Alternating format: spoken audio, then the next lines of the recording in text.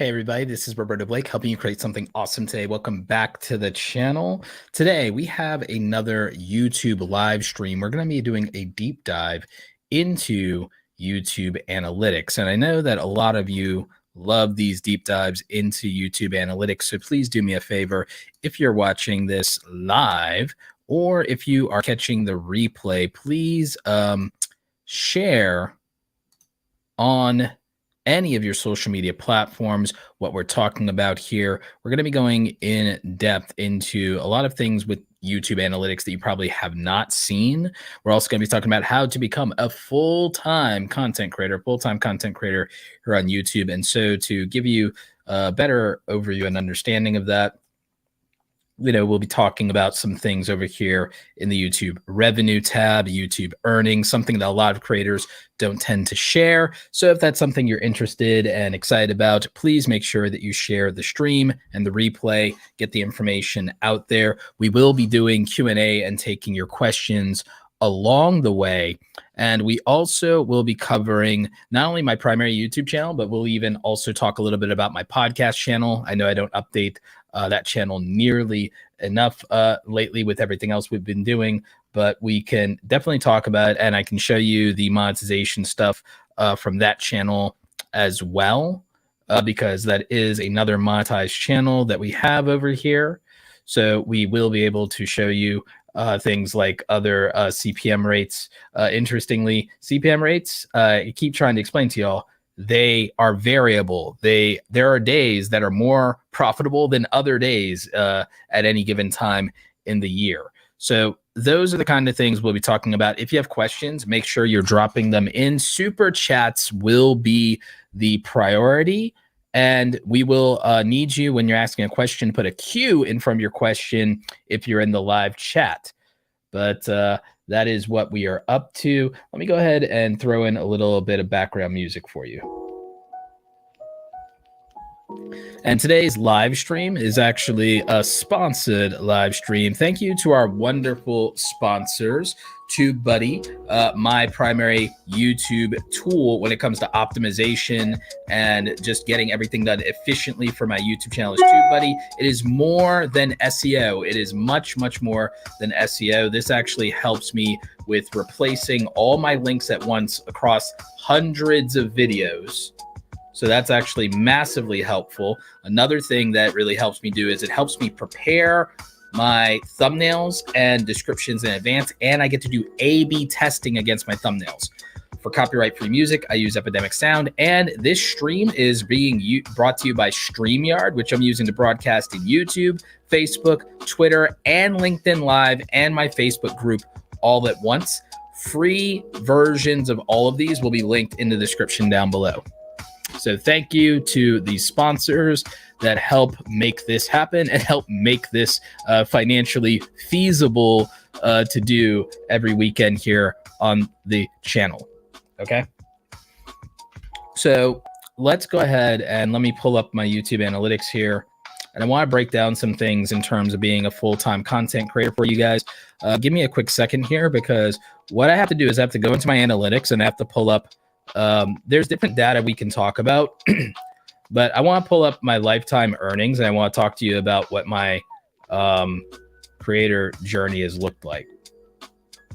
So let's see here.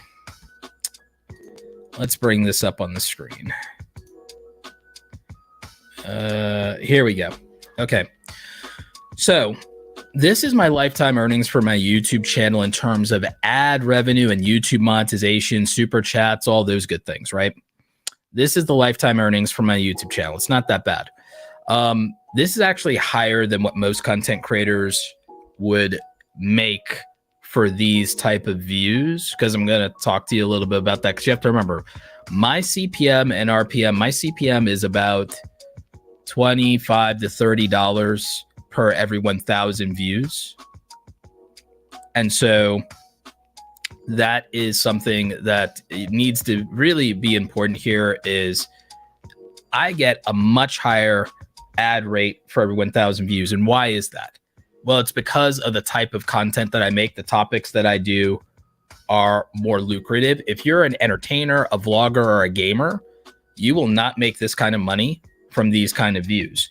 And to point that out again and to go back over that, if we look at my views for the last 28 days, for 300,000 views, I've made over $4,000. This is not even all the money I make from YouTube, with my biggest affiliate being, by the way, my biggest affiliates are TubeBuddy, Kajabi, Epidemic Sound, and Amazon.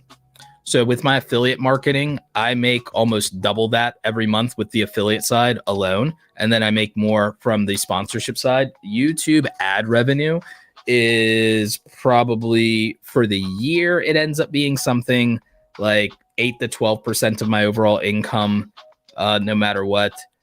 So that's the thing. And then with Awesome Creator Academy does $100,000 a year. Sponsorships do over $100,000 a year. Affiliate does about $100,000 a year. So that, just understand that YouTube ad revenue is not my most significant revenue stream. I actually use my YouTube ad revenue to pay taxes. That's how I use my YouTube ad revenue.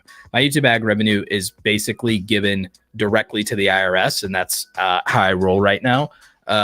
And you can literally use that as a guesstimate of my taxes if you wanted to. So that's how that works out. That will not be the same for many of you. Many of you, your main income streams for YouTube, especially if you're smaller, you're getting started, or you just go to full-time, for a lot of you, will be AdSense. My YouTube AdSense was never my main income stream. For a very long time, I was a freelancer, is how I transitioned from 9 to 5, was I transitioned to freelancer, not YouTuber. I became a full-time freelancer instead of being a full-time content creator first. And I did freelancing in terms of copywriting, video editing, photography with all of my fancy, well, it wasn't fancy at the time, it was my cheap camera gear at the time, and things like that. My main income stream for YouTube started, as far as something that was YouTube related that was paying me the most, I was only making $200 a month from YouTube when I got started. And then I got into a MCN, a multi-channel network. Never join a YouTube MCN. That's M as in Mickey, C as in Candy, N as in network, multi-channel network. Never join a network. The reason you never join a network is they'll take a lot of money from you, and they'll tell you they're going to help you do brand deals. They'll tell you they're going to help you do collaborations. They're going to tell you, oh, we'll give you free access to Epidemic Sound. We'll tell you, we give you this, we give you that. I started teaching creators about things because I got screwed in my multi-channel network and ended up giving them everything after like $300. I had to give them 50%. So if I was making $200 to $300 a month and I had to give them 50% of any additional revenues after that for like 2 years, for 2 years. So I started talking about being a YouTube creator mostly because I believe, I didn't realize this, I believe that my villain origin story is I started teaching creators about YouTube because I was a content creator making tutorial content, and I got screwed over and gave 50% of my AdSense to a company for no reason. So I have taught you everything you need to do this on your own without a multi-channel network. You're welcome. I've taught you everything about how to get brand deals. I've taught you everything you need to know, and you can get free trials of all the things that they offer, and then you can just pay for it yourself. It's not worth it to give up your ad revenue. Clover Tack, $5 super chat. Thank you so much. Some say revenue streams. Here's one called a super chat. Listen to Roberto, folks. He keeps it real. Thank you for another live video, bro. Thank you, Clover Tack, for the $5 super chat. I appreciate you. So yeah, so do not. I was a small YouTuber, by the way. I didn't know any better. I had 14,000 subscribers at the time, and big YouTubers were all in networks back then. Every big YouTuber was signed to a network. So I was like, oh, that's what you're supposed to do. I guess that's what you have to do to go further and to grow.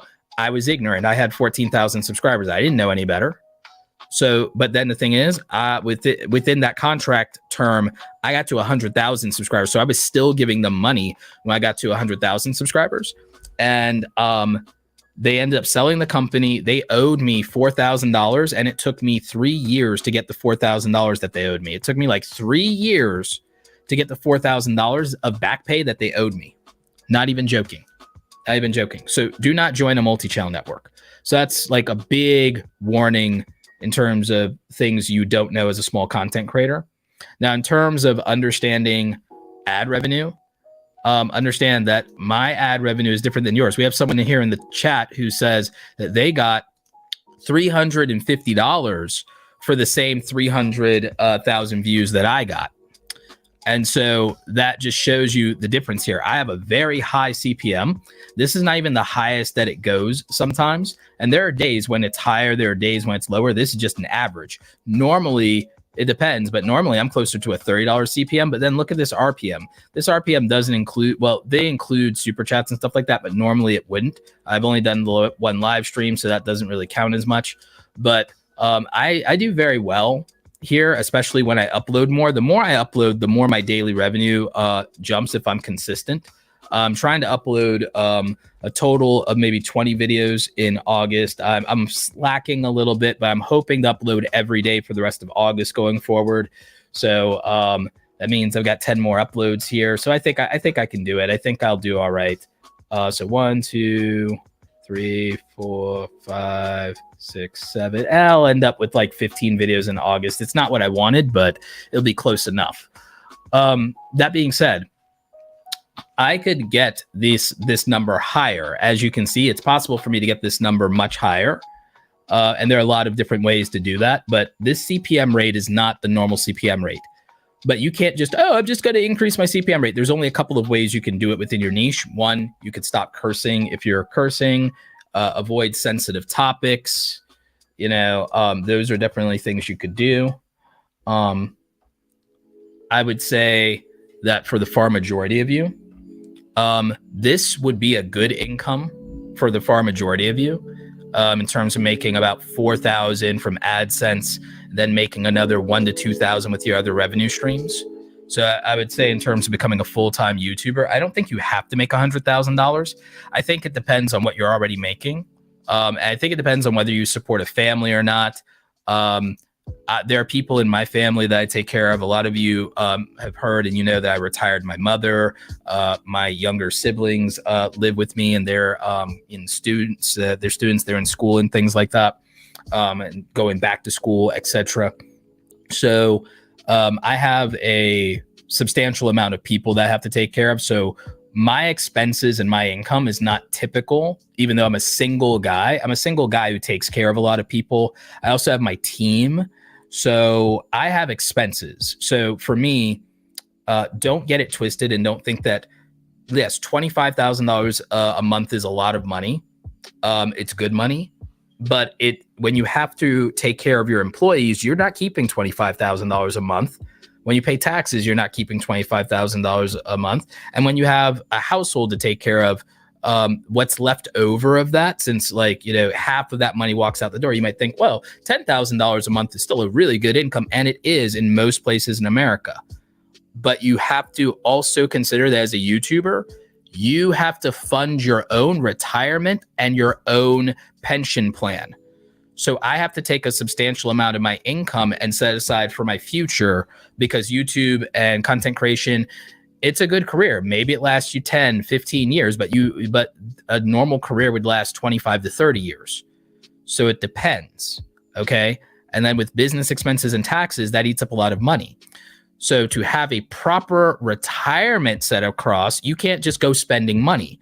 A lot of these kids are dumb and they go out and they buy sports cars, they buy bigger houses than they need, and so on and so forth, and never pay them off. I bought a house last year. I would say it's a modest 5-bedroom house. I live in Georgia. It's a good price. It's cheaper than the rent I was paying, though.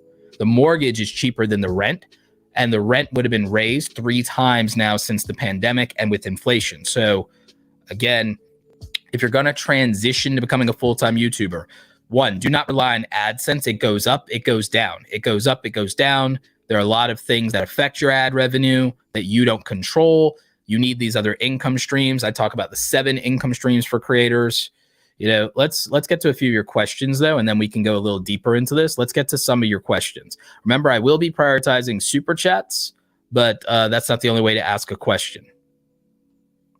CleverTax says, pretty blessed for my niche. Typically stay well over a $10 CPM, $5 RPM. Yeah, and that's in the firearms niche. So absolutely. Creator Studio added monetized tracker recently. Yeah, that's a good thing that they added that. Let's see. Question. What's your thoughts on super niche topics? I just posted my first 2 videos. And I'm pretty sure they're not searchable. Do you think I can still grow? It depends. It's not about being searchable. It's about it being relevant.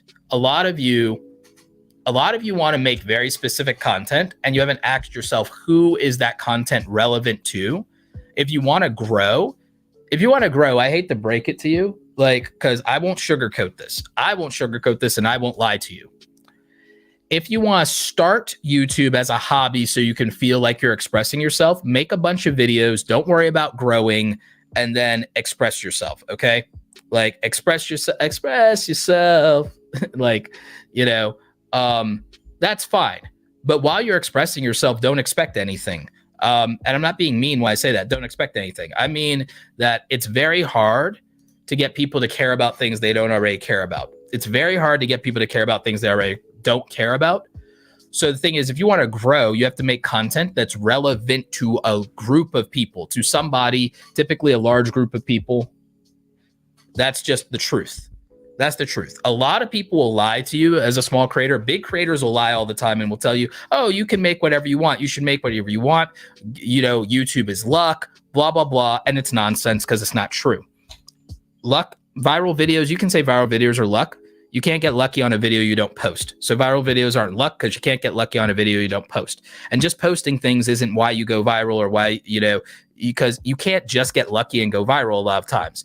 Just because you didn't plan for something doesn't mean that it was luck. A lot of people overlook temperament, character, being a good judge of timing and a good judge of character, and they overlook preparation. They overlook preparation. Somebody who never learned how to shoot and edit a video can never get lucky and go viral because they don't know how to shoot and edit a video. Someone without the confidence and courage to post a video and risk embarrassing themselves can never get lucky from a viral video. So these are things about character and temperament. So that's why I don't care about luck. I don't care about luck because there's no situation where a good opportunity is not improved by confidence, preparation, good character, and good judgment. And there's no bad situation that'll be improved if you have bad judgment, bad character, no preparation, and no confidence and courage. So luck is useless because there's no situation where you can have bad character and your situation improves. You can have bad judgment and your situation improves. No confidence and your situation improves. And no preparation and your situation improves. And that's a long-winded answer to this question. But the thing is, if you're going to do super niche topics, you're hoping for luck. Because with some topics, the reality is you have to say, well, if I want to grow, and 2 videos is not a lot, by the way, that's 2 videos. That's nothing to judge off of. If you want to do 10 videos for you that you say, I'm expressing myself, I'm doing this weird, quirky thing that I really, really care about, that's fine. Just don't have expectations about other people. It's fine. Just don't expect anything from other people. If you want other people to engage with something, make something relevant to them. Put the viewer first. Put the audience first. A lot of people, they're putting themselves and their expression first, and they're hoping to grow. This is why a lot of people believe YouTube and success is luck. When there's data. We have data. We don't have to guess. We know because we have data. We have numbers. We have facts. We have figures. We have science. So we don't have to guess. We can just know. But a lot of people don't want to do that because they want to be fixated more on expression and less on serving an audience and making what's relevant to them. If you make what's relevant to an audience, you will grow because it's supply and demand. They're demanding, you're supplying. And then as you improve the quality, as you get better over a period of time, also as you understand the audience over a period of time, then you will grow. The creators who understand their audience and put them first are the ones who grow. The creators who express themselves, they rely on luck. Now, you can make something relevant to people and you can express yourself within that. That would be the way that a lot of people do grow and still feel like they're expressing themselves. But again, I'm just telling you the harsh truth. I'm not going to kiss up to you and make you like me by saying, oh yeah, I got lucky and everything like that. No one actually gets lucky. Viral videos, if you want to say, oh, well, went viral, fine. Those people got lucky. Viral video creators, you can, if you want, you can say they got lucky. I don't really believe that. I think you don't get lucky on a video you never post. So I think that is a confidence and character thing still. But if you just want to shorthand it and say, well, they were in the right place in the right time, I still think that requires good judgment to be in the right place in the right time. I think that's judgment. And I think that's courage and confidence. But if you don't want to believe that, that's fine. My question is how to make an email list. So this is a great question. You can use something like ConvertKit. Usually that's in my description links. You can start for free with that. Basically, with an email list, you're going to either ask people to join a newsletter, or you're going to give them a free offer, usually a free ebook or something like that, or a free download of some kind, free audio download, whatever it is. And then they sign up for your email list and they join your newsletter. And I think one of the best tools for that is ConvertKit, and you can start for free. You can use my affiliate link in the description, and you can start totally free. And they have a lot of great resources to walk you through it. But an email list is actually something more creators should focus on, because an email list means you keep access to your audience and you're not beholden to an algorithm 100% of the time.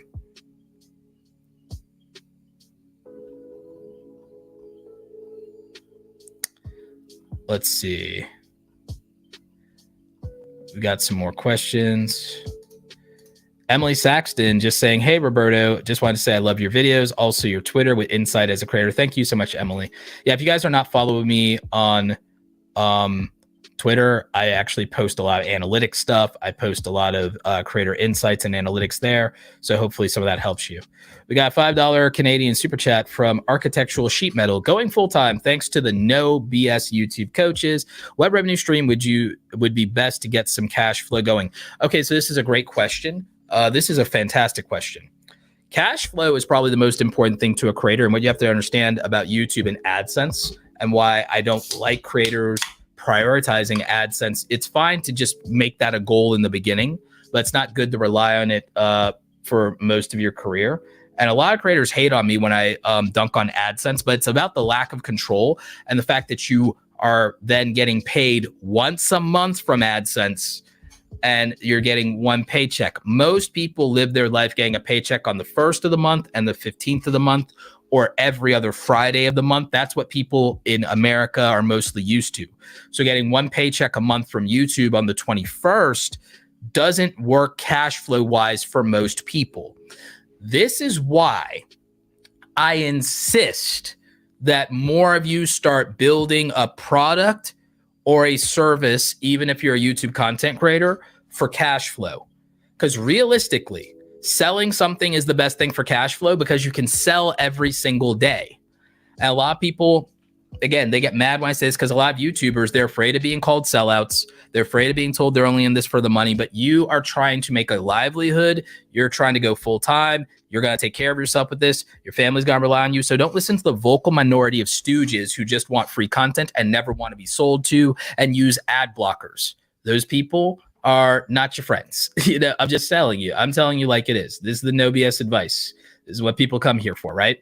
So I think a lot more of you should sell something. Now, the way that you, don't get into the category of being scummy or a scumbag is you just sell something that makes sense for your audience, and you sell something that makes sense in terms of the value that it provides. So what I started with camera gear.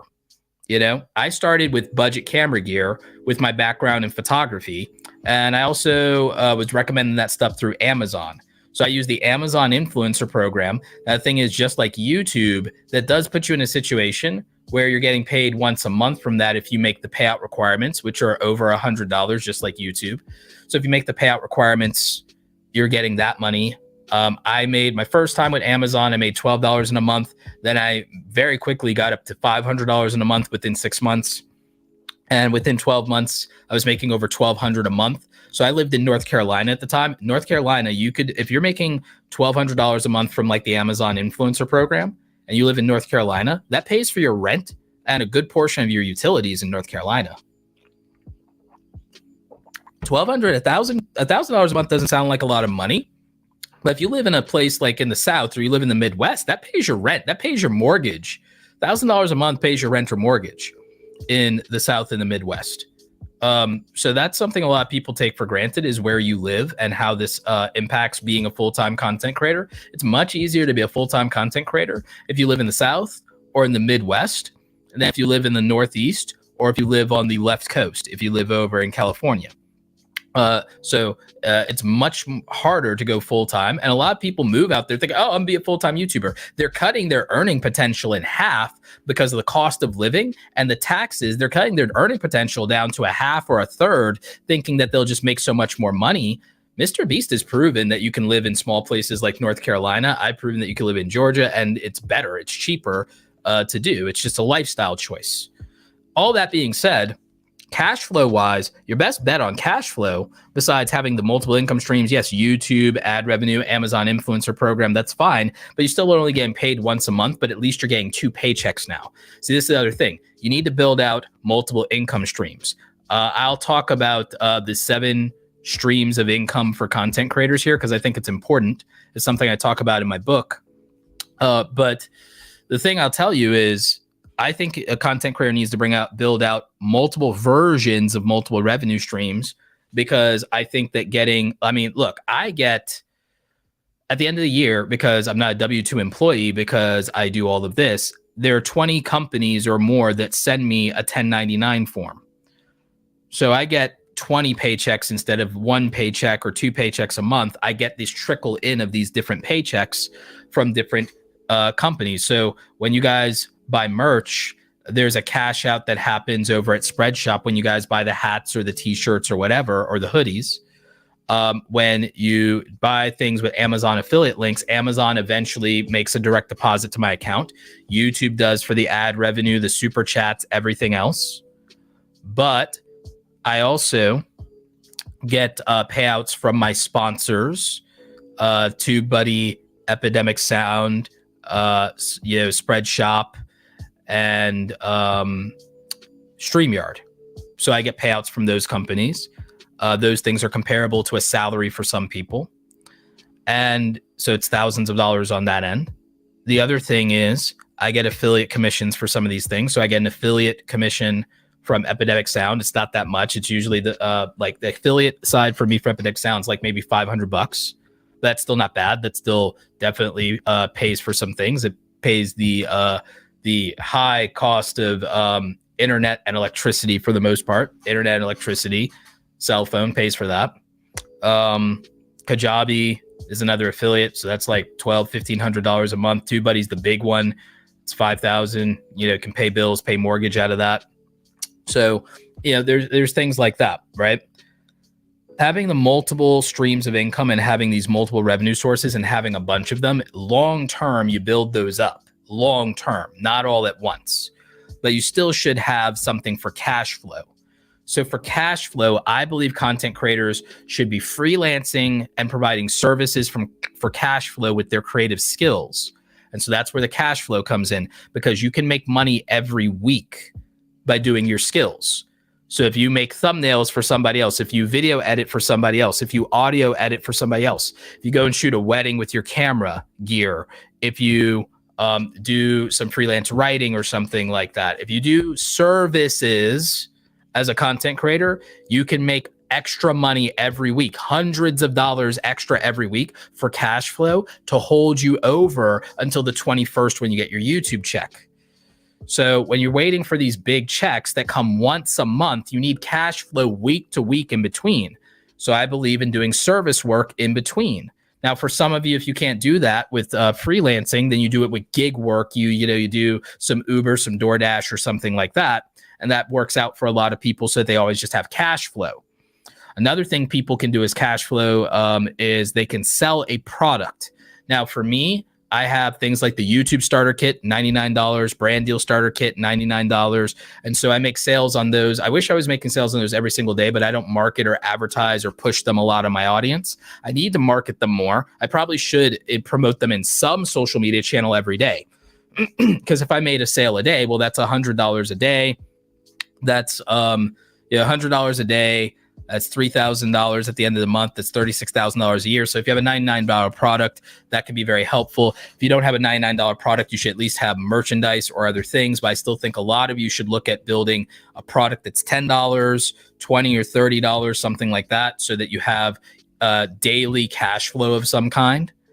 So that is an option.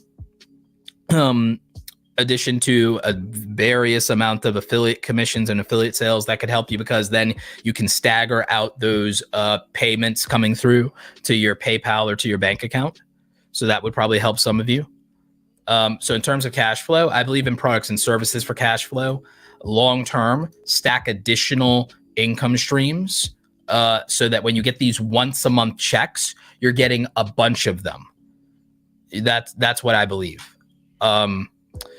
Trent, we have Trent. He is in the tech niche, and he says that his current RPM is $6 and his current CPM is $15. And Trent has been following my advice. Trent, I believe you're almost to 10,000 subscribers. I know it's been hard for you. You've been pivoting and changing, but congrats, man, and keep pushing.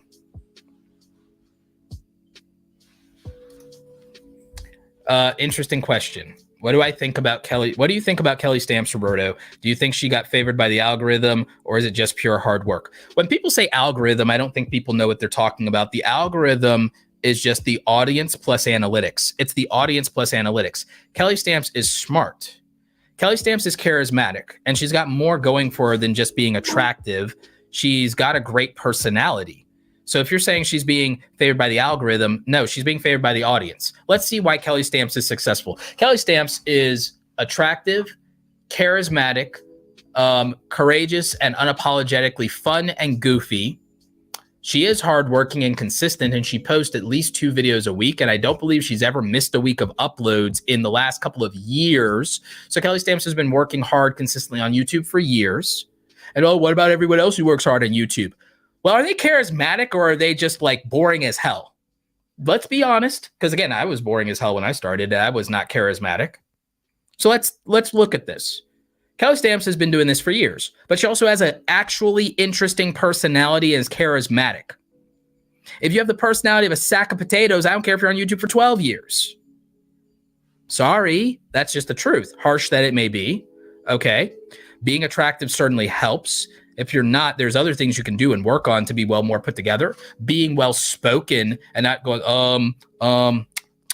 every minute, that helps. So she has a great on-camera performance. Obviously, she has courage and charisma. She served in the military, I believe in the Air Force. That gets rid of a lot of your hangups very quickly, and you're courageous, charismatic, decisive. She did improv classes. So she didn't just come out of nowhere. She did improv classes for personal reasons. So she actually has practiced as a performer and invested in educating herself as a performer and learning her craft. Okay, so if you're somebody who's never done that, are you going to be as competitive as someone who has? The answer is no. I would not be as good competing in most things compared to other people if I have not done the preparation. So she did preparation, and she had other things in her background that prepared her. So between improv classes and military training, she's prepared for criticism, scrutiny, judgment, putting herself in awkward or challenging situations and coming through, performing under grace, performing under pressure, performing under scrutiny. So she's going to be a better performer than everybody because she has those really 2 strong things in her favor: a military background that builds character, and then the improv classes learn to be a performer. So no, you can't compete with Kelly Stamps if you don't, not really, unless you're naturally more talented than her. You can't compete on that. So there's that. Then she's consistent. So she's got the character, she's got the confidence and charisma, and then she's consistent on top of that. She never misses a week, and she keeps uploading and has been doing it for years. She also really understands her audience and understands what people will click on because she's very embedded in like internet culture, and she understands her people and she caters to them. Most creators don't do that. They cater to themselves. They cater to their own ego. They cater to, I just want to make this. I just want to make this. Kelly Stamps makes videos that people would actually want to watch. Exclusively, she only makes videos that a broad number of people could watch and be entertained by.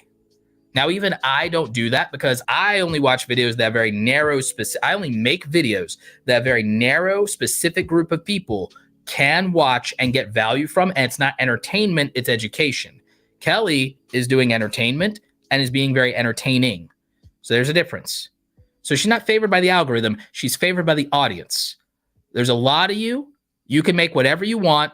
You can get the fanciest camera you want, and I'm not going to watch you because you don't understand psychology and people as much as Kelly. Kelly understands people better than you. so she can beat you if she understands people better than you, just like in real life. In real life, the person who understands people can be more outgoing, can be more outspoken, can be more charismatic, can be more entertaining, approachable, attractive. That is the person who will win. That's the person who will win. If you then selfishly, you only are about yourself and you're not about understanding other people, you can't compete with someone who goes the other way. So Kelly Stamps is not favored by the algorithm. She's favored by the audience, and she understands her analytics. And she understands her analytics to cater to her audience. So Kelly Stamps wins because she has the right personality to be a YouTuber. Now me, I can still be successful because I don't have the personality to be a YouTuber. I'm actually not I can win on YouTube intellectually, not emotionally. Kelly wins on YouTube both intellectually and emotionally. I am winning on IQ, not EQ, because I'm not a personality. I'm your favorite tough as nails, no BS drill sergeant coach on YouTube. I'm not your favorite entertainer, and there's a big difference. And people can win without being wildly charismatic, but they have to understand an audience and a niche to where not being charismatic will work and play for them, or being more introverted and low energy will play for them. The person who understands the audience will win. So that's what wins. The algorithm only measures audience reaction, and it verifies it in analytics. Audience plus analytics is the algorithm. So Kelly Stamps is favored by the people. Kelly Stamps is the people's champ right now, okay? Kelly Stamps is the people's champ. That's what's happening.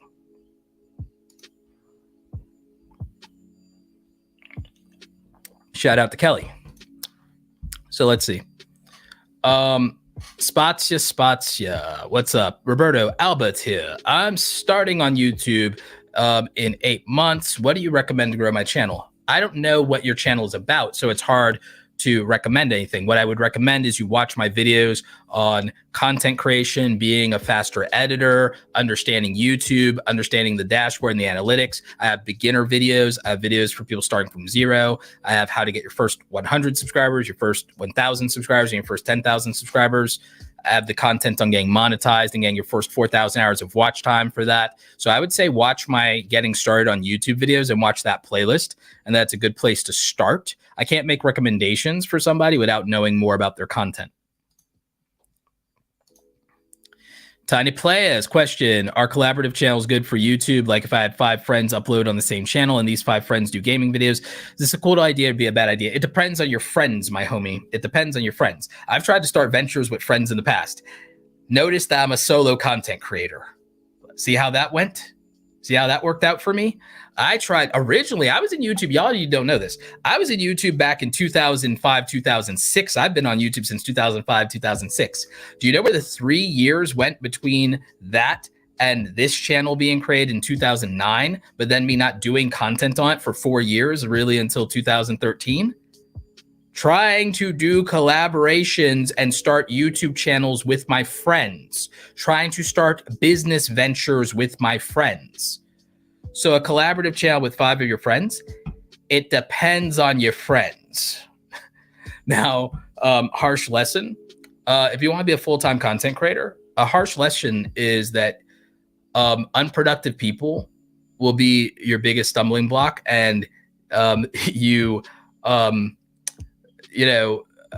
cutting unproductive people out of your life. It sounds harsh, and some people think it's toxic. Some people think it's a toxic mindset or a toxic hustle bro grind set to say you need to cut unproductive people out of your life. But what I found is unproductive people and spending too much of your energy and time with them will cost you your dreams. It will cost you your energy. A lot of them, they don't mean any harm, but they're being energy vampires and emotional vampires. And it's really not a good thing. And then the problem with sometimes working with your friends is they don't respect boundaries. And sometimes boundaries get blurred very easily. And also it's hard sometimes to identify who's capable of being led. Missions, projects, audiences, someone has to be a leader and someone has to put the audience first. Someone has to put the audience first. 5 people is a lot of people. It's a lot of cooks in the kitchen. It's a lot of cooks in the kitchen. It's a lot of egos. And I was a gamer, and so I understand there's also things in gaming culture that aren't always great with people, especially sometimes young men. And it's harsh to say that, but it's just the truth. And so I came from the gaming culture. I know what that's about. And between a lack of productivity, an abundance of egos and insecurities, and everybody wanting their idea to be the priority, it gets really hard. You might do better if initially you lead and you make something and everyone has their own channel and brand, and then you guys collaborate on occasion across each other's channels. That might do better. But you could also have a dedicated channel to do this idea that you want. But if it doesn't work out, everyone at least still has their own channel. And remember, friend groups don't always last. It's very rare to stay friends with people or the same group of people over a number of years. People outgrow each other. That's just real advice. That's just real talk. So I'm not against it, but I think you have to be very thoughtful and mindful about who your friends are, because to say something like that, it depends on your friends. Depends on your friends, my homie. Elliot, family of 7, $5 super chat. Always appreciate you supporting Elliot. You're the best. Elliot has coached with me. Elliot is a student in Awesome Creator Academy. Elliot came to us with I think 2,000 something subscribers, him and his family doing their vlogs. They've done excellent with YouTube Shorts. It's really helped their channel a lot. And a lot of the new features I think are going to be great for them. And they've grown to 10,000 in under a year here. So I'm very proud of the work they've been doing over there. So shout out to Elliot, family of 7. Really appreciate y'all. Side Hustler Society. Keep doing what you're doing, Roberto. The content community appreciates you. Thank you so much. I appreciate that. And that's Elijah, another student over at Awesome Creator Academy. And his new podcast, the Side Hustler Society. He has 2 monetized channels. He's going for 3 now, which is dope. I need 3 monetized channels. I need to make that happen. Let's see here. Yeah, El Jefe, put the viewers first. Absolutely, put the viewers first. Looking forward to seeing you at Vid Summit, my friend. I'll be at Vid Summit in another, 37 days? Another gaming question. As a gaming channel, is it better to capitalize on a big recent, I think that's free-to-play game, or niche down to a smaller game, small creator, by the way? I think that free-to-play games have wonderful communities around them. I think that it's easier in some cases to leverage these free-to-play games because they have brand awareness. It makes the thumbnails easier to make. It can be very attractive. A lot of people are having success with that in the mobile gaming space. So I think that's a strategy that can work. I've worked with people before and they've had success with that. People have grown to 100,000 subscribers off of that. One of the problems I see, though, is you have to be able to, with this, I think it's hard to become a full-time content creator by picking a game and sticking to a game. Because if the game falls off or goes down, so do you. So that's, if for full-time, that's a little rough. It's not a great strategy to do multiple channels when you're small, but if you start making good money from it and it's in gaming, I would start maybe making a bunch of niche gaming channels with that success. And I would start to try to hedge faceless gaming channels as a hedge, maybe, because the problem I see is if the game falls off, you fall off, and then the money goes away. So I would start to learn from my gaming channel if gaming is my passion, and then maybe I make a different channel that's more sustainable with the knowledge I gained as a YouTuber, and use my YouTuber knowledge to move into something, maybe a faceless channel, not an automated channel, but a faceless channel that can scale and can make real money. Because gaming's hard to make money. Gaming is hard to make money. It's the reason a lot of people struggle. Do you know that if you took gaming and vlogging, out of the equation, the failure rate for YouTube goes down significantly. And I'm not saying that to discourage people from doing gaming and vlogging if that's what you want to do. I'm just saying that the path to full-time YouTube and making good $3,000, $5,000 a month full-time from YouTube becomes significantly, the threshold for the number of people who fail would go down if we only take out the categories of vlogging and gaming. And why is that? Well, one, the CPMs and ad rates for those are much lower, and big chunks of those audiences use ad blockers. So that becomes a big deal. That becomes a big deal. So once someone knows how YouTube works, if they're in a low income niche, they should use that knowledge and build a second channel in a high income niche. And then they are standing to make much more money with YouTube, have different brand deal opportunities. People ask, why do a separate channel? Why not do everything on one channel? 3 channels, 3 potential different audiences or value propositions, 3 different channels you can get different sponsors for. Think about it. 3 channels that can have different business models so that you're not stuck. It's like diversifying your portfolio. Now, I'm not saying you have to have 3 channels. I'm not even saying you have to have 2 channels. I'm just saying some people going full time would be better served thinking about how they're diversifying their portfolio, and not just their investment portfolio, not financial advice, but their income portfolio in terms of diversifying their revenue streams, but also diversifying maybe some of the audiences they serve, some of the niches they play to. Diversifying your portfolio is a hedge or a safer bet against disruption to your income and your livelihood. That's why some of this is preferable to a 9-to-5 job, because a 9-to-5 job, you have no diversity in your income. One jackhole boss or supervisor can strip your income to 0. So that's why, even as a side hustle, this is a good idea. Sweet Sassy 99 $10 super chat says, thank you for sharing. Thank you. Appreciate you. Heart of Inspiration question: do shorts and or members only video posts count towards your 3-day notifications? Thank you for all you do. This is a great question. They do if you don't uncheck notify in the when you post these. I post everything as private by default so that I can go into my advanced settings, and there's a checkbox in your settings. There's a checkbox in your settings. Let's see if I can pull this up. So there's a checkbox in your settings in terms of alerts. So if we go to content,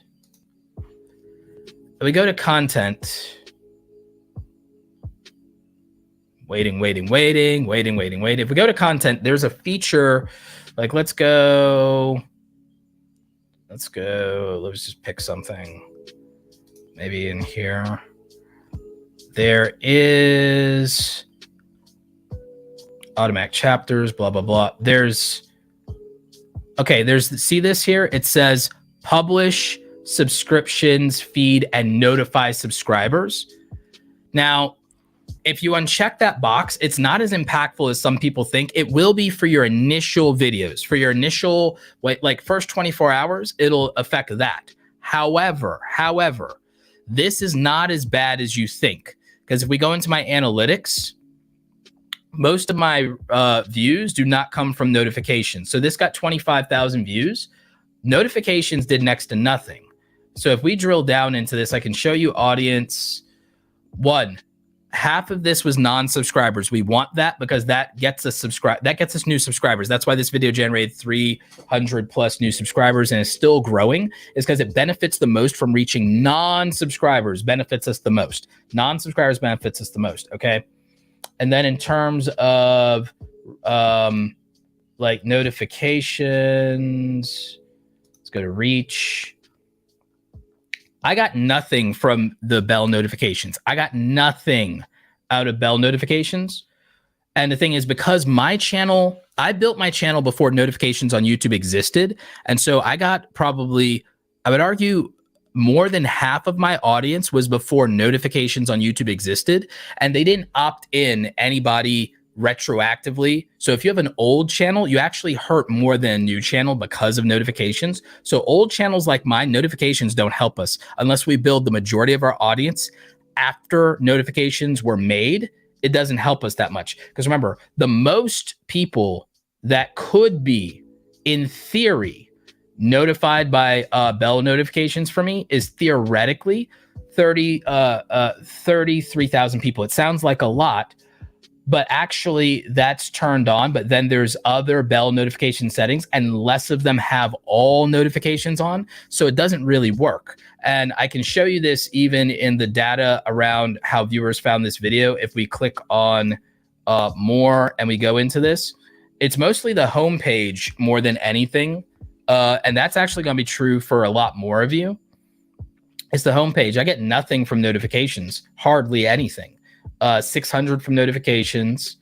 Most of it's the home page. Some suggested videos, some search. Most of it, though, the notifications don't really do anything. Subscriber feed doesn't do a lot. And over time, if we look at how it works over time, the amount I get will mostly be due to browse features over a period of time. It'll be the most consistent source over time.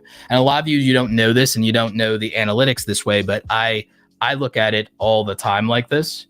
And so if I even use a bar chart, this kind of just gives you a much better visual understanding of these traffic sources.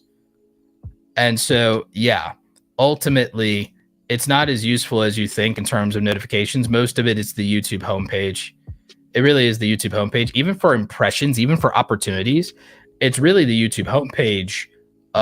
So just really prioritize titles and thumbnails more. And suggested will be mostly your own content, believe it or not. Most of you, if you do an exercise right now, well, not now, but maybe after the stream, if you go into your own YouTube analytics after this stream, and then you go into any of your videos, or you go into your channel as a whole, and you look at suggested videos for your channel or any individual video, what you will find is that the suggested videos, the suggested video views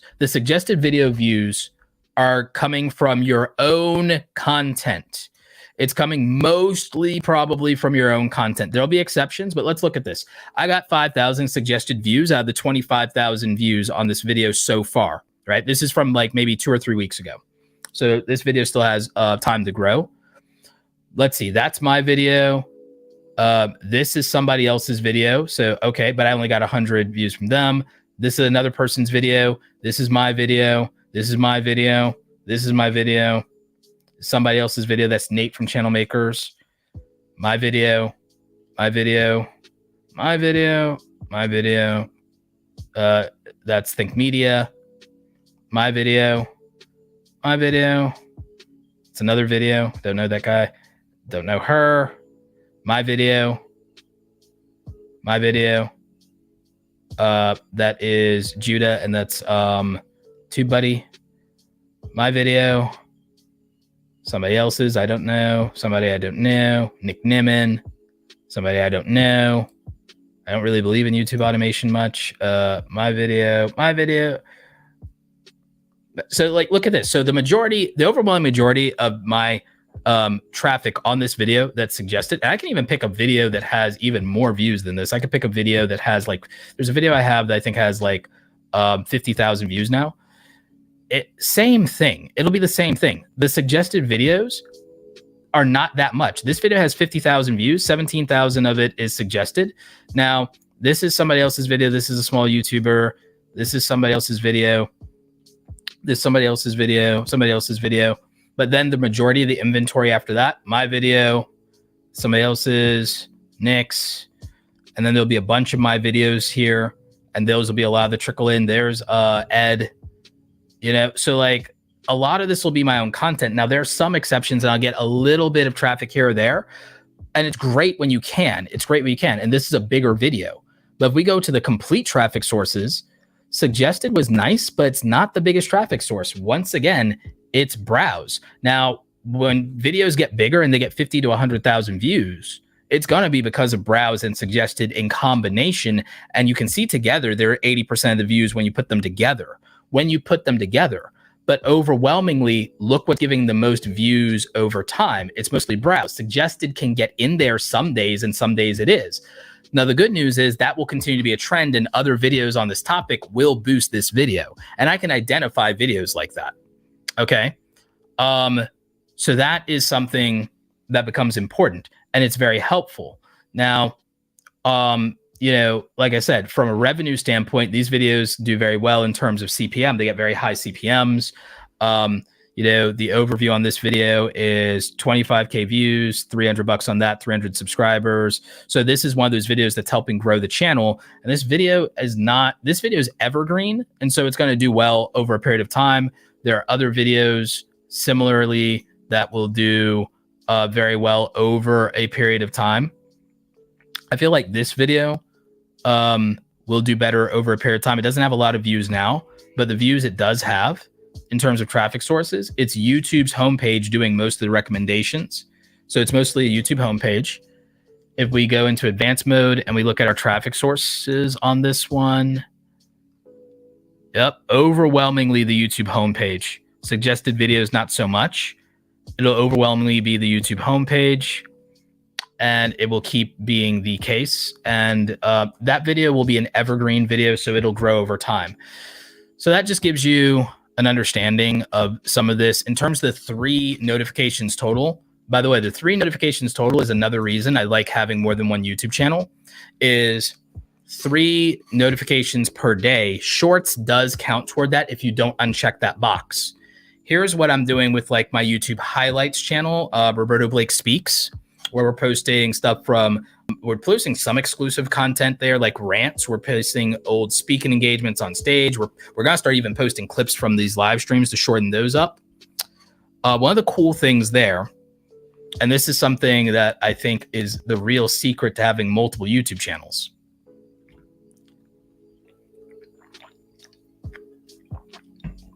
is eventually with the Roberto Blake Highlights channel, we'll be able to post 3 times a day eventually, because I have people working with me who are going to be cutting up my content, old and new content, stuff you haven't even seen yet, old and new content and interviews. They're going to be cutting it up. We're posting every day right now, and that channel is growing.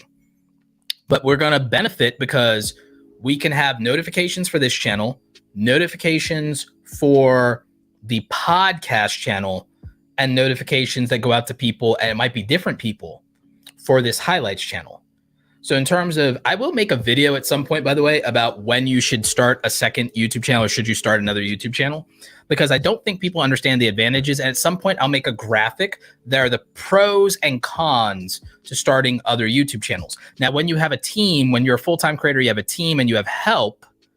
When you have a team and you have help, then you can definitely manage to do something like this without spreading yourself too thin. And once you have things like a highlights or clips channel, that can be scheduled. We scheduled most of it in advance. So we can schedule a month of those videos in advance pretty easily. So maintaining that daily is not hard. And then we can double dip, and then we go to 2-a-days, and then we go to 3-a-days eventually after we go to 2-a-days. That channel gets monetized because of volume. We do great on retention, blah, blah, blah, blah, blah. But think about it. The thing is, we won't do more than 3 a day because we can only use 3 notifications. But again, notifications benefits newer channels more than it does older channels. So that's another thing I just wanted to bring up. Javi asked, Roberto, what about the helping people to use YouTube? Is it a profitable niche? It's not if you don't know what you're doing. And nobody, who's very, very junior to YouTube has any business really doing it because they themselves don't know. Now, Javi, you look like you have a silver play button, so you could do it. It could be profitable. It offers every one of the 7 income streams. It's been very profitable for me, Ed, channel makers, Daryl Eves, Tim Schmoyer, Nick Nimmin, Brian G. Johnson, Daniel Batal. It's been very lucrative for all of us. But just remember, only 1/3 of my videos have ever been about helping people specifically with YouTube. Only 1/3 of my videos. I've made 1,500 videos on this channel, more videos than that besides. And most of the content has not been about YouTube. And I was successful before I did videos about YouTube. 1/3 of the audience did sign up for that, but another 1/3 signed up more for money and side hustle and freelancing.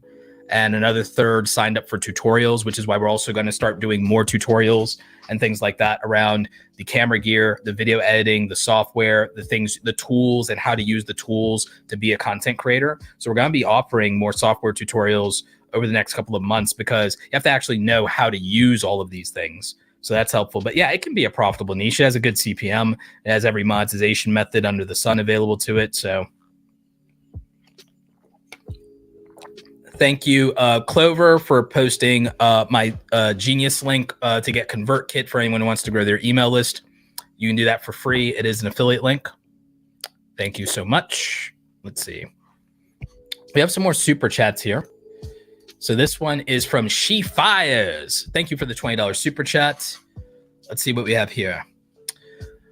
My recent short has the highest views ever, over 200,000. I'm now apprehensive on what to post next. This is a common problem. How do you suggest I move next with another short or long form? I'm 900 views away from monetization. Thanks, Roberto. Okay. So if your goal is monetization, you have to remember that YouTube Shorts doesn't help you as much with monetization. So the problem is it's very easy to get tempted once you have a video blow up to do more of that. Now for growth, you do more of what blew you up, obviously. That's also a quick road to burnout. So it depends on your goals. If your goal is to get monetized on YouTube, I would make more long form content if your goal is to get monetized. If your goal is to get subscribers and to get views and to get some street cred, then I would make more YouTube shorts. You can do both. But this is something that happens to a lot of creators. A lot of creators get into a situation where they have something blow up and it makes them nervous about what to post next. This used to happen to me a lot, especially during the pandemic. I'd have a video do very well, then the next one doesn't, then I get anxiety about what I do wrong, blah, blah, blah. It has nothing to do with that, especially since I've been going back to daily content, or at least batches of daily content. I've seen that what's going to work is going to work. It doesn't matter. I shouldn't care about what to post next as much as just making the next video and getting out the next video. That's why I like to batch record, batch edit, and batch release content, is because then I don't have to get anxiety about my publishing. So for me, if I commit to Monday through Friday, it makes my life easier. If I could, like, I'm not telling all of you to make Monday through Friday videos. I'm just explaining that the videos will do what they're going to do. And I should just not think about, well, what's going to perform better, at least at this stage in my career, because I should just be posting. Now, when you're trying to get monetized, I also think you should just be posting. Now, if something performs and you notice a pattern of this keeps performing, this keeps performing, this keeps performing, do more of that. If there's a pattern of 5 of these videos did very well and they're all about the same thing, find a pattern and exploit a pattern. 100%. If the audience is giving you signals that they respond to something, do more of what the audience responds to. Now, whatever this short is, I would try making long form videos, maybe about the same thing and in the same style as the short, maybe. So I hope that advice helps at least a little bit.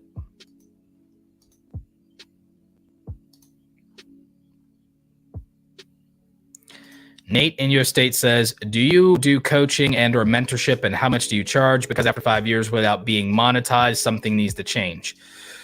I do offer coaching and mentorship, but here's the problem, Nate. I don't offer it typically to channels that aren't monetized, and I'll tell you why. The reason that I typically do not coach people who are not monetized is, and I make one real exception, they already have a very healthy career where they're making good money and have disposable income, or they have an existing business and an entrepreneur.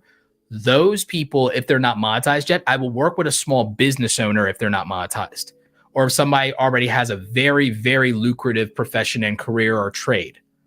And the reason is I don't want to take the money for the amount of money that I charge for coaching or something like that. And when I do release courses, my plan is to disqualify people and say, if you're not monetized on YouTube, don't buy my course, because I feel like my free content is sufficient. Now, there is a problem. There are some people that the only way they learn to be effective is with a little bit of hand holding and people giving specific, exacting advice of their channel and their situation and their schedule and their lifestyle exclusively only. So it's really just like having a tutor of, I'm not getting it in the classroom, so I'm going to hire a tutor outside of class to spend extra hands-on time with me and figure out how I learn and cater to me and not the other 30 students in the classroom. Because this is the problem. When everyone says, oh, you can learn everything on YouTube for free, that only works if you are a self-taught learner to begin with. That's why some people struggle on YouTube. to learn. And some people struggle with everything in not only YouTube and learning that for free, but learning in a classroom environment, whether it's high school, college. Some people struggle because those things really only work for people who are already autodidactic learners or learn best through lecture and reading comprehension to begin with. You can only learn from books and free content on YouTube and traditional education in terms of big classrooms if you're already a self-taught learner. Because that's why they give you homework, and that's why you have to study on your own for an exam or a test. And it doesn't work for everybody. That's why some people, and a lot of people who get ahead, they have personal tutors, or they go to a cram school, or they go to, or some people, if they have special needs, they get an IEP and they have extra time and they have extra hands-on help. And there's some people, they only learn that way. The problem, though, is that is cost prohibitive to the majority of people. So until I figure out some kind of program or some kind of grant or gifting system, because the thing is, it's a problem to give away my time. That's a big problem. That's also why I do deep dives and live streams. It's easier to go harsher in depth and show analytics and data, because no one will watch that no one will watch this if it's a regular YouTube video, but they will watch it in a live stream. And then this supplements a course that someone might buy for $200 or $500 in some way, but it's also ad hoc and it's a lecture. So when you do my live streams, you're coming to a lecture class, you're coming to an extra lecture class. It's not the same thing as a structured course. So the thing is, but like structured courses mostly work for people who are already self-taught learners, and free content on YouTube works for people who are self-taught learners, and Skillshare works for people who are self-taught learners, and classrooms tend to work for people who are self-taught learners because you get a minimum amount of personal help. So in terms of one-on-one coaching, I only offer that and mentorship, I only offer that to people who are already monetized, unless they're a small business owner, because I feel like it's harder if you're not already making money to get the ROI. Then by that, I mean, if you're not in a position to make money from this by implementing it, I feel like most of you could get to monetization from my free content. The problem is there are some of you who can't get to monetization with free content, and it's your biggest struggle. I mean, and Nate, you said you've been doing it for 5 years and you haven't been able to do it on your own. Like, you might benefit from hands-on learning. I just think that I have a preference of, I will work with a monetized channel already, because I feel like I can be immediately effective and get that person to a position where they're earning their money back. And then it disqualifies me from having to put up with like fake guru nonsense, because I'm only going to work with people who are already monetized, which means we're growing an income stream that is already available to them. Maybe Ed from Channel Makers, or maybe somebody else in the niche, maybe not Ed from Channel Makers, sorry, Ed from Film Booth or Nate from Channel Makers might be a better fit, because I don't think they disqualify people who aren't already monetized. The way I do it is, I'm going to do that now. In theory, you could do the Awesome Creator Academy membership if you're not already monetized, but that's not, there is hands-on. We do office hours there, so you do get some personalized there because it's a smaller classroom, but I still am not really as comfortable with people paying money for things if their channel is not monetized. But I also understand the problem. Some people only can learn if someone works with them one-on-one. And some people can only be effective if someone works with them one-on-one. That is a learning style, and I'm sympathetic to it, which is why I still offer coaching, and I do more coaching, and I didn't build a course yet, and build a course because I still felt one-on-one coaching was better. But I don't love people buying courses when their channel's not monetized, and I don't love people buying coaching when their channel's not monetized. But that's a preference thing. That's a me thing, and it's me. I feel like it just makes it easier to not feel like you're taking people's money without a direct pathway for them making it back. Yeah, long explanation. Let's go to another one. Let's see. How do you reach out to companies to get sponsorship? I did a whole video on this. The main thing is, a lot of you should know what companies sponsor people in your niche. That's research. So you could do that research by going on to creators in Instagram and YouTube and typing in #ad or #spawn or #sponsored. And then that would be able to tell you the sponsored content for those creators, then you'll know what brands sponsor people in your niche. And if you know what brands, then you know who to reach out to. Again, I did a whole video breaking this process down. Then from there, you go to their website and you can find a point of contact in marketing, or you can find a email, sometimes a phone number. And so, like I said, my brand deals video teaches you what you need to know, and then that would help you.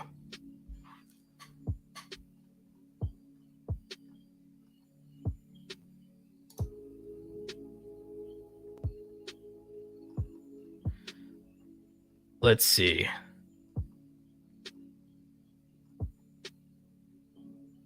Yeah, right. Talked about the collaborative channel. So I see that as a double post. Let's see here. What other questions can we answer? I see we got some more super chats. Yep. Kelly Stamps is smart, very well spoken, and has a great personality. And she's very strategic about her content. Yes, Kirby, $19 and $49 a month subscription model products are actually very lucrative. It gives you what's called MRR, monthly recurring revenue. So I do like that. And that can be something that happens with your YouTube channel memberships as well. But a channel has to be monetized for those. And then the value proposition for those can get tricky sometimes. Qualifying it.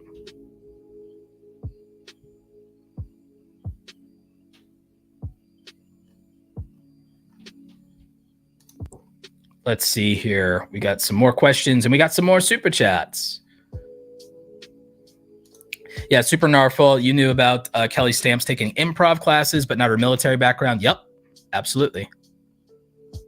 Got Brandon over in LinkedIn. Thank you for the live stream. Appreciate all you do. Absolutely. Comic Power asked, how do you get browser features to highlight you? Actually, you don't. The way that it works is this. The way that you get browser features is it's homepage. The browser features are mostly the homepage, right? So if we go into our analytics, let's take a look at it to give you hands-on here. Let's pick another piece of content. Let's pick something that did gangbusters. We'll do something that did gangbusters. Yeah, this one's almost to 60,000 views. We can pick this one. So we'll use this as our example. So we'll use this one as our example here. Let's see. Yeah, we'll use this as our example. So if we go to advanced mode in analytics, we look at traffic sources. I'm going to switch it over to bar graph, bar chart, and daily. Bar chart and daily. So this is browse. This is suggested. This is search. This is channel pages. And this is direct or unknown. So then when we click into browse features, most of this is going to be the YouTube homepage. The way that we target, and almost all of it's the YouTube homepage. Look at this. Watch history, next to nothing. Watch later, next to nothing. Subscription feed, nothing. Personalized playlist, nothing.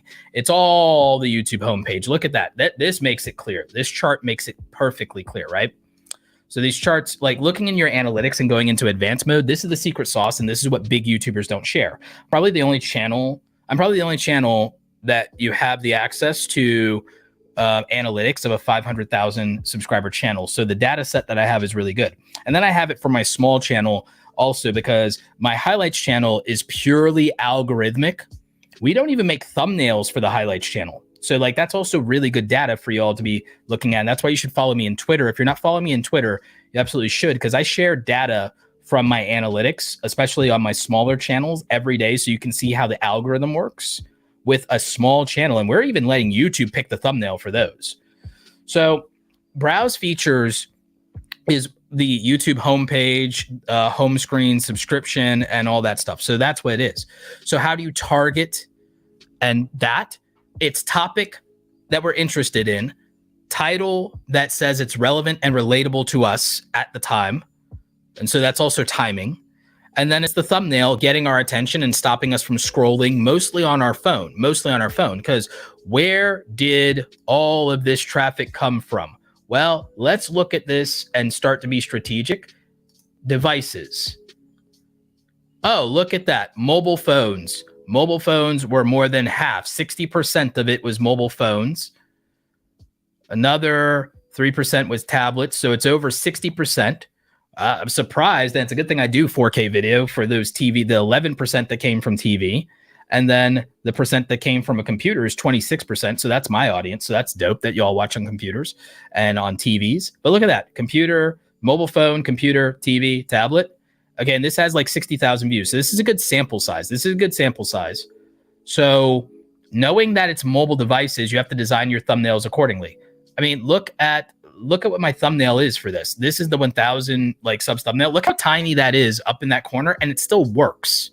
So if it's that tiny, just think about your phone. It makes sense that this is how it's going. So then if we go back to traffic sources and we think about browse feature, it comes down to making a clickable thumbnail that stops people from scrolling to get their attention. So it's attention grabbing thumbnail.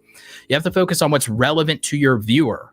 So when I throw the YouTube logo, and then it's interesting because I'm holding the YouTube logo in my hand. Almost nobody has a thumbnail where they're holding the YouTube logo in their hand, right? So if we really look at this, this is my thumbnail. That's probably about the size that will come up in a mobile phone anyway. Look at where the timestamp is. So I'm not even obstructing anything important because of where the timestamp is, okay? So I have that going for me. Then I have this color. It's one of the primary colors, blue, and I have another primary color, red. One of my hacks is you always use at least one of the primary colors, which are red, yellow, and blue. It's red, yellow, and blue. Use one of the primary colors. The secondary colors also work out in terms of green, purple, and orange, but you always have to use at least one primary color in your pairing.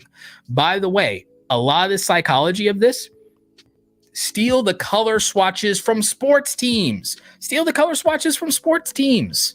It's really straight up. Just steal it from sports teams. Sports teams jerseys and logos have already done the research on the best color theory science, the best color theory, the best color science. It's already there. The best color combinations have already been discovered.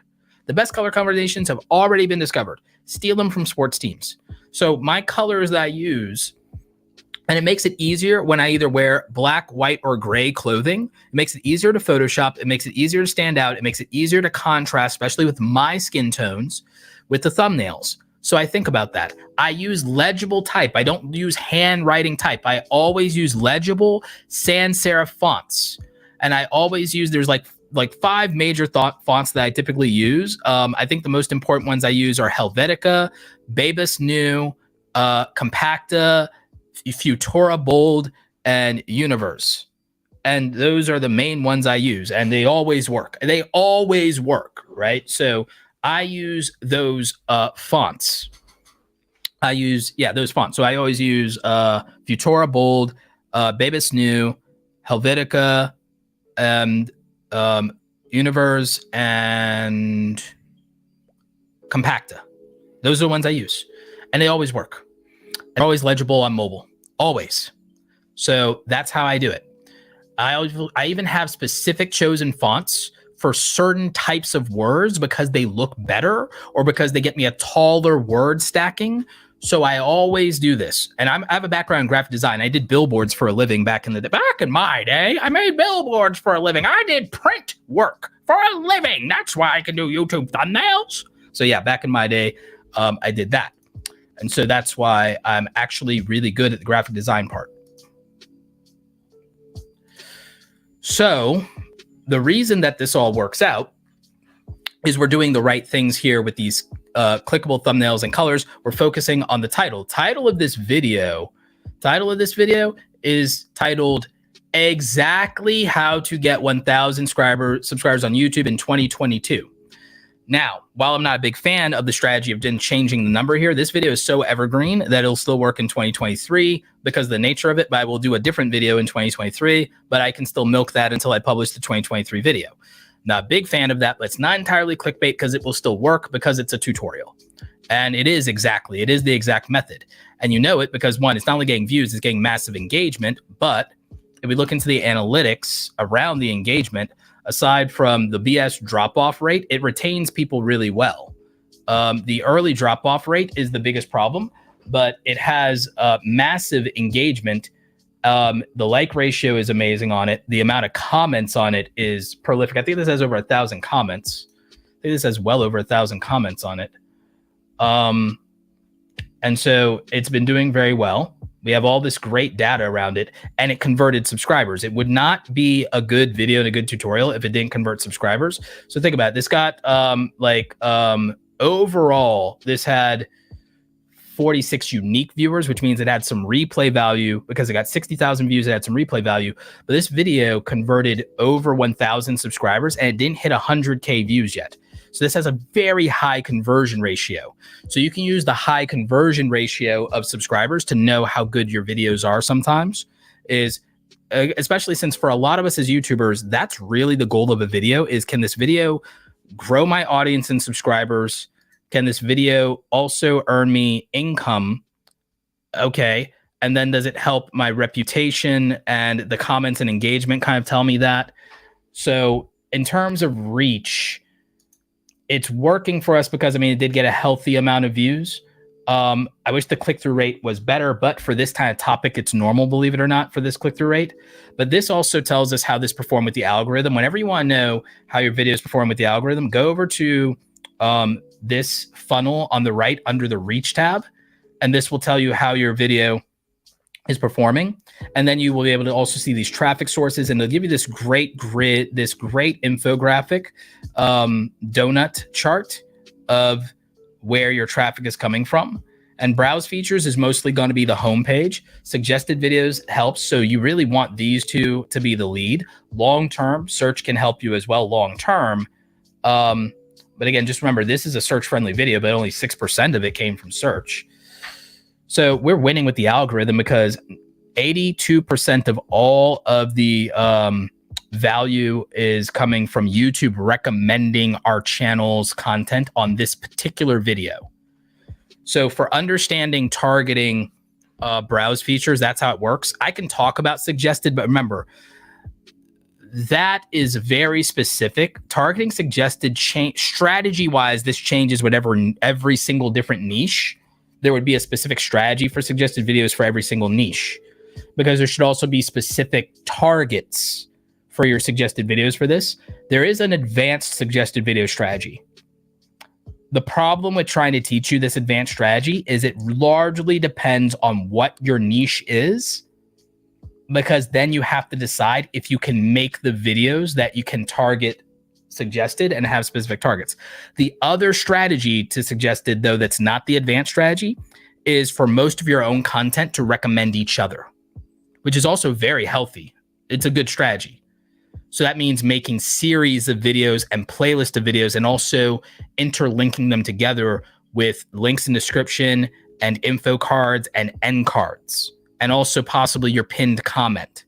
So this can be, that's a powerful strategy, and it's a beginner to intermediate strategy.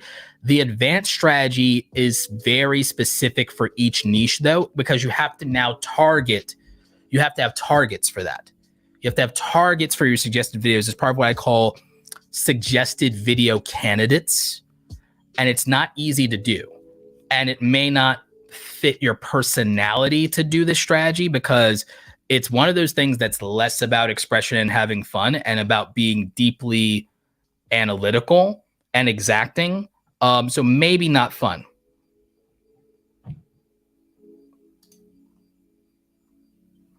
Andrew Can in the house. The algorithm follows the audience. Yes, it does. Yes, it does, my friend. And that is the real secret sauce, is the algorithm follows the audience. So if you serve the audience, all will be well. They who serve the audience will win. Yeah, algorithm is audience plus analytics.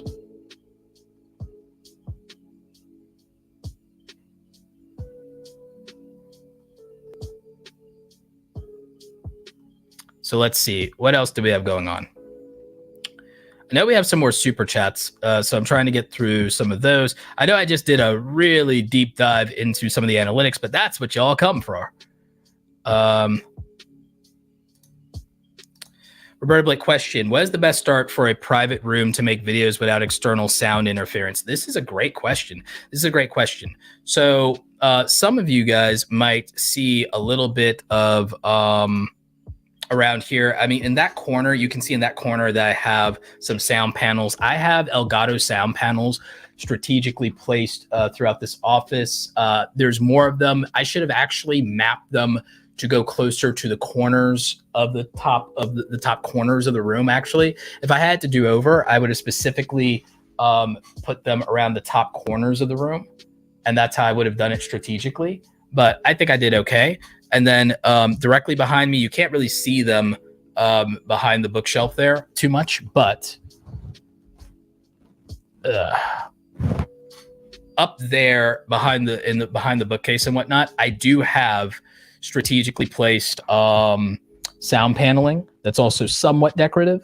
So that is that's there. So what I would tell you is when it comes to trying to remove external interference, the hard way to do it, that also sucks up quite a bit of money, is to get sound paneling. A cheap way some people throw, if they do voiceover only, if they're only doing voiceover, they literally throw a noise blanket over themselves and then do their recording. And you can only do that so much before you sweat or suffocate. So that's not always fun. So there's that part of it. But I will tell you the way that I get the good audio without doing all of that on my videos lately. So here's how I do it.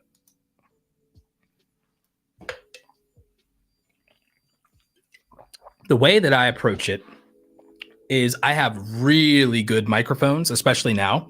I went and I bought back, I had broke my best microphone, so I replaced it. It's $300. I use the Sennheiser MKE 600. If you watch my most recent video, that's not a live stream on this channel. Most recent video is not a live stream on this channel. Sennheiser MKE 600, even with my hardwood floors, best audio ever. With the windscreen, I put the windscreen on too for a reason. It stops a lot of that reverb. It stops a lot of those problems. So I use that, and I use the high frequency setting. So that eliminates most of the problem, to be honest. Now, if you can do sound dampening, soundproofing in a room, and you can use, sound absorption foam, then have at it. I think bass traps in the corner is the best advice Marquez Brownlee ever gave me, MKBHD, but I haven't done as much of that, but it would definitely help. Andrew Can has a video on installing sound panels if you want to watch his channel. For me, having good microphones and having them as close to you as possible. A lot of you can't see this, that I'm like practically eating the mic here. If it was here, it'd be perfect, to be honest. If I was eating the mic, this is perfect, but I'm here. I could get this up closer, to be honest with you. So yeah. So like this is probably the perfect positioning for the mic because it's very close to me now, and that helps isolate sound better. This is also a Shure SM7B. This is the microphone you see in podcasts, Joe Rogan, all these other things. So this is also a good streamer mic as well. At this angle, it's not in the shot, so it's still perfect. It's right below the frame. It's hitting right when it's its tallest. And then in this frame, it's actually fine to have it in this frame and have it directly close up. It's actually better probably visually to have it this close up. So like those things do matter. So I think acoustic panels, bass traps are good. If you have a room that you can renovate, and if you can use rock wool insulation, then that will help you with massive sound dampening, if not soundproofing. So I would look into that if you have the ability to renovate. I'm doing renovations to my basement, and we're going to do rock wool insulation when we seal up the walls. When we seal up the walls, we're going to do rock wool insulation for sound dampening, and we're going to do soundproofing to the drop ceiling. We're going to do a soundproof drop ceiling so that in the basement, I have nothing from upstairs down there, and we're going to do soundproofing around the column for the water pipes in the basement, so there's soundproofing around that. But we have to build in access hatch to be able to get to those pipes as well. So that's something to think about. So that's something about. So like good microphones, some bass traps, some acoustic foam will go a long way. For on-camera video, for shotgun microphones, Sennheiser MKE 600 is your friend. A budget wireless solution is the Deity wireless kit. The Rode wireless kit is also good. Rode Wireless Go Mark II kit is really good for interviews to have on camera. What other mics can I recommend? If you a baller, you get MKH 416 if you're a baller.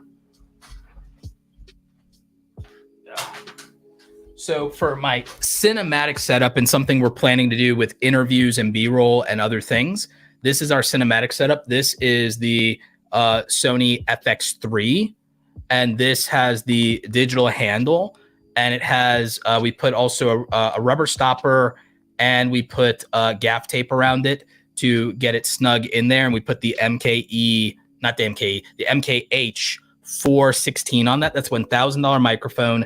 This is an almost $4,000 body after taxes. So it's an advanced setup, and then we put a lens on it. The lenses on this will usually be a zoom lens.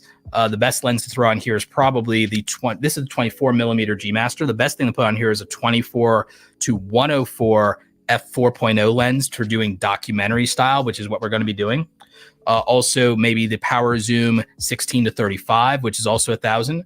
So this is an advanced setup, but it just goes to show you what an advanced setup for a YouTuber would be like in that situation, because this is perfect field audio because we can do all of the XLR inputs and frequency settings here. So we can use this in the field perfectly. And we can also attach another input to the XLR here and basically have someone laved up as well. And we can have dual audio channels and use whatever comes out best. So we could do that. And so this is a great field setup, but it's massively expensive. But this is for us to do interviews and interview style content and behind the scenes and documentary vlog style content that we plan to do, because this will also help with the filming of the renovations in my basement, where we don't have perfect acoustics because of the renovations. We don't have perfect acoustics in the basement. So this is also for the behind the scenes of filming that and the series I want to make around the renovations. So that's why this is a massive investment. But when you have help from sponsors and brand deals, you can invest in these things over time. The hope is that this pays for itself and just helps us make better content.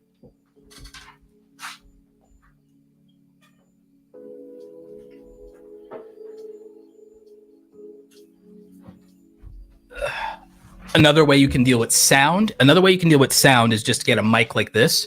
This is another XLR input mic. You could also put this XLR to audio input. These are great in the field, so you can use these in the field. So this is another Shure, and this is the Shure SM58. These are about $120. So these are a much more affordable microphone for the field, but you can also use these on camera in your own studio, and it can actually just have a different look than normal YouTubers to do it this way and give you almost a broadcaster-like feel.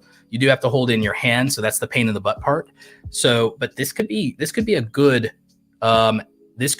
way for more people on a budget to step into high quality audio, because even though these are cheap-ish at $100-$120, these are performance quality. Singers have used these in live events. So these are performance quality microphones, the Shure SM58.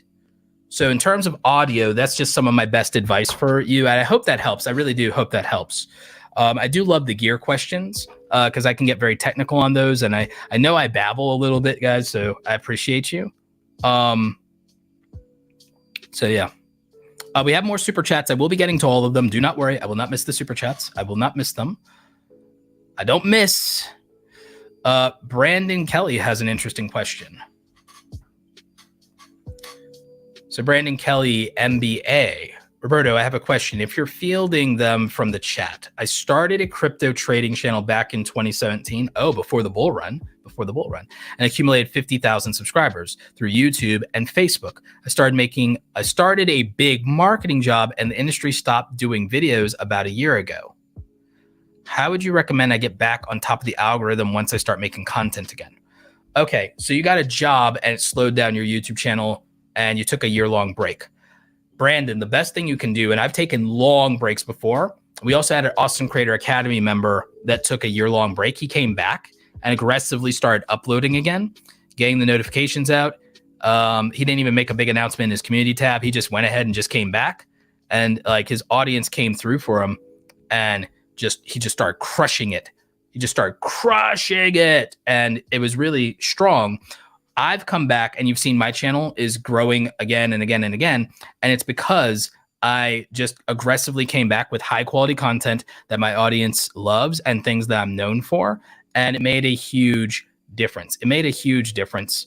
And so what I would tell you is if I did that, and also I've known other people to come back after a year, pandemic was a big deal for people for mental health. So a lot of people went away and came back, and people are happy that they're back. So I would just say, come back to your channel, come back to your community, hit it strong, drop a bunch of videos. Don't even look at the views. Have a plan. Make a series of videos, have a plan, and just say, you know what?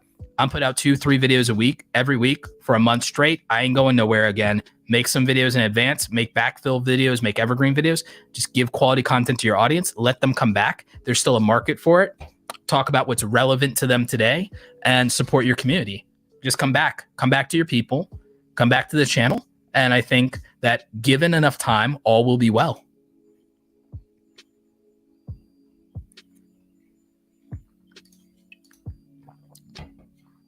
Sharva, the shopper godmother, says, I found your channel by researching the monetization review process for my channel, which just met the 1,000 subscriber threshold. Congratulations. Enjoying your content. I appreciate you. Thank you.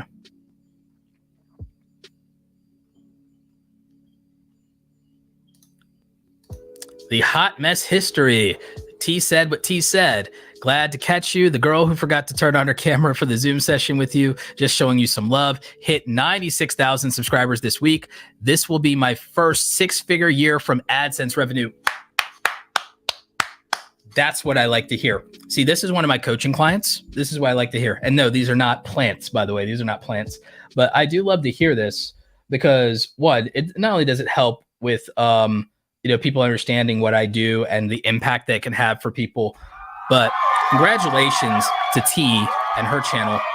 But this shows you what's possible for you because so Hot Mess History with T is a channel that is very niche. It's a channel that's very niche, and it's driven by culture and a community that wants to know about like what went down with like the reunion of the cast from The Fresh Prince of Bel-Air, what went down with the reunion from like Family Matters. Why did, this happen, or why did this happen? Or, so it really talks about some of these old school celebrity scandals in the culture and kind of creates a time capsule for the culture. At least that's what we talked about in our coaching call and a direction for it. And it seems to have been working out because, again, T is almost at 100,000 subscribers. I don't know a lot of you know this, but in the United States of America, out of all the YouTube channels in the United States, there's only 4,500 channels that have a silver play button. 4,500. Now, you also have to remember, that includes all the media companies and all of the corporations as well. So there ain't actually that many real homegrown YouTubers in the United States of America with silver play buttons, if you really think about it. Because, yeah, there's a lot of us, even if you say it's 4,500, let's say only 10,000 of them are company brands. And let's exclude YouTubers who have multiple silver play buttons. Okay, let's say it's actually 25,000 of us real homies, real people that in America that have silver play buttons.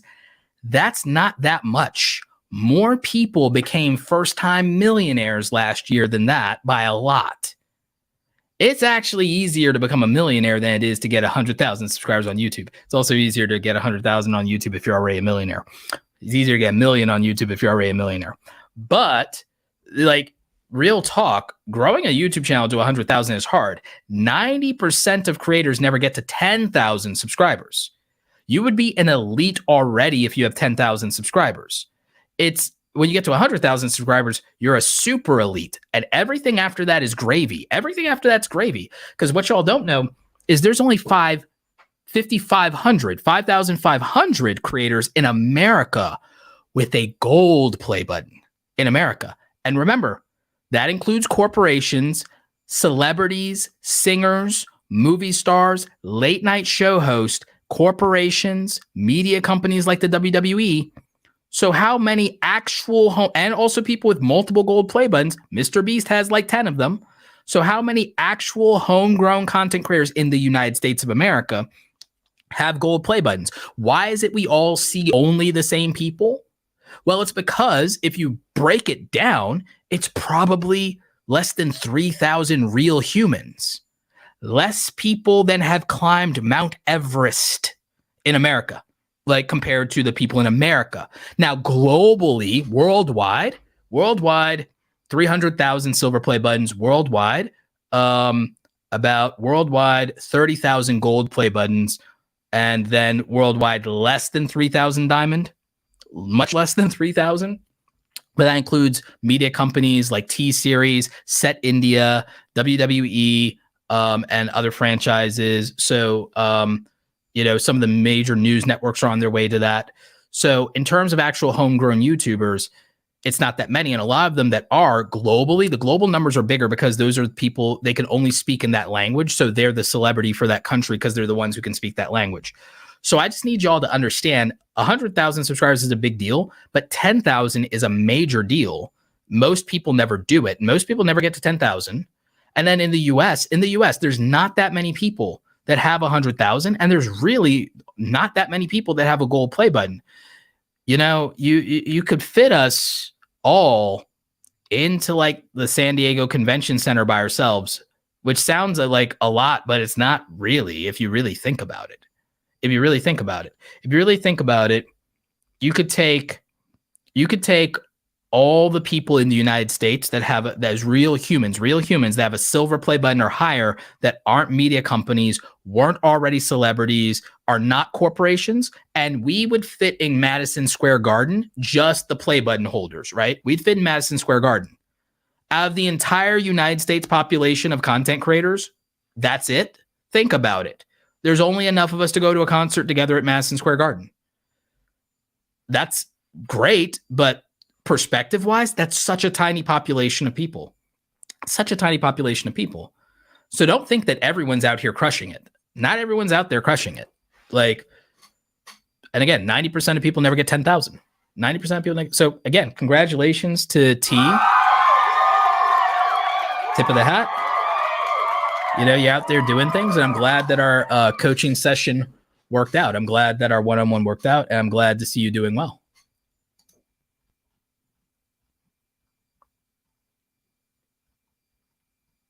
Let's see.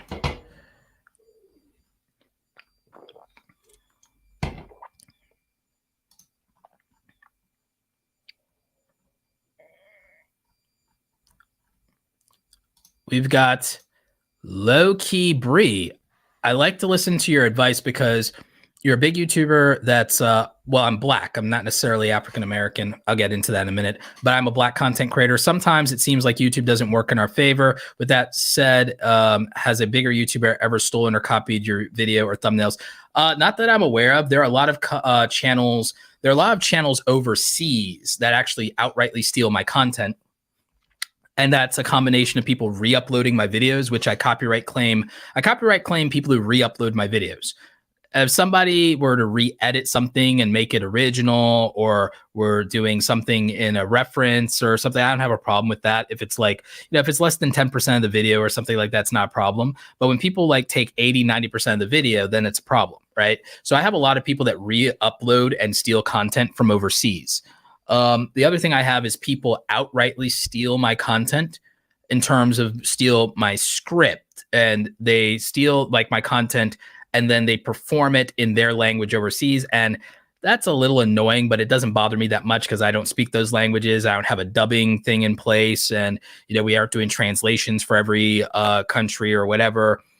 So it's serving a group of creators overseas that I might not be able to serve because I don't speak their language. So it's a little annoying, but it doesn't get to me.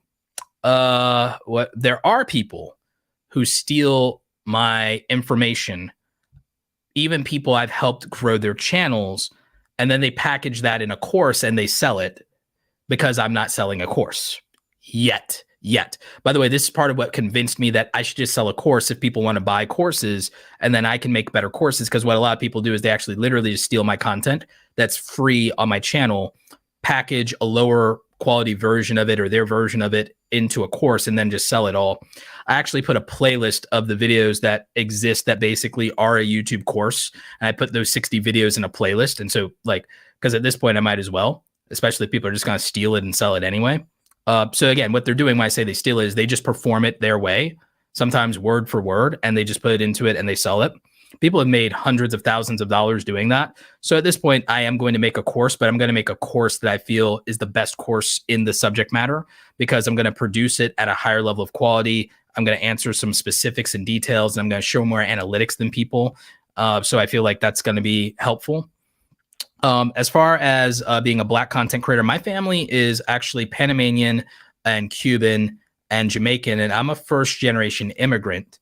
So I'm a first-generation immigrant. And so there is a variety of Black content creators. KSI is a Black content creator from the UK. You have a lot of Caribbean and Caribbean Latino content creators. Black content creators are out here crushing it. It's not that the algorithm or YouTube doesn't work in our favor. It's actually been doing great for a lot of people. And I've seen a lot of Black content creators crush it in the pandemic. Abba and Preach have come up. Whether you love them or hate them, Fresh and Fit have come up. There's this other guy. He's a fitness coach. I'm spacing on his name right now, but he's like come up and everything like that. You've got motivational speakers like David Goggins out there. You've got Marquez Brownlee with 16 million subscribers. You got KSI. It's probably the biggest Black content creator on this, him and the Sidemen. He has multiple channels with 10 million subscribers or more, multiple gold play buttons in YouTube. You have the Black anime community. You have RCD World 1 who are crushing it, getting like millions every time. You have Caleb City crushing it, getting millions every upload. You have Judner, your average consumer, massive tech channel in YouTube. You have Sensei. Anime comedian, YouTuber, 100,000 subscribers, getting hundreds of thousands of views every time. You have CJ the Champ. You have a lot of Black reaction channels on YouTube. There are people crushing it on YouTube that are Black content creators from all parts of the world and all parts of the community. Constantly. And we have a lot of Black creators who are on their way to silver play buttons right now. We even have, T, she's at 96,000. So don't get it twisted and don't think that you can't succeed on YouTube because you're Black, Latino, Asian, whatever your identity is. The real barrier is whether you're letting those things come between you and serving an audience. The real question is, are you letting any of that come between you and the audience because of things that you're assuming or confidence issues that are coming along with that, baggage that's being brought to the table with that? When you let all of that go and you say, I'm just going to make the best content in my category. I'm just going to make the best content that I'm capable of. I'm just going to show up for these people in this audience, and whoever rocks with me is who rocks with me. It's great when people who look like you watch you. But if you want to succeed on YouTube, you got to be here for whoever wants to rock with you and make them feel welcome and make them feel like, and that's not about watering yourself down or changing something about yourself, but it is about doing your job or your career or your thing. The best successful business owners are people that anyone can buy from. Anyone theoretically can buy from if they want the product or service and they don't feel excluded from that, or that they can't enjoy it, or that they can't be a part of it. They're the most successful people in the world. They're the most successful people in the world. So, anyone can enjoy LL Cool J. Anyone can enjoy Ice Cube. Anyone can enjoy Coolio. Anybody. So, anyone can enjoy Rihanna. That's why she's a billionaire. Anyone can enjoy Rihanna. You don't have to be a woman to appreciate Rihanna. You don't have to be attracted to Rihanna physically as a woman to appreciate Rihanna. Rihanna just makes the dopest music in the world. So if you just make the dopest thing in the world, you will be successful. You'll be undeniable. Be undeniable is the answer to all success. The answer to success is to always be too good to ignore, and be unavoidable. Be unavoidable to where they can't not have heard of you. So that's where quality, quantity, and value play. Like, be too valuable to be dismissed. Have quality that is beyond, the level of the standard. Set the standard, right? So be valuable to anybody. Have quality that's too too good to ignore, and sets the gold standard in a category, and be so consistent and aggressive about being consistent and being everywhere that they can't get away from you, And that's the secret to success. That's the real secret to success. Because it's at that point, it's like, okay, wow, I like, you're too valuable to be dismissed. Your quality is too good to be ignored, and you're everywhere. That's the real secret when it comes down to it. But definitely thank you for the support. And again, shout out to all the successful creators out there that are making it work. Mostly, don't get into your head. Don't get into your head and don't think that people just aren't going to like you. I have like a personality that's wildly not like, look, I was bullied in high school. People didn't love me in high school. But I got some respect because I was smart. So I had value there. I got some respect when computer stuff started being prominent because I was into it. And this is 20 years ago, more than 20 years ago. And I got respect because I was on the track team and I was winning. I was on the track team and I was captain of the cross country team and I was winning. I was crushing it. So the thing is, I wasn't popular in high school in terms of being liked, but you had heard of me. And then when you did find out about me, there were things that were respectable because of the quality of my performance in what I was doing, whether it was with the Quiz Bowl team and coming through, being on the track and cross country team and repping the school colors. Like, so there was a point where it's like, okay, I'm memorable. I don't remember that many people from high school, but everyone remembers me. Everyone remembers me from high school. 20 years later, everyone remembers me. I don't remember a lot of people. They weren't doing things to be memorable, but they were doing things to be liked. So a lot of people that were popular and likable in high school, nobody remembers them. They were doing things to be liked, but they were doing surface level things. When you stand out and you're unique and you have value and quality, and you can't not have heard of them because they're just showing up everywhere, it does matter. So my personality is something that I always say, it's like, well, I don't really have the personality for YouTube. I've succeeded in spite of that because what I do have is I deliver value for my category. I deliver massive quality for my category, and no one can deny my work ethic, and I show up all the time. So there is something to those things, if nothing else. I know that works. Technically T in the house. Definitely understand the multi-channel thing. It's working out great. Starting a second channel was actually fun, and I love making content over there. Yeah, sometimes the second channel becomes an outlet. Sometimes that becomes an outlet, and that becomes really good. So Speak English with This Guy. I love that channel name. That's perfect. That's a brilliant channel name. Question. Will your book, Create Something Awesome, ever be available in paperback or hardcover? The paperback will hopefully be out in another week because we're making sure the master files everything's correct with those, and we have to get approval from Amazon. So the approval for Amazon and the master files takes a little bit longer, and we had corrections for that. The ebook releases tomorrow. So the digital ebook releases for Amazon tomorrow, and you can read that with Kindle or the free app. So everyone can pre-order that now. And it's my book, Create Something Awesome, How Content Creators Are Profiting from Their Passion in the Creator Economy. It's a really great book. I poured my heart and soul into it. It's like 50,000 words, 185 pages. The print book will be coming out in about a week or so. It'll be out hopefully before the end of the month. Amazon has to approve the master files for the print books because they're print on demand. I did everything self-publishing. Hired an editor to help with editing and stuff like that. Even outsourced a lot of the design, even though I gave creative direction. So yes, that will be out in print. The printing is available, I think, next week or the week after, depending on Amazon. The digital ebook is available as of tomorrow. You can pre-order today or you can buy it tomorrow at launch. So thank you for that. Good question. Appreciate you.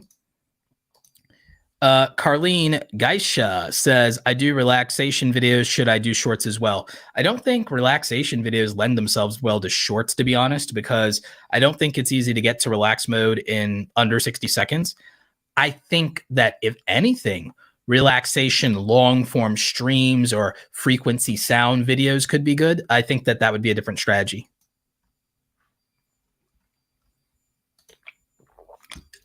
We have Renee Ritchie in the house, YouTube's own creator liaison.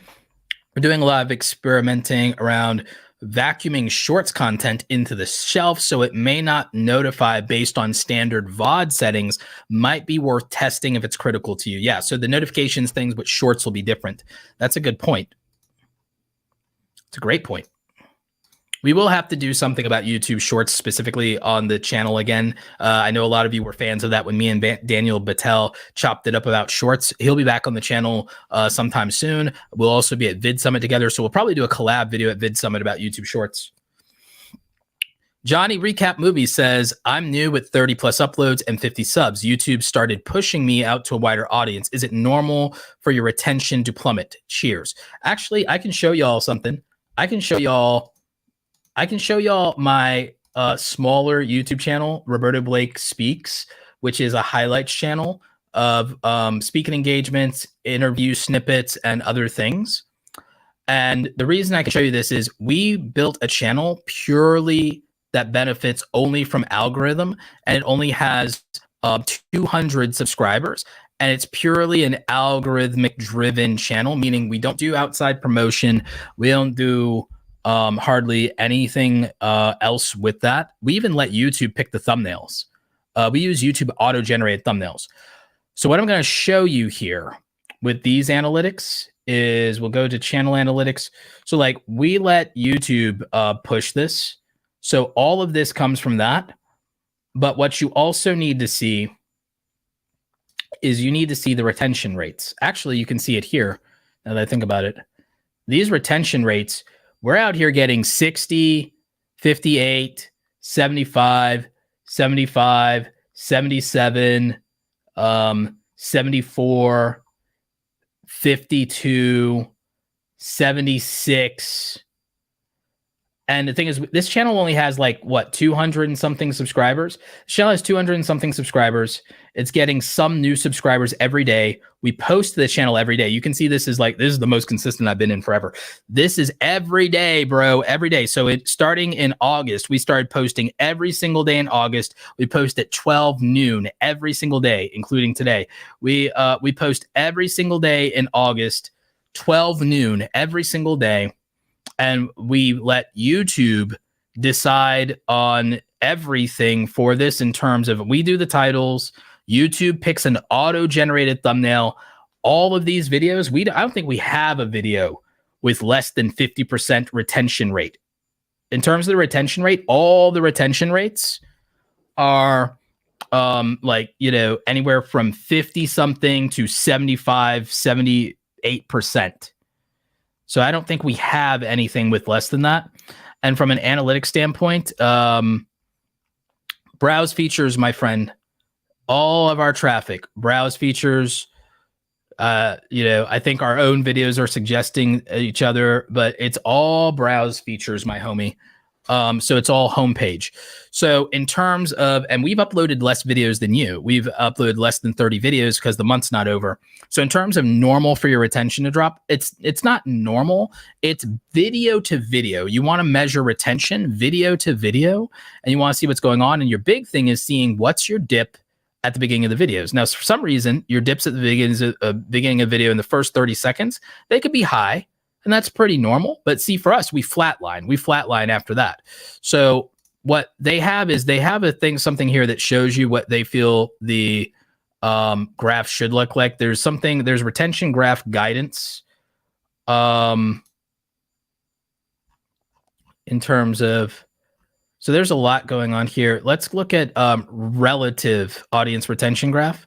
So average to above average. So that's relative. You can look at that in your retention, and you can see, well, what's theoretically normal. And there's a chart guide here. So this chart guide shows you basically different examples of what a chart could look like. So if we look at this chart is pretty flat. It has a drop off at the beginning, but then it gets pretty flat. So if I use another example, there's another video here that probably has a better example. Let's see. We can go to another one here. Go to content.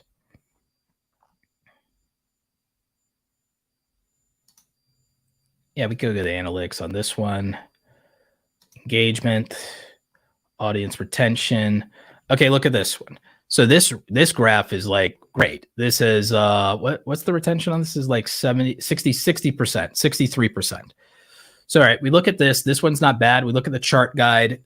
Like, you know, you kind of want maybe something, it's gradual over time. That's pretty normal. But like, so you want to look at every one of these individual charts, use the chart guide and use this to look at editing or maintenance of your energy.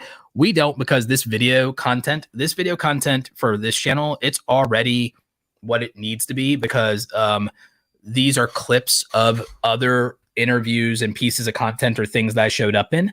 So we don't even have to edit. We don't even edit them. When I edit them, if anything, it's stuff like where I do little creative stuff where like some of my stage talks, I make it black and white to make it more visually interesting. And we've been getting clicks from that. And I mean, if you look at this one has 81% retention. Look at the flatness of this line. This is keeping people. This is just keeping people. It's a straight up flat line. It's a 2-minute video. It's straight up flat. And so we found little things like this sometimes keep people's attention and interest. So like, again, just making this bigger because this is the priority to get for the attention. So, I mean, if you look at this and you look at the chart here, I mean, that line is flat. That line is straight up flat. We just straight up keeping people. So for us, this daily content has shown us, in my opinion, a little bit more of the truths of the algorithm and how things are working, at least with regard to my content. And so we kind of know specific things because we've been posting every video at noon. We've been posting every day in August. And so we have all of this data that YouTube can give us to know what is happening and what is and isn't working. We know so much. 93% of our watch time is from non-subscribers. I bet you our views, we look at our views, 91% is from non-subscribers. Now, none of this is the humble brag. This is just to prove something to all of you as far as, does YouTube push small YouTube channels? This is a small YouTube channel that has gotten 10,000 views as of 5 days ago, has 237 subscribers. I am not promoting it in my other social media platforms, and all of our traffic is coming from the YouTube algorithm, and we're not even making thumbnails. So does YouTube push, promote, and give impressions and give opportunity to small YouTube channels? Yes, absolutely it does. We have all the evidence we need. And here's the impressions, and showing you the impressions over the last 28 days because we've been posting every day. And you can see some videos hit, and that helps. It depends on the video. Some videos hit and some don't, and some get recommended later for other reasons and things like that. Views over time, there are spikes. There are here we're doing something, but like the consistency has been building us up, and so we're on an upward trajectory because of momentum. We're on upward. Now, this is not telling you to post daily content, by the way. This is not tell you, oh, I should just post daily content. But you have to remember, these videos have pretty decent production value in most cases. Sometimes the audio is a little jank on the speaking engagements because sometimes I'm using their audio. Sometimes mine didn't pick up or whatever. Sometimes interviews, there's things in the street. So the thing is, if we did stuff with even higher quality, like what I'm planning for my interviews and street footage in the future, the even higher quality, it'll do even better. So once we get past some of my old archive to more recent things, like when I go to Vid Summit, when I go to People of Video, when I go to FinCon, when I do all these things, the quality that we clip from will be even higher. The quality from these live streams, those clips will be even higher. So we'll have probably even better retention. And again, we're just going to be largely picking thumbnails from YouTube, letting YouTube pick the thumbnails. We're letting YouTube pick all the thumbnails. So if we can let YouTube do all the thumbnail work, and we're barely doing SEO. Like if I look at videos that have been getting views, let's look at this one. What's the SEO, quote unquote? What are the details of this video? What did we do for SEO on this video? Oh, all we did was we put in this video, we put information about me. We linked to my Instagram. We didn't even link to my book. Oh, we should link to my book. We let YouTube pick the thumbnails. In fact, even with, look, if I really want to, I could watch this one. This is a better thumbnail to pick out of all of them. I'm more expressive. Andy's more expressive. So we just switched that one. That one will perform even better now. But it's still a YouTube generated thumbnail. That one might have worked. I just don't really love that face for me. But like that one might have worked. So doing stuff with my hands. But let's see. There's nothing here that we rank for except Roberto Blake rants. And that's not, we're not getting search traffic. So it doesn't matter. So the SEO, I'm not saying tags don't ever matter. Never get me twisted on that. There's ways to do tagging. Most of you just doing tagging wrong, to be honest. Most of you just doing tagging wrong, but it doesn't make this dramatic, overwhelming, massive difference in views. Getting people to click on videos makes a difference in views. So getting people to click on videos. So the thing is, we're just picking regular like thumbnails here. It's this title. Why you can't grow on YouTube, Roberto Blake. Like it's this title. And then the video content had to perform. And look at this video. It's getting views. And got some subscribers out of it. We did like 400 views. We got 3 or more subscribers. So, we got 1% of the people, like I always talk about 1% rule. Like 300 to 400 people watch this. For every 100, one of them or so subscribed. That's the 1% rule on a small channel. That's what Roberto talks about, the 1% rule. There it is. Look at the recommendations. It's all YouTube recommendations. 87% of traffic, no promotion on our part, all YouTube. Subscriptions feed, nothing. Doesn't matter about the subscribers because, look at that. 11 views from the subscription feed, doesn't matter. 7 views from notifications, doesn't matter. So we don't even get suggested yet. It hasn't gone long enough. What's the retention rate? The retention rate is 72%. So that's what we need. We need that retention rate. Retention is what's going to help boost reach. Click-through rate's not astronomical. It varies. First day, 12%, goes down to 5, goes down to 4. YouTube found the audience for us, went back up to 13 in 3 days, 72 hours. There's your real-time data, y'all. There's your real-time data. Possibly has some replay value because people might have watched it twice for some reason. They found it interesting, and it's less than a minute. And 194 unique viewers. YouTube recommending the content. There you go. So, and again, I didn't share this in my community tab or nothing. I haven't been promoting the highlights channel. So and you can see it in the YouTube data. We're just getting organic traffic. And again, the engagement is from non-subscribers, massive retention rate. And this is shorter form content too. And it's not a YouTube short. It's a it's a horizontal video. It's a regular widescreen video. New viewers are now discovering it instead of returning viewers, but we keep a good baseline of returning viewership. So again, this is the real data, and this is a small channel. So this is YouTube's algorithm all at work. This is all that it is. This is not even us promoting anything. This is not us using any outside or external factors. So this is part of why, again, when I tell you guys things like, well, upload 100 crappy videos, get 1% better, so the videos are less crappy by video 101, you grow every time. Same strategy as Mr. Beast, make 100 videos, they'll get better with every upload. They'll be crappy at first. You'll look back and say, oh, this is crap, just like me, just like Beast, just like Marquez, just like PewDiePie. We all made 100 crappy videos, but we got 1% better with every upload, which means we got much better incrementally.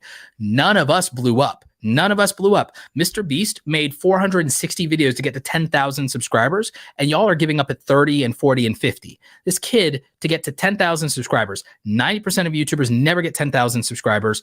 He made 460 videos to get to 10,000 subscribers. It took him 2 years to get 1,000 subscribers. It took him 2 years.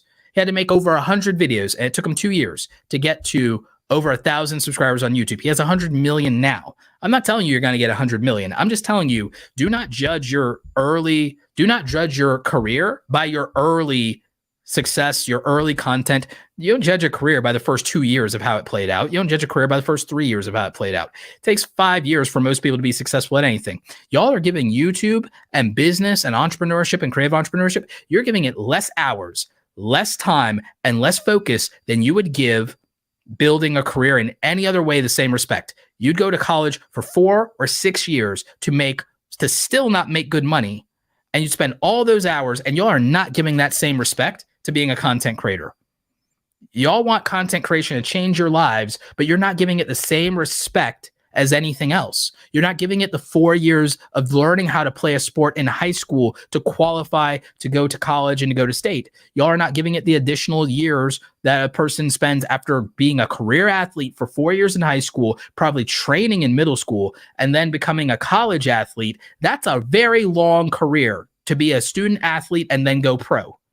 And y'all are giving YouTube scraps of attention, but wanting it to change your life. To be a musician, you start in middle school, you then play in high school, and then if you want to play in the state orchestra, like my sisters did, that takes years. And it's not just a 3-year or 2-year or 1-year commitment, and you don't get to be first or second violin just like that. It's years. It's years. And then you have to then go and qualify to go to a conservatory. And then you have to do that. And then only then at that point do you get to have a career as a violinist or a pianist. Only then do you have to get to have an orchestral career. Same thing for singing. Same thing for dancing. It's years of commitment, and y'all are giving it weeks or months at best in terms of raw hours. Nobody's giving it the hours it really takes, is what I really find to be the interesting thing.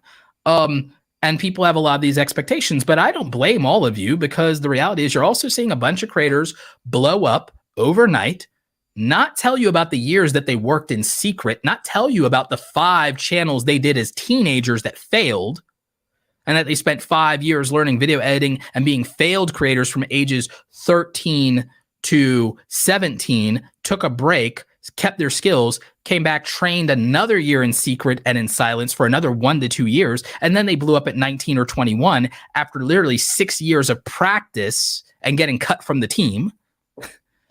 And then you see these kids blow up at 19, 20, 22, 25 and everything like that. Yeah, but they secretly failed 8 channels before that, 5 channels before that, tried YouTube 3 different times, 3 different ways in 4 different niches, made hundreds of videos that never blew up. And then they came and they were overnight successes, and they won't tell you that. And then they'll tell you that then they will try to then be humble and tell you, oh, I just got lucky. They'll try and tell you, oh, I just got lucky, or you need luck to succeed.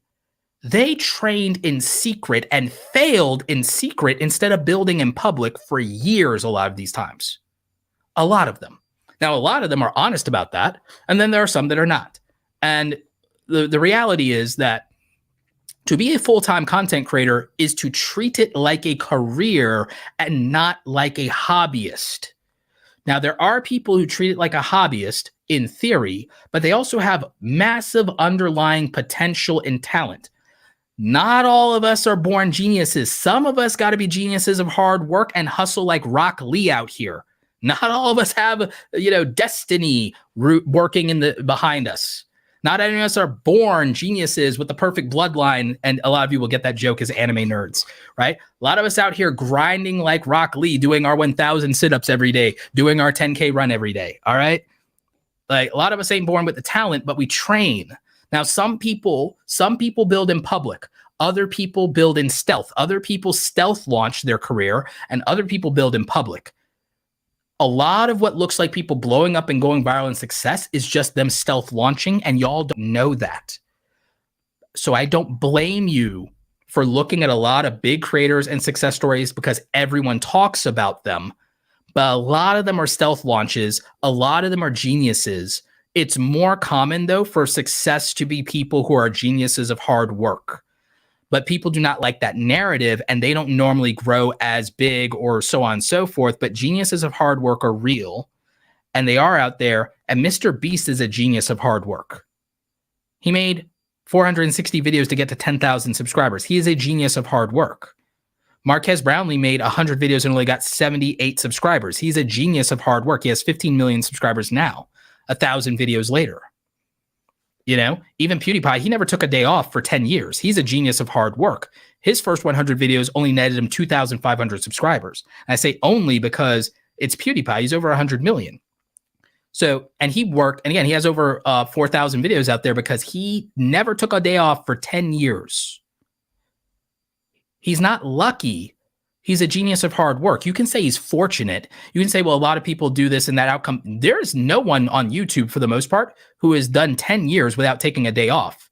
So there's no luck to that. There's no luck to that because there's not a comparable, you can't say it, Mr. Beast put every dollar and every dime into YouTube to an absurd fashion. There's not luck to that.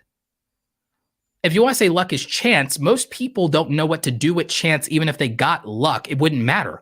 Luck is squandered on people every day. Luck is squandered on people every day, and it doesn't matter. Do you know why? They don't have the judgment to know what a good opportunity is when they see it. A lot of people do not have the judgment to know what a good opportunity is. And even if they had the judgment, a lot of them don't have the courage to act on it. If you chicken out, if you like, let's say I'm a genie, and I go, okay, I pluck your soulmate out of the universe. Doesn't matter if I blessed you with all the good luck in the world, because now that I plucked your soulmate out of the universe and I've blessed you with great luck, you have bad judgment. You don't recognize your soulmate. That's a you problem. You failed. Luck did not help you. Your blessings were wasted. Okay, you have bad character. You recognize this person as your person, your soulmate. Then you have bad character. You failed because now you can't be with them because of your character. So it didn't matter that you had good judgment, and it didn't matter that you had the courage to walk up to them. If you lack the courage, opportunity is still wasted because you didn't pull the trigger, you didn't execute. And so then on top of that, if you're unprepared, you can screw it up. You're unprepared for success. So now you have this wonderful opportunity with this wonderful person that would be the love of your life, but you were unprepared for that success. You were immature, whatever it is. And now you screwed it up. So without courage to act, without preparation to act properly, without good judgment to recognize our opportunities, and without the right character to be worthy of our opportunities, all good luck and good fortune is wasted on us. And all bad luck is made worse. That's why I don't care about luck, and I do not attribute success to luck, because you will still screw up being lucky if you have bad character, bad judgment, no preparation, and no confidence. Luck will not save you from yourself. So it cannot deliver you from your circumstances without you having to have those right traits.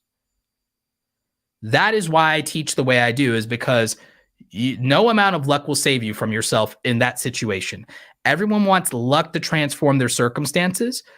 It can if you are the right person with the right traits. And the right traits are the quadrants that I just specified. For most people, there is no situation that you can get into that's a bad luck that is made better if you have bad character, bad judgment, no preparation, and no confidence. Every bad situation will be made worse, and it is harder to survive in that situation. Every good situation can be amplified by good character, good judgment, courage, and preparation. So that is why I really fundamentally believe that those things matter. And so I believe that being successful on YouTube can also be outlined by those characteristics, because people who get the opportunity to blow up, a lot of them screw it up because they have bad character. A lot of them screw it up because they have bad judgment. A lot of them, they never succeed because they never have the confidence to try. And then there are people who get success and they blow it because they weren't prepared. I don't think you need a better mic drop than that to understand how this would work. And that's the no BS answer from like Roberto. So I understand why people talk about luck and why people want to talk about luck. It is the easiest way to become relatable and humble to an audience. If you're successful and you don't have what people have, you want people to like you, and they say, how'd you get where you are? All of you lie. Say you're lucky. Lie to them. You'll be liked more. I will not be liked more because I will not lie about that. I will not lie about that. I will tell you the truth is that I believe that success and benefiting from any chance comes down to the four characteristics of you have to be somebody who is a good person of character and integrity, and have the right character for the situation that you're in. The right situation at the right time does not help you if you have the wrong character. I think you have to have the right judgment to know who is the right person, what the right situation is, and how to make the most of it. I think you fail if you don't have that. I think you have to be prepared for success, or you're prepared to fail. And I also think that you have to have courage and confidence to face whatever's in front of you to the best of your ability, come what may. Bad things will happen. We must have the confidence and courage to face down harsh realities and bad things that happen to us. And we have to persevere, and we have to have courage in order to maintain our character and to act on that judgment. It requires courage. So I still believe that those things are the reason that people are successful when given the opportunity. I do not think that the chance and opportunity by itself is enough. And I think that people who have those characteristics will have more opportunities than people who do not. And I think they will benefit more from those opportunities than people who do not. So I still think you have to become a person of value. I think you have to become a person of value. Let's see. How does people putting videos in watch later affect the algorithm and click-through rate? This is a great question about analytics. The thing is, the evidence that I currently have suggests that it doesn't massively impact that. However, what it does is it tells YouTube more about your desired audience or the appropriate audience to serve your content to. And I think what it helps is things like these new viewers. And I think it helps with things like when we see the reach change and we see the click-through rate change to where YouTube has had 72 hours to surface this video. And what it did was it went from 4% to 13%, and it gets this response. When it gets this response, I feel that things like watch later, high retention, and it understanding the audience for this content is what is impacted here. So I believe that that is what's happening.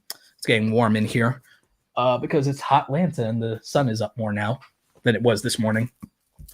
So I believe that that's what happens here when you see a click-through rate spike like this. Now, not everyone will see these spikes, but you have to go into reach, and then you have to look at it over a period of time. And so when you see this change, it's a change in response, which often identifies that YouTube has a better understanding of who this content performs with. I think that that's best served by good retention of YouTube finding, okay, serve to more people like the people who watched it 50% of the way through or all the way to the end or so on and so forth, and not like the people who clicked away from it early. So I believe improving retention is the answer to a lot of this.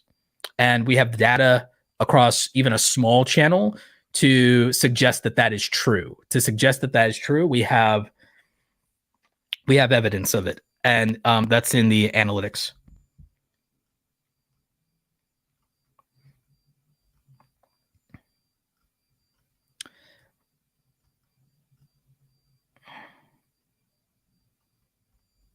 Let's see. Again, remember, with these analytics, grain of salt, I'm not telling you to put out content every day. I am putting out evergreen content every day, which is a very specific strategy. I'm doing it as an education channel. So I have this evergreen, timeless content that can always benefit me in the long run, less in the short run, more in the long run. I'm also a monetized channel on my main channel. So daily does not hurt me. Putting out content that can make me money every day once I'm a monetized channel, no downside. No downside once I'm a monetized channel. No downside once I'm a growth oriented channel. Putting out content every day at my level with my quality of content, quality of video, production, lighting, audio, I have no downside, and I will not suffer a massive degrade in quality by putting out quantity. So remember, my situation is unique on that. So that's where it changes or pivots. And also, I'm not an entertainer. Education channels do not decline by putting out quantity. They do not.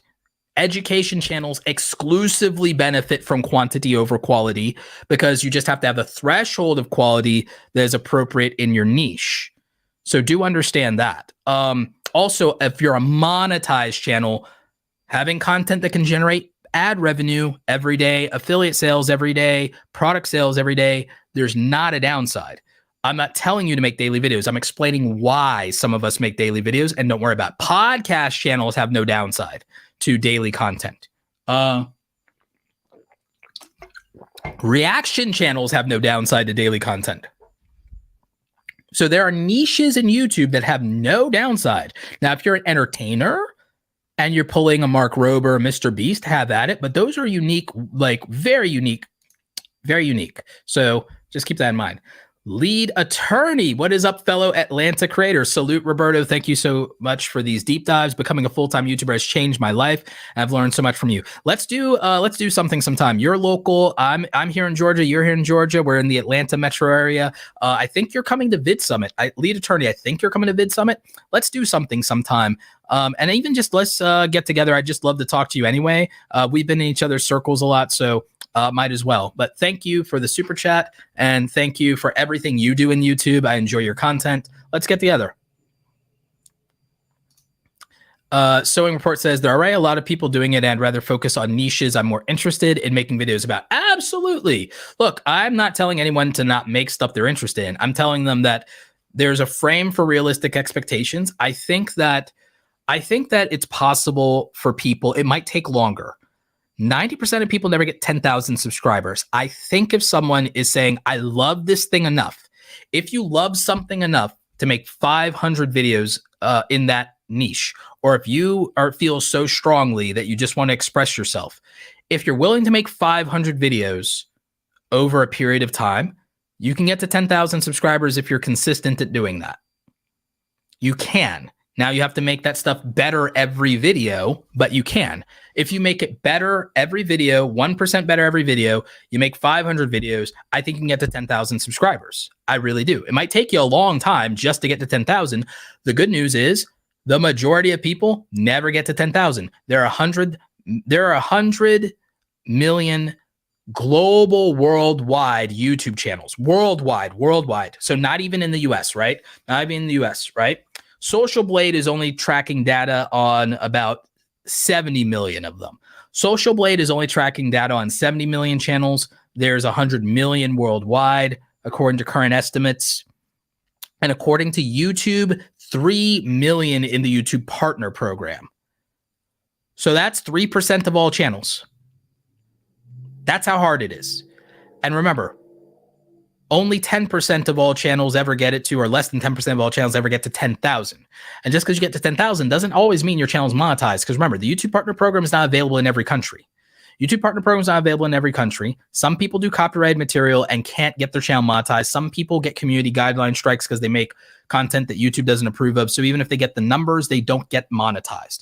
So between countries that can't get monetized, content that can't get monetized, some people, they get to 10,000 on YouTube Shorts. They get creator fund revenue, but they do not qualify for the partner program with that. You have a lot of channels that get to 10,000 subscribers, but they still don't get monetized because they still don't do the other things. Some of them get to it and they don't get the watch time even.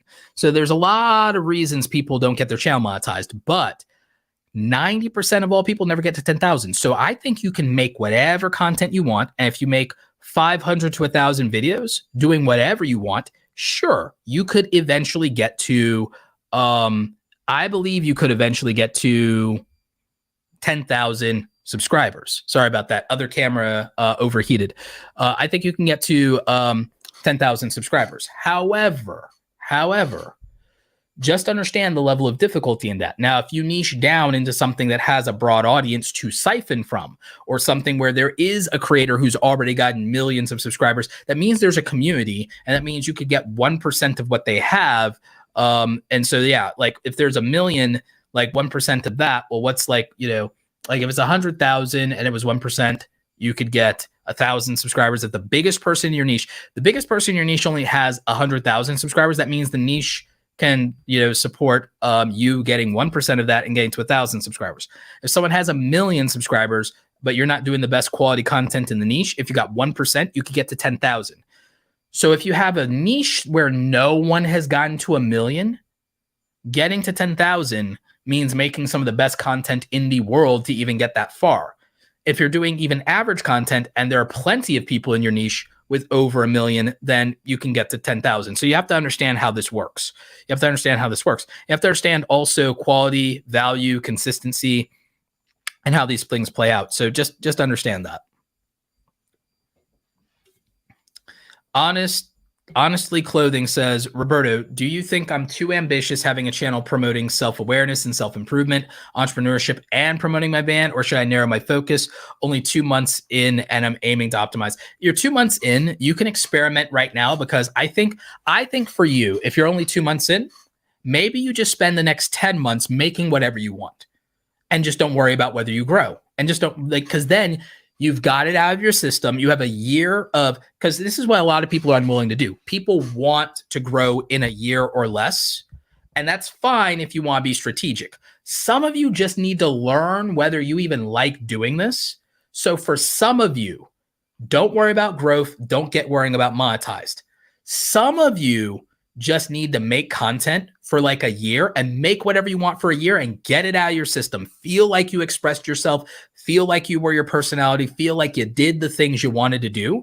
Do the things you want for a year and don't worry about whether you get attention, right?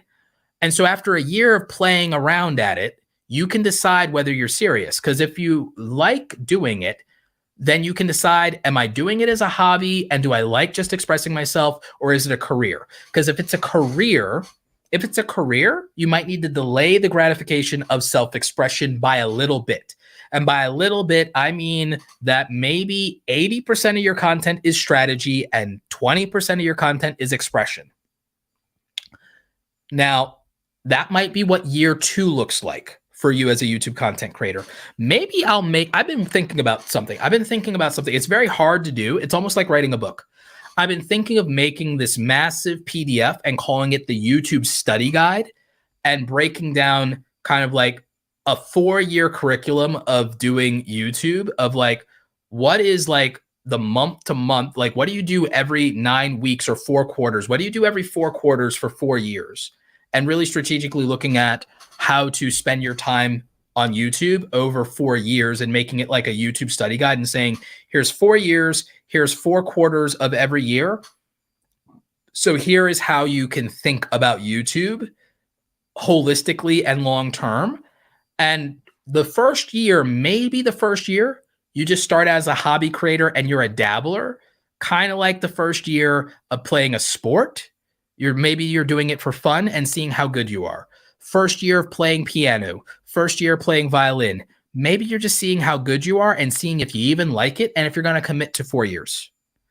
And then if year 1, you get to be a hobbyist and dabbler. And then for the rest of your life, you can be a hobbyist and dabbler if you're like, I'm not going to take this seriously and I want to enjoy it. And I'm not committed to doing this like all the time. And I'm not committed to investing like a bunch of money in it. I'm not going to take piano lessons. I'm just going to learn as best as I can or whatever. Or maybe I do learn piano lessons, but not to be like pro or get a scholarship. You like think like this, right? So think of it like going back to high school or even college, and think of it maybe as, hey, I'm playing a sport or I'm starting a career in art or music. And I have to decide whether I'm just doing this as an extracurricular or if this is part of a longer form play of this will be a career that will impact my life. This will be something that will impact my life, or whether it's a fun way to express myself in something I like doing and I'm just passionate about. Now, you can make some money doing what you're passionate about, but that's not the same thing as having a career, right? So I'm okay with everybody not going out for the varsity team in year 1 as a freshman. I'm okay with rookie YouTubers and freshman YouTubers doing whatever the hell they want for 12 months, as long as they expect nothing from the audience. As long as you expect nothing from the audience, nothing from the cheering section while you're on the field playing around, not trying to be part of varsity, not trying to put points on the board, not trying to go pro, not trying to win a championship trophy, I'm good. If your first year is that you're a rookie and you play around for 12 months and you just having fun, I'm good. Now, if you say to me, I would like to be a full-time content creator, then you're playing a different game, because you are trying to get to a point and you're trying to go pro. That is a different way of playing the game. Someone who's trying to go pro, someone who needs a scholarship to get out of their small town, which is basically the equivalent of those of you wanting to quit your day job. Someone trying to quit their day job is someone trying to earn a scholarship and get out of their small town. They are not playing the same as someone who wants to have fun. Do you understand what I'm saying? So like, I would think about it in those terms. I would really strongly advise you to decide which one you are. I would strongly encourage you to figure out which one are you.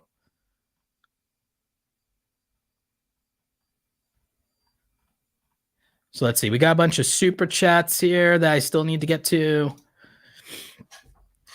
Luke Hasley, your pros and cons idea for creating a second channel is great. Thank you. And please, people, remind me of that in Twitter. Oso Live says, I have 38K subs. Congratulations. That's a big deal.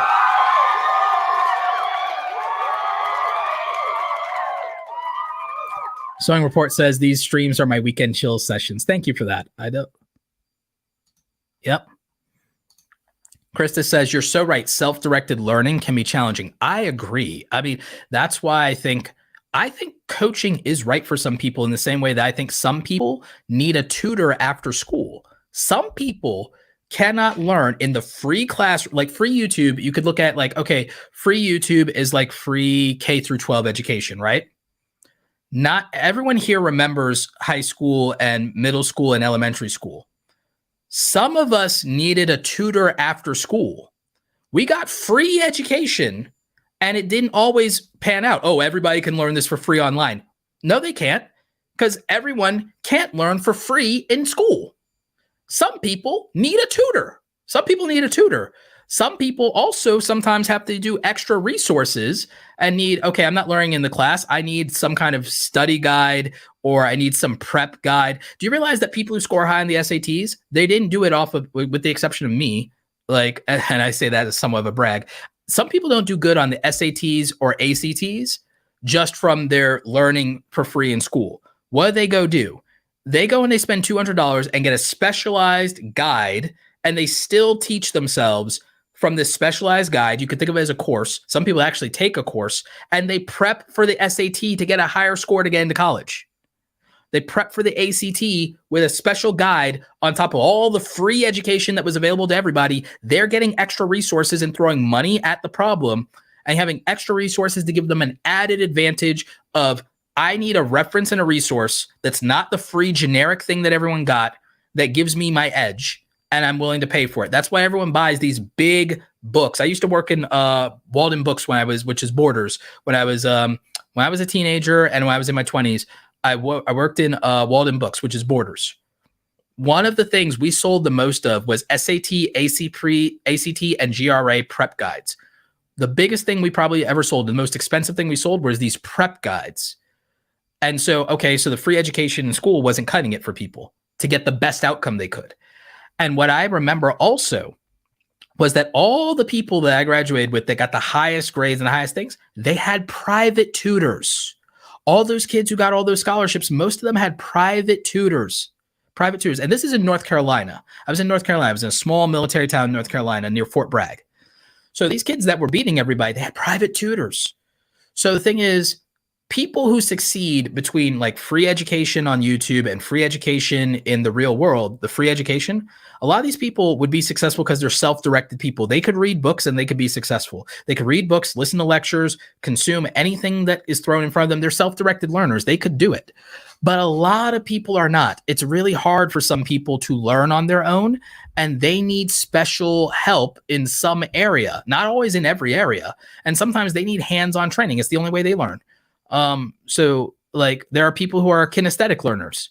They gotta get in there and they gotta do trial and error, but they're also self-learners, but by hand, by doing the thing. So there are a lot of YouTubers, they became successful because they were always going to theoretically be successful at something that they get their hands dirty with, where they get in there and they grind and do the work. There are people who become successful because they learn on the job. They did bad in school, but they learn on the job. They do bad in school, but they excel in the workplace. They excel in their career when they're given a chance. Why?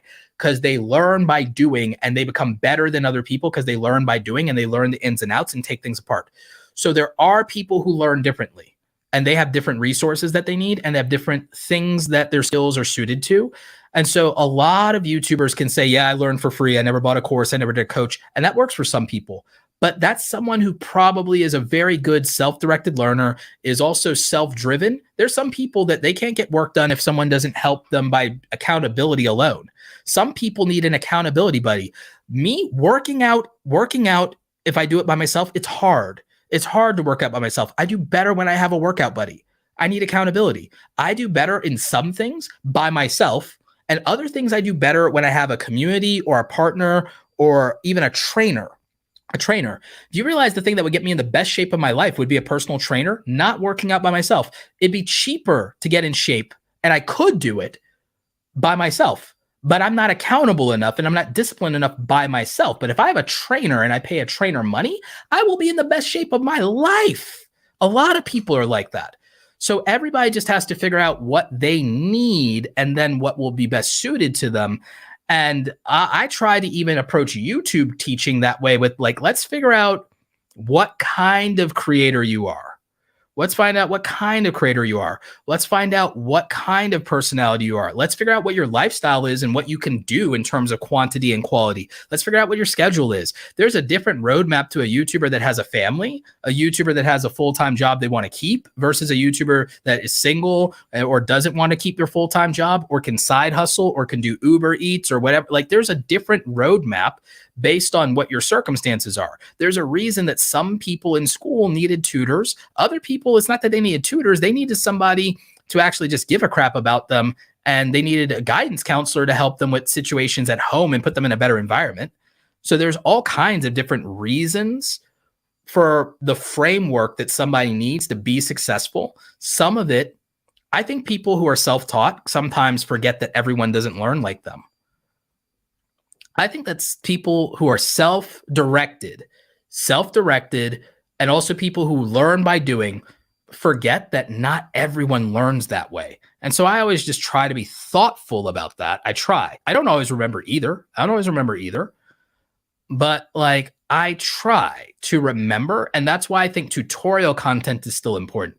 I think tutorial content is still important to learn how to do video editing by watching someone edit a video from beginning to end.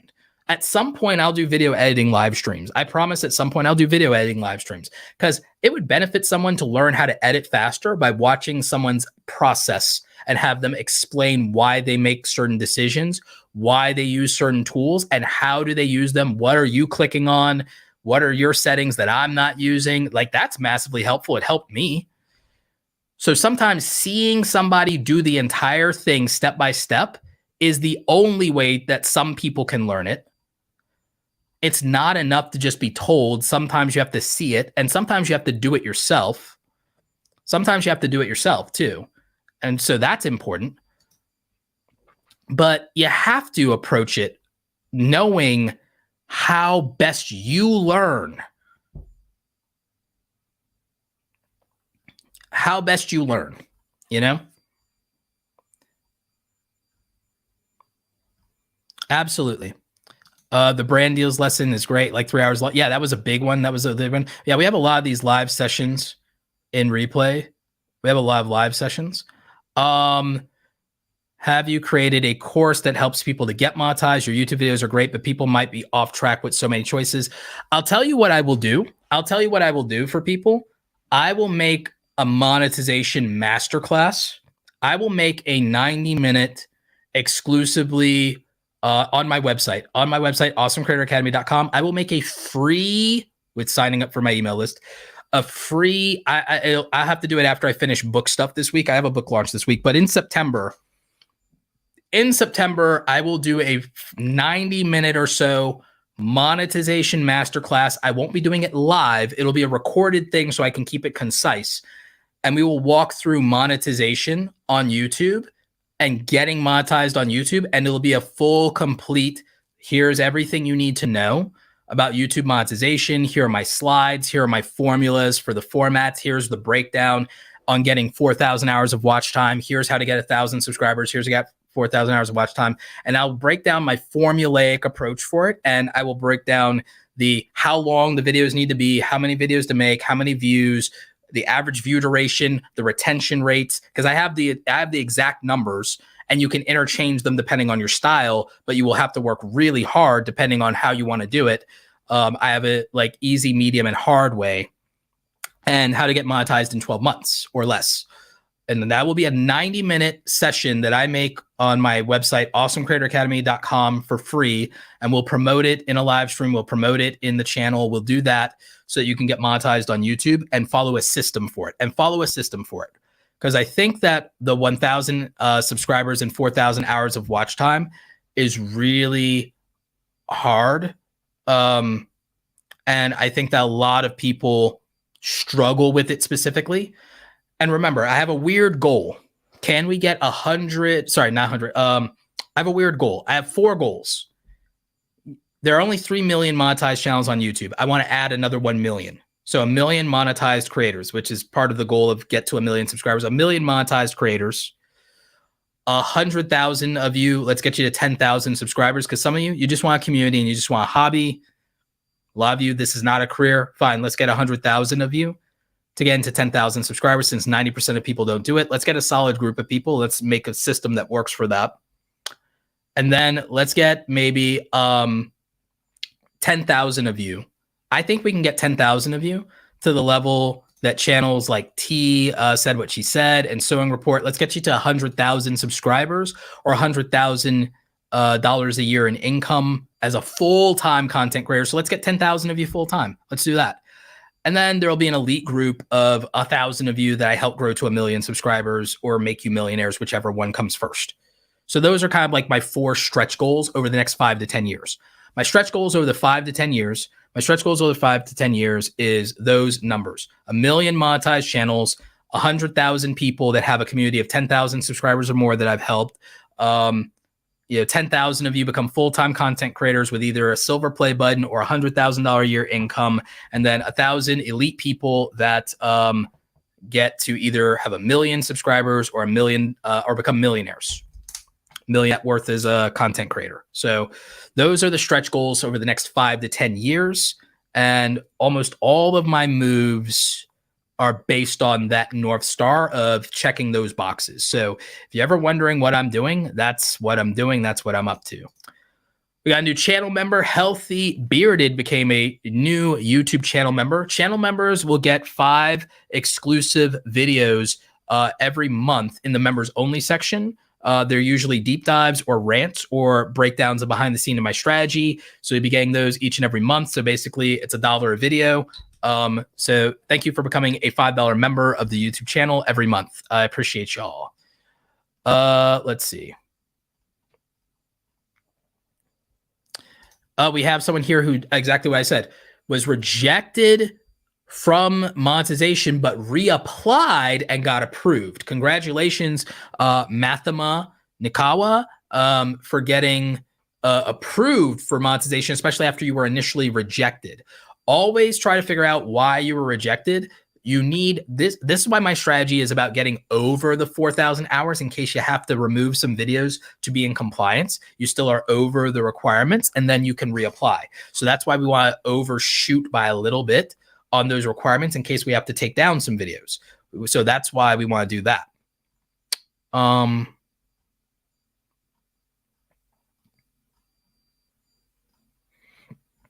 Yeah, Mitch Burns, $20 for products is usually the magic number for a lot of people.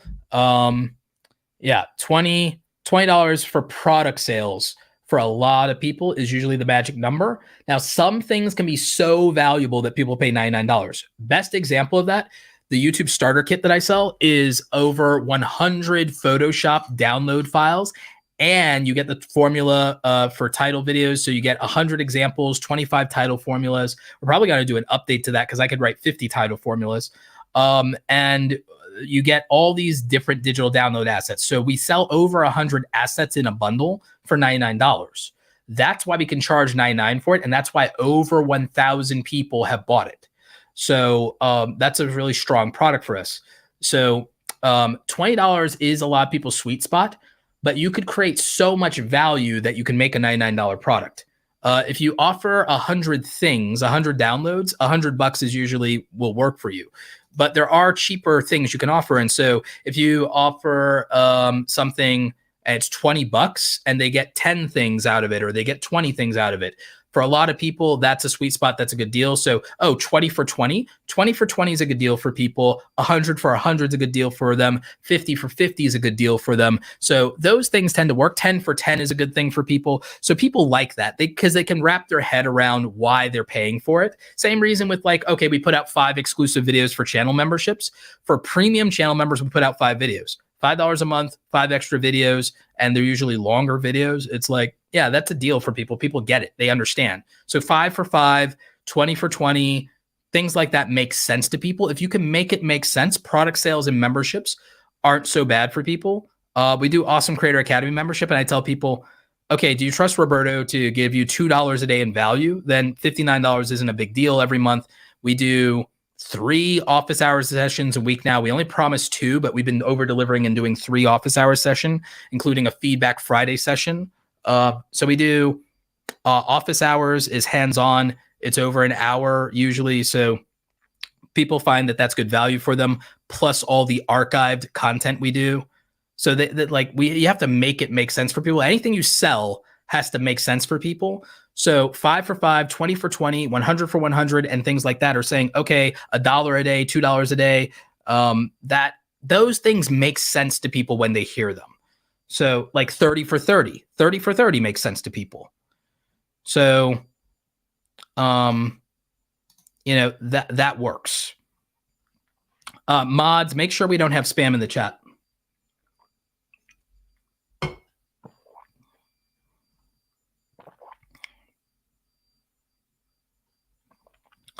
Monetization, when you get to monetization, you do get YouTube shopping, and YouTube shopping helps you with YouTube shopping helps you when it comes to your product sales for merchandise, digital products. If you have Shopify, physical print on demand products with Spreadshop and Spring. So that helps a lot. So just kind of keep that in mind. We have a bunch of super chats I'm still getting to. Oh, thank you so much for that one from Healthy Bearded. Super chat. Healthy Bearded says, thank you for all you do, man. You've helped my channel grow with your videos. Thank you. I'm glad to hear that. Sewing Report says she's got 4 channels monetized, and it typically has taken at least a year to gain any traction. 4 channels monetized is a big deal. So congratulations to you for that. Even I haven't monetized 4 of my own channels. I've monetized other channels. So that's great. Once you have 30 to 50 videos and focus on making videos people are looking for, things start to happen. Right. Now, videos people are looking for is different than people are searching for. Search is an indicator of interest. Search is an indicator of interest. There's an old marketing jargon, AIDA. So attention, interest, decide, and action, if I'm not mistaken, AIDA. So AIDA.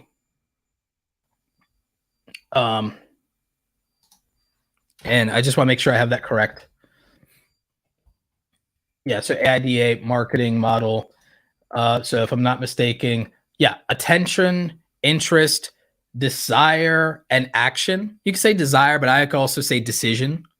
I usually say decision. Some people, in Glengarry Glen Ross, it's decision, not desire. It's attention, interest, decision, action. So I like that. So how do we apply that to YouTube? Well, our thumbnails are how we get attention, is usually our thumbnails.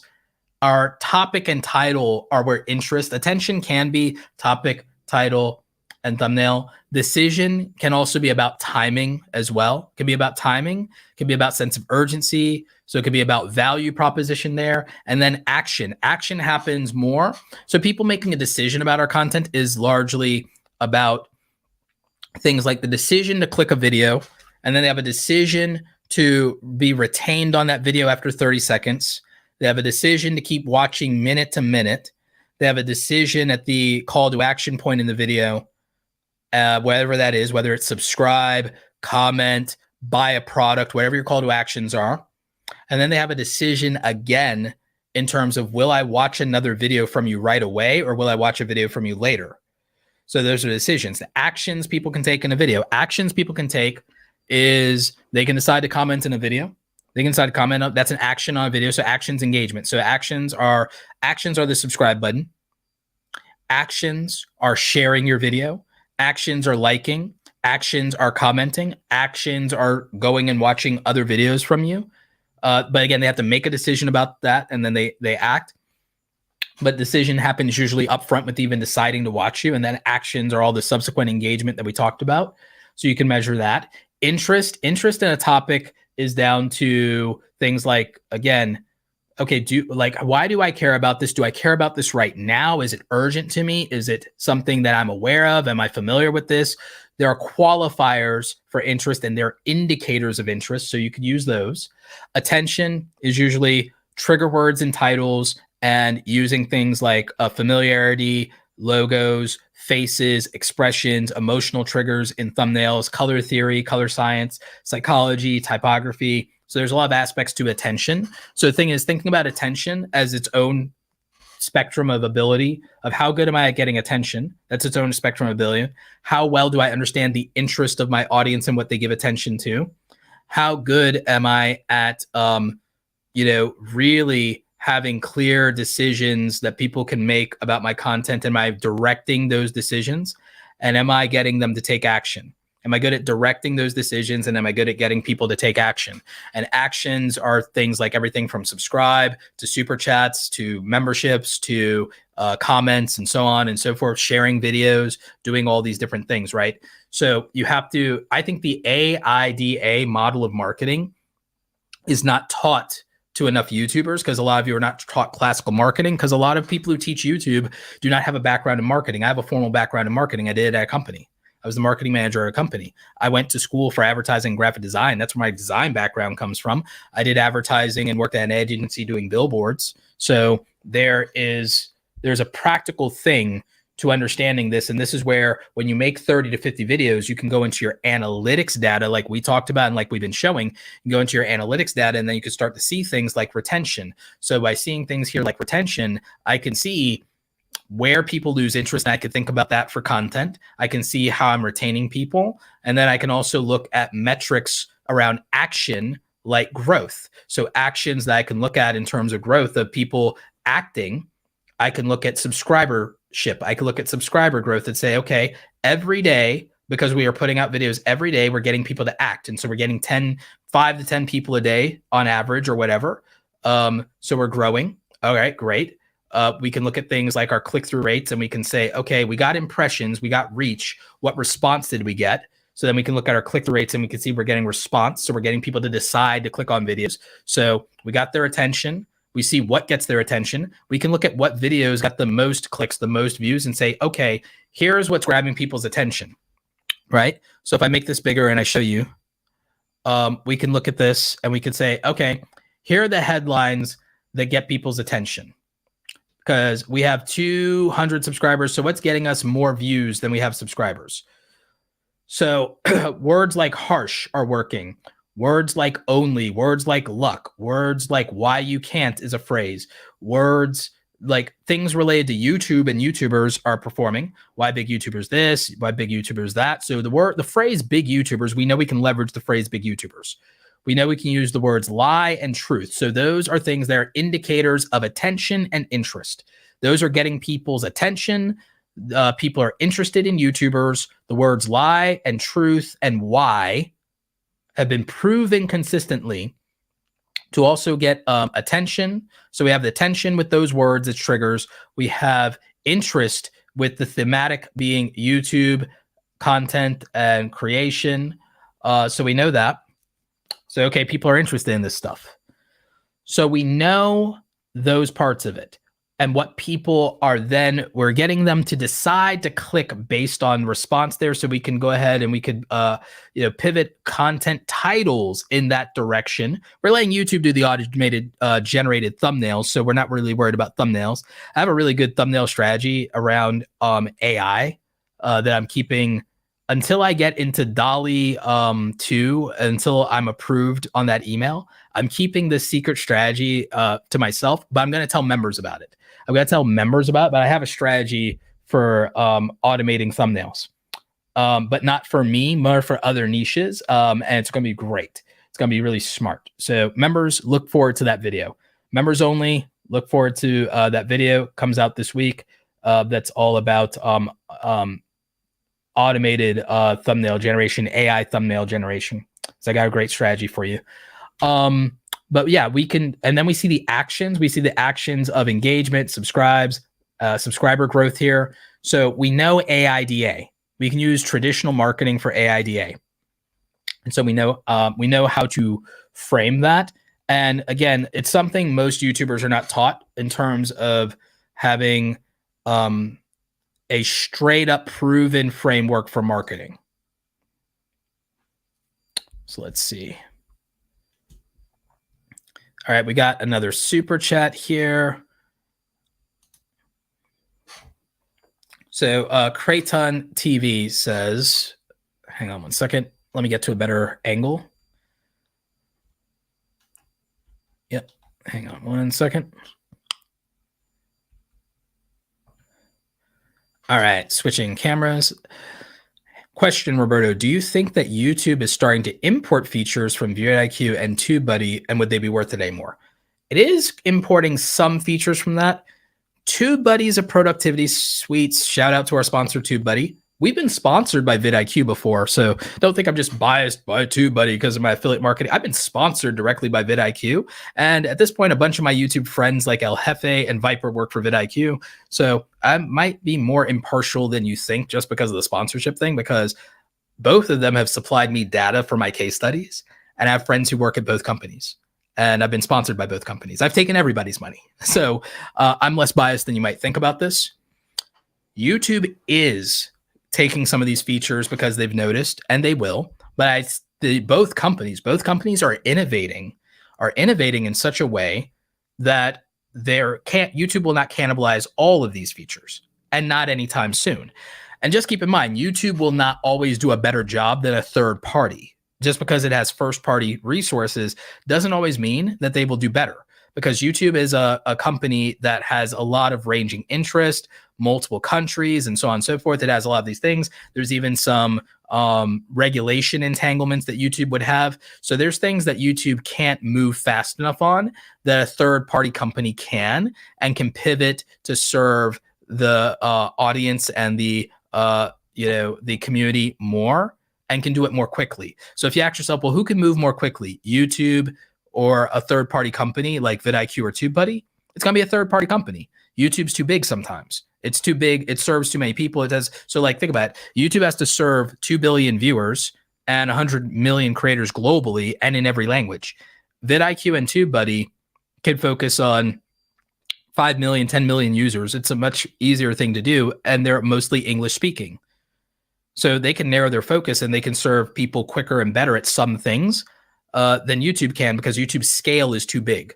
So that will always be the direction, and they will always be thinking about how to serve creators differently and better in a way that YouTube cannot natively. So just kind of keep that in mind. Keep in mind that will always be true. Morning Fame's another great app, by the way. Morning Fame is great for contextualizing data. So I like all three companies.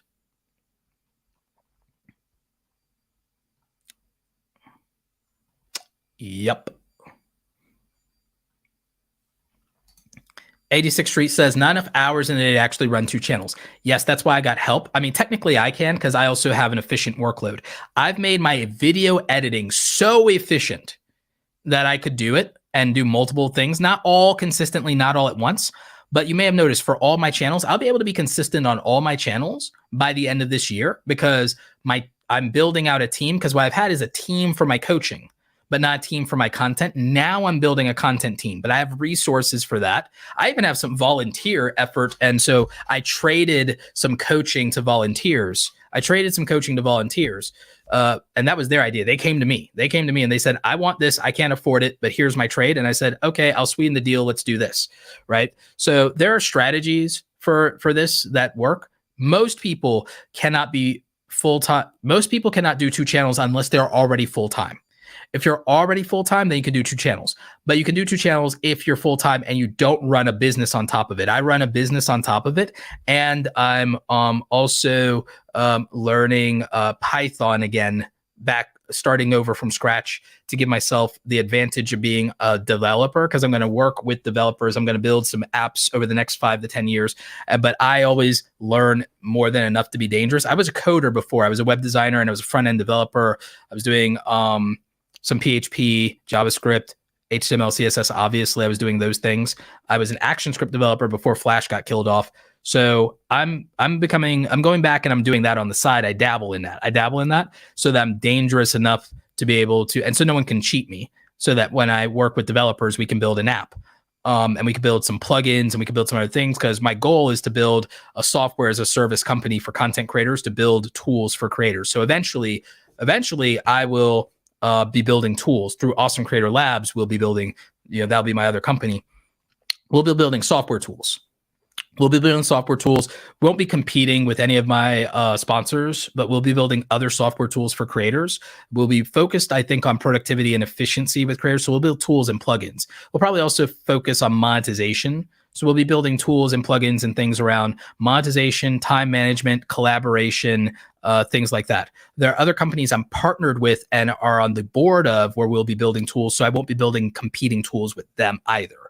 So it's complicated, but my point is, if you don't do all these other things, if you become full-time on YouTube, running multiple channels and having a team to help you run those channels is easier if you don't build a different business and your focus is your creator business and you don't run another company or you don't work another job. It becomes easier if you build a team and you have very efficient protocols. You have a manual and you're doing things the same way. And if your content isn't so creative as to be outlandish and hard for you to produce, it also helps when you invest in resources and you set up things. Again, I have a system. Look at the system I have for live streaming. I have a system to create high-end live streaming, like borderline cinematic live streaming. So I think that your protocols and efficiency determine your ability to scale content over time. And so that could matter. How soon after an upload do you think changing a title is a good idea? It's all response, not algorithm. It's audience response. Do not worry about the algorithm. Remember, the algorithm is only about the audience and the analytics. The audience plus the analytics. The algorithm is the audience plus the analytics. So the algorithm is only measuring audience response and then conditioning itself to audience response that it's measurable through analytics. So when we look at our analytics, it's real time. It's real time because when YouTube is distributing content to the people that will react to your content, respond to your content, that's in real time. So that means I didn't click on that title because I didn't get it or it wasn't simple enough or you didn't use the right trigger. So if you change the title or the thumbnail and then YouTube serves it to me again, it's real time. I can click on it now because, oh, now I get it, or, oh, that caught my eye now. Whereas, glance over that, don't care, blah, blah, blah. Oh, now I care. So it's real time. Do not think that this is about the machine. The machine is only measuring the human or simulating the human. The machine measures, responds to, and simulates the human behavior. So the human behavior takes precedent. So it's all about the direct response of humans, which is why eventually I believe and hope YouTube will do dynamic thumbnails where we get 3 thumbnail options and YouTube will choose the best of 3 options for the viewer. That is what I hope, because that's what Netflix does. I've talked to people about that at YouTube. I cannot promise it will come. I believe that dynamic thumbnail serving will come. I don't think dynamic titles will come because of clickbait, but I do believe that eventually dynamic thumbnails will come. I believe that YouTube will do in-dashboard A/B testing on the desktop within the next 2 to 3 years. Within the next 2 to 3 years, I think we have A/B testing native to YouTube's creator dashboard in analytics. I think we get native A/B testing in 2 to 3 years. I don't think it takes any longer than that. I think that's one of the next features in 2 to 3 years. Minimum 2 to 3 years. In 3 to 5 years, I think we get dynamic thumbnail serving. In 5 years, I think we get automatic accurate closed captioning and automatic translation, accurate automatic language translation in captions within 5 years, because I'm looking at what Google is doing with real time. Also for thumbnails, I think thumbnails will do auto language translation in the future and dynamic serving by language in the future too. Because of if you use Google Lens, if you've been using Google Lens and Google Search, and if you've ever seen it on where it auto translates on your phone. It auto translates another language in real time. I believe that that's the future. And I believe in no less than 10 years, AI auto generative voice dubbing in other languages. I believe localized voice translation and AI, accurate AI captions. I believe in 10 to 15 years that that's what we have in the future in 10 to 15 years. But in the meantime, I think we'll have these lesser things over the next 3 to 5. But that's where it's going. That's where it's going. And Apple Glass, Google Glass, all of that is going to AR, augmented reality, of real-time contextualization of everything we see with our eyeballs, but also real-time translation. And Google is already messing with real-time translation on audio now. Google's already doing beta testing and doing live product launches with real-time AI translation of voice in real time. So I believe that in 10 to 15 years, YouTube does an option of AI generative dubbing to other languages in 10 to 15 years. 10 to 15 years. That's the roadmap that I'm assuming. And I believe that. I 100% believe that, hand to God. There are things that could delay that. There are things that could change that, but that's what I think. And so that's why I also think, like I said, in real time matters, and humans are the priority. Algorithms are just robots that are looking at human behavior, mimicking human behavior, anticipating human behavior, measuring human behavior. That's why whoever knows the audience the best and serves the audience the best and understands the audience the best will win. That's how you beat the AI, is you have to understand humans better, and then you can beat the AI, and you have to simplify things for humans. So everything you do should be 5th grade reading level. Everything you do should be 3rd to 5th grade reading level, 3rd to 5th grade visual comprehension, and you will win. Because think about it. Is the AI smarter than a 5th grader? Is the AI smarter than a 5th grader? Are most people English speaking in America smarter than a 5th grader? Usually not. Reading comprehension is at 3rd to 5th grade level on average in this country. I hate to say that, but it's statistically proven to be true. So, which is also my biggest barrier and my biggest problem for my content a lot of the times. So, which is why aggressive titles on the highlights channel, on the small channel, it's been working because I've been running the titles through software that tells me the reading level of the title. And if the lower I bring the reading level, the better the videos perform. What I do with titles is the lower the threshold. If I can get it below a 3rd grade reading level, it performs better. I should do a video about this because I tested 1,000 titles. I tested 1,000 titles in YouTube, meaning I took the biggest YouTubers. I tested 1,000 videos in YouTube. I ran almost every viral video that I could find through a test in this readability software. In readability software, anyone can do this. By the way, anyone can do this. I'm going to make a video about it. It'll be probably my best clickbait video of all time. I tested 1,000 video titles and found this. And the videos that perform the best have the lowest reading level grade. Anything that has a 5th grade or below reading level performs better in YouTube. Every title that has a 5th grade reading level or lower performs better in YouTube. Every time. Even out of my own videos, my best performing videos tend to have a lower reading level to understand, and my videos do better. I think I could show you this. Actually, I think I can show you this. I can show you this in real time. This is how crazy this is, right? This is absurd. This is how absurd this is. It's so absurd that I could show you in real time.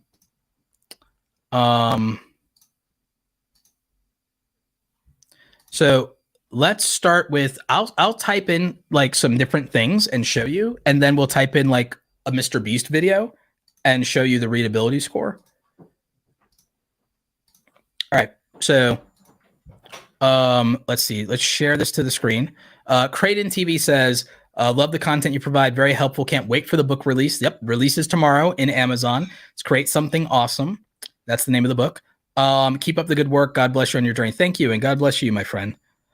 All All right, so we have this readability score testing and everything like that. So watch this. How to get 1,000 subscribers on YouTube. This I think will score like a 80% or something like that. Let's calculate readability. Probably scores like an 80%. Yeah, it scores about 80%. See, oh, how did I know? How did I know that this would score roughly an 80%, right? And then it tells us these readability sorts. What's the reading level? Reading level is 4th grade. Okay. Ease of reading is where we scored pretty low. Fog score, we scored green. So we want as many of these things to be green as possible. There's almost no complex words. So again, like that helped us. Okay. If we change this, I bet you the score goes up. If I go to how to get 100 subs on YouTube, watch this. Look at that. We scored over 100% readability score by changing the word subscribers, but YouTube can understand subs versus subscribers. So, and most people today now actually do understand the word subscribers, despite the complexity of that word. So what do we have? 0 complex words, only 7 words, 1 sentence, no complex words, average words per sentence, average readability syllables, and the score basically is basically kindergarten in terms of reading level. It's basically, so guess what? That's why that video would perform. Let me find a title of a Mr. Beast video. What's the title of Mr. Beast's latest video? Let's go to YouTube and we'll see what Mr. Beast's latest video is. I'll show you this. I'll literally will prove this to you. I think we did this in our deep dive on titles. Let me use this one from Peter McKinnon. Watch this. A Peter McKinnon title, which is a very simple title. I mean, it's almost cheating, but watch this. He did the end of Instagram. Calculate readability. This video is doing well for him. So it's got 75%, and the readability score puts it at like a 3rd or 4th grade reading level. This index is about hard to read. I think it's just because of the word Instagram. So yeah. So let's see. What's one of Mr. Beast's latest videos? Mr. Beast Reacts, 16 million views, and it's Insane Water Park BMX. Okay, let me literally copy and paste this title. And this is from his Reacts channel. Insane Water Park BMX. Let's see what the readability is. That's the Reacts channel. Weird that the readability score on that is lower. That's weird. Let me see if anything changes that if I do this. If I take out the exclamation point, what is that?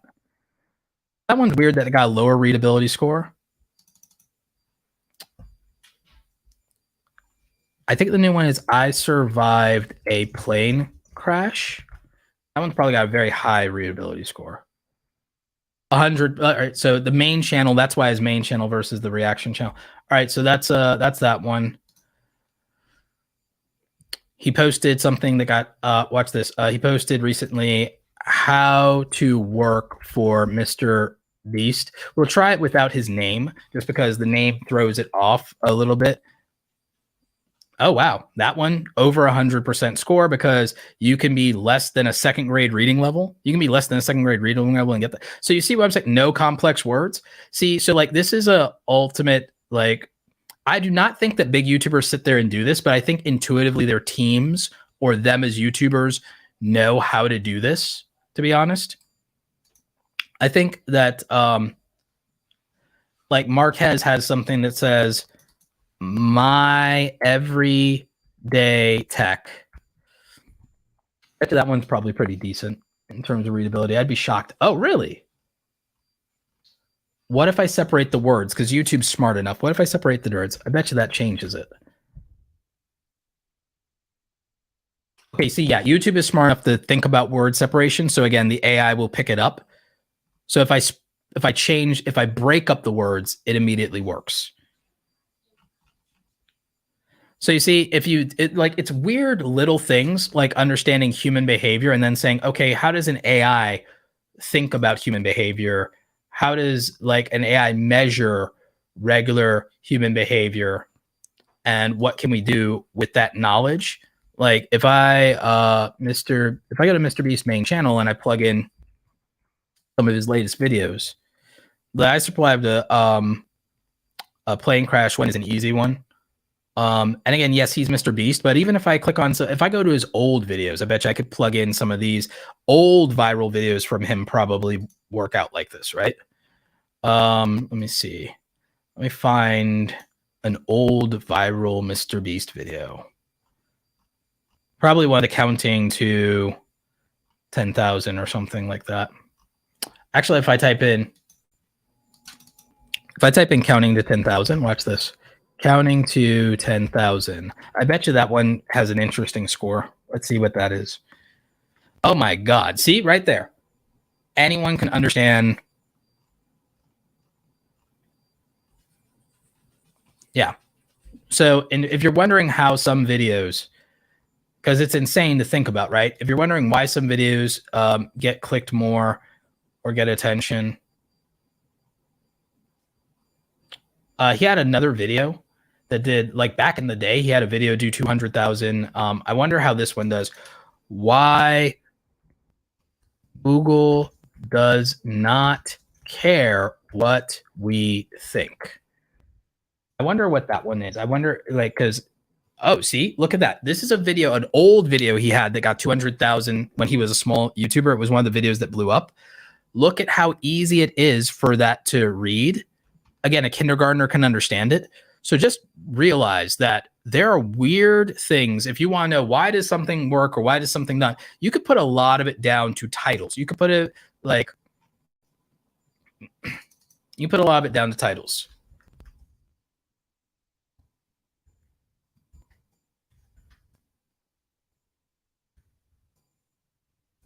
I wonder what my score is for this one.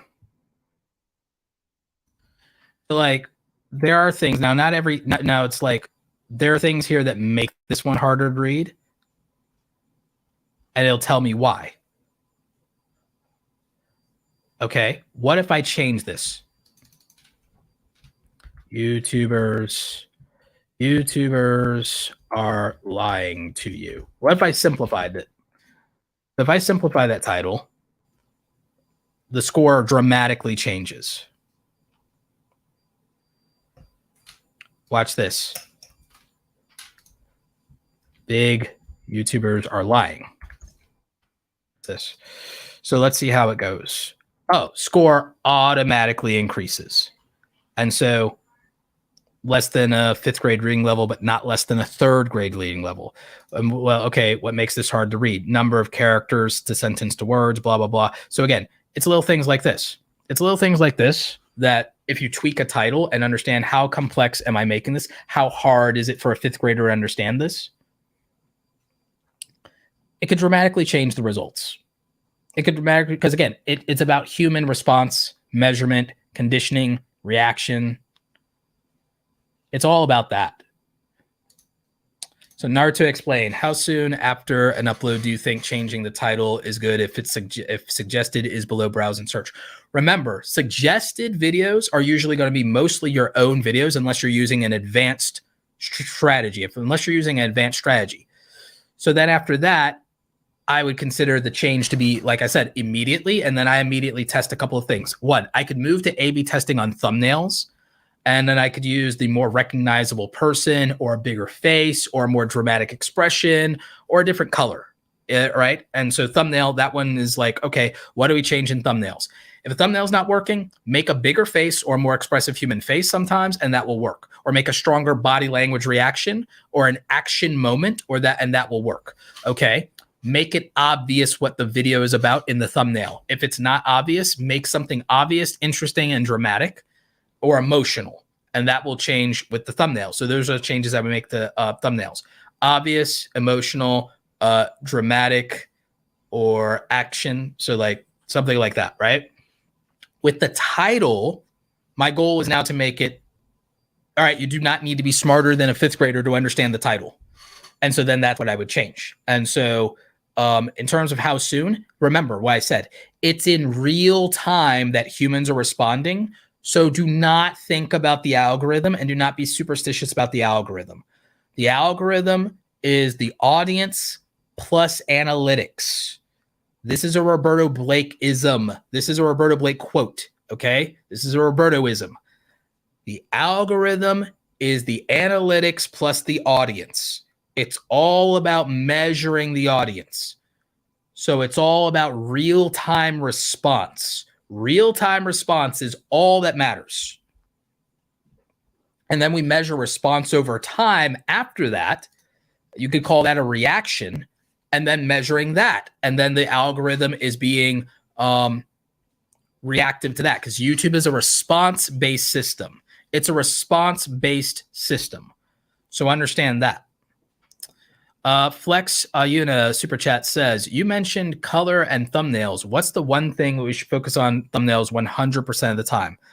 The one thing you should do and focus on thumbnails 100% of the time, and what you should not sleep on, is the fact that most of your views will be from mobile devices. Most of your views will be from mobile devices. So when it comes to things like color, test it in light mode and dark mode and make it something that can work in light mode and dark mode, which is why I like using sports team color theming. I use color swatches from sports teams because, one, marketing and research has already been done for me. So that's number one. Number two, because of that research in the graphic design shops, they're already designed to work on white and black. So it's done. So that's the thing with color. The next thing is text versus no text. Text can be literal and important, or it can be emotional. So decide whether this is literal or emotional and add text where needed, but that text better be readable and better be legible. And it better be text that makes sense for the font, better make sense for the type of video it is. That's why I stick to sans serif fonts, because they're easy to read in small letters on mobile devices. So that's why I use Futura Bold, Bebas New, Universe, Compacta, and those are like my main fonts that I use a lot of the time for exactly that reason. Those are the main fonts that I use. Bebas New, Helvetica, and Futura, and Universe, and Compacta. Those are the fonts I use. You can use, there's like 10 really good YouTube fonts you can use. The YouTube Starter Kit has a list of 100 free fonts that you can find and use that are helpful. But those are the fonts I use, and some of them you have to pay for. So those are the fonts I use. So we talked about color. We just talked about fonts. Let's talk about facial expressions. For facial expressions and for posing, it's either, the action that you're doing. It's the action or thing that you're doing. It could be a focus on the product if it's a product thing like Marquez.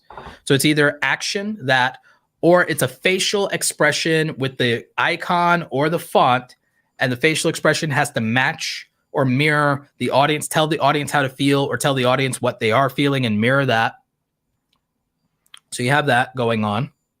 Or it's a selfie style thumbnail. Mr. Beast thumbnails are usually selfie style thumbnails. So there's only a couple combinations of the type of thumbnails for that in terms of the physical posing there. So you have that. And then in terms of like text versus a graphic, it depends. Literal versus emotional with text. Graphics are about familiarity or emotion.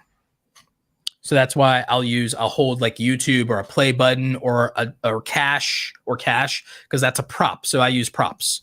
So those are things to think about. That's like a masterclass on thumbnails by itself. We have what I think equates to a $20 or $10 super chat in that, or super sticker rather, in that particular currency. So thank you, Kerala Blogs Jojo. Thank you, Jojo. After uploading, when is it best to share on other social media platforms? Typically, I would say not immediately after uploading. I know a lot of people immediately after uploading, they want to promote it everywhere. Sometimes I do it too. They want to get those early numbers up. Social proof. Okay, I can see it. The truth is, you might want to see how it responds, what the click-through rate is, maybe give it a chance where you might want to update the title or thumbnail. And then after you think, okay, this is performing really good, title and thumbnail are right, I don't want to change anything, I would promote then. Or I might promote after 72 hours because then I know, or promote again after 72 hours because then I know YouTube has picked it up. YouTube kind of understands what it's doing now. So maybe after 72 hours, maybe a week later, I would keep promoting if it's evergreen. So I think it depends. And if it's evergreen, you can keep promoting it forever. I can promote all of my tutorial videos because they're evergreen. I can keep promoting my tutorial videos, right?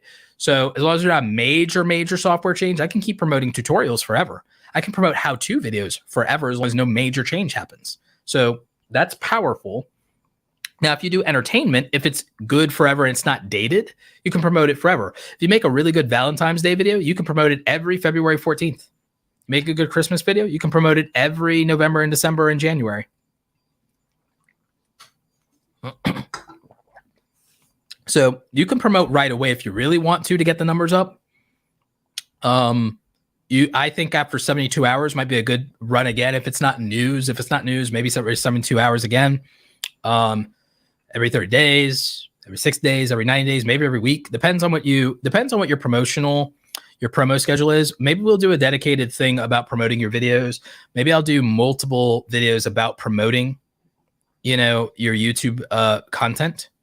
Because I think a lot of people do not have a strategy or understand how to promote. So maybe that is important to cover by itself in an updated video at some point. So maybe that would matter. Y'all can let me know in the chat or in the comments or the chat if you like that.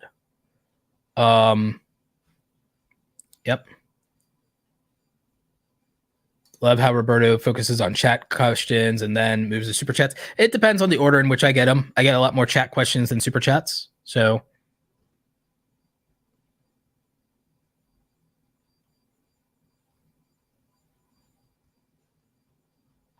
let's see. Keith Jones, Personal Finance, says, I'm playing your Zen Buster music channel while I clean up. Yeah, I love the music channel. I love the data that we get from the music channel. It's really dope. And it also helps me a lot. Low-key Bree, do not apologize. Look, do not apologize for that. It's like, if you don't ask somebody their culture, their ethnicity, it's easy to make those assumptions. Don't worry about it. It's never a problem. The only thing I try to do with making sure that I explain to people that, hey, I'm a first-generation American, I'm from an immigrant and a Caribbean Latino background, is I don't ever want to feel like I'm infringing on somebody else's struggle if they identify with a specific thing. Because it is different, and it is different for other people, and I respect it. So it's like one of those things where it's like, hey, if you have a different experience, you might have a very different experience, So I try to respect that by being specific. It's not about distancing myself. It's more because the experience of being Black in America, there's a level to where that struggle is universal. Being a person of color is a universal struggle, but being an immigrant's a different struggle. Being an immigrant or from an immigrant family is a different struggle. So I just try to respect that. Mental health is its own struggle. There are different generational struggles based on whether you're a millennial, a boomer, Gen Z, Gen X. You have a different lived experience based on the time you were born in. So I just try to respect where people are coming from. But I also try, it's okay if people don't know where you're coming from if they don't have a reason to know that. And so not everyone has a reason to know that. The main people who would know that would be people who pay attention to my flags in Twitter and Instagram, because I have the flag in my bio in Twitter and Instagram, which is something I started doing. My sister started doing, and I was like, you know what? That makes sense, and I respect it. And that does put that out there and tell people who we are and where we came from.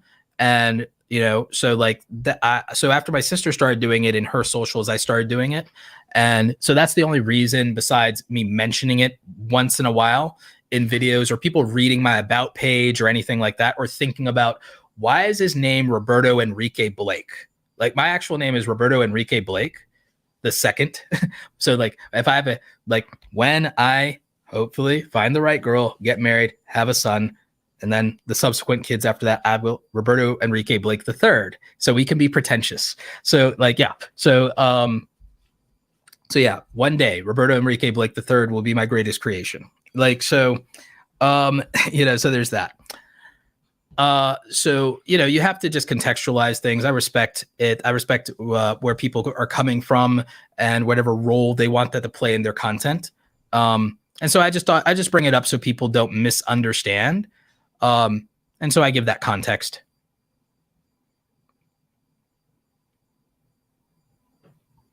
Yes, I need to do a video about copyright and fair use. Sewing Report says people do not understand the difference between copyright infringement and legitimate fair use. This is probably disqualifying the majority of channels from YouTube monetization. I need to do a video about it. So maybe I need to explain the monetization policy and specifically put copyright and reused content policy in the title of that video, because then people go, oh yeah, that's a problem for me. It'll probably be more of a search video, but I do think it'll get some clicks too. Alan Spencer says, congratulations on the book. Thank you, Alan. I appreciate you.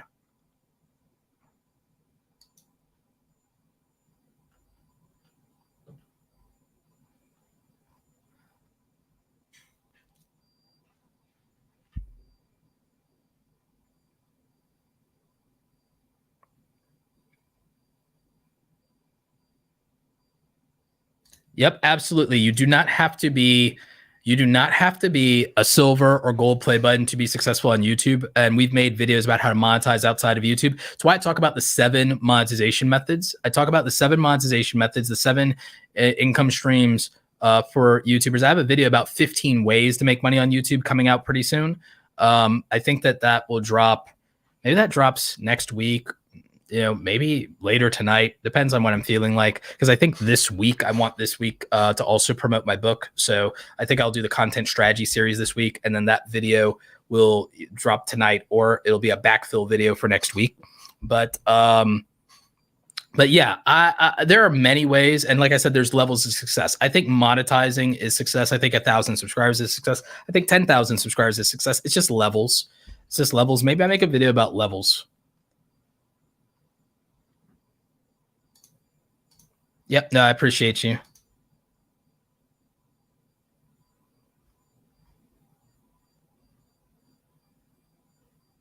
Let's see. We've got some more super chats. We got more super chats to get to. Thank you for all the super chats, by the way. And thank you for this one. Speaking English with this guy. Roberto is literally my hero. This guy's amazing. Thank you. I do appreciate that. I really do.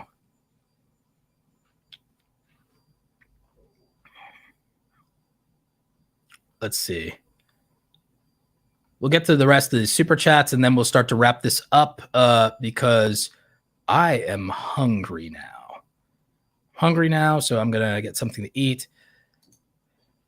Rebecca MC, thank you for becoming a YouTube channel member. I hope you're looking forward to this month's videos. We have 5 videos coming out exclusively for channel members every month. This month, one of the ones we have is a thumbnail strategy for AI generated thumbnails, because I think that's a really cool thing. We got 4 other videos besides that coming, but thank you for becoming a channel member. Hope you enjoy the exclusive content. I believe we currently have 100 pieces of exclusive content that are channel members only. So that's really dope. So appreciate all the new channel memberships.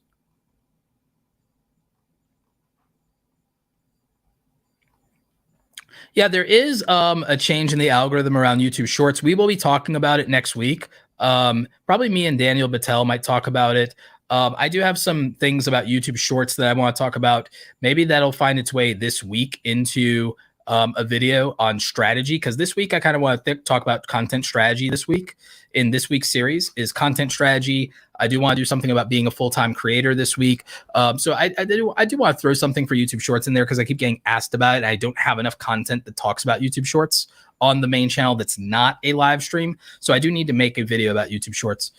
What's your opinion? No Sand Gang says, what's your opinion about posting videos without notifying subs because they have many high quality videos to build the library? Is it worth it? Thanks again. I think I would want to test more YouTube Shorts without notifying subs and let the YouTube algorithm find the viewers for Shorts. Now, if you get really, really discouraged or sad about like views not performing, you may not want to do that, because then, oh, it doesn't get views right away. Oh, this looks bad, whatever. But I think YouTube, you should think less about your grid, and you can make your YouTube homepage pretty if you care about your grid. almost no one uses the videos tab. So worry about someone's feed. Worry about someone's feed in their phone more, right? What they're scrolling through in their feed in their phone, right? So I have one of my old phones here I can use as a prop for this. So like worry about like what somebody's scrolling in their phone. Worry more about that. They're not clicking over, except for hardcore people or people who watch YouTube help videos. They're the ones who click over to the videos tab. Like most people don't click over to the videos tab. They just scroll through their homepage feed and that's it. Some people use their subscription feed. Most people do not. Some of them go to the trending page. Most people do not. So just go through and worry more about people's feed in their phone. And therefore, I don't think you need to do the, notify subscribers, because most people don't use notifications. You want to check? Go to your own YouTube analytics like I did. Go to your YouTube analytics like I did. And then look at how many of your views came from notifications. You'll find that almost none of them did. Even big channel, small channel, doesn't matter. Most of your views aren't coming from notifications. So what you could do is if you want to experiment and you want to experiment with something and you're like, oh, my subs are used to some type of thing, they're not used to the other type of thing.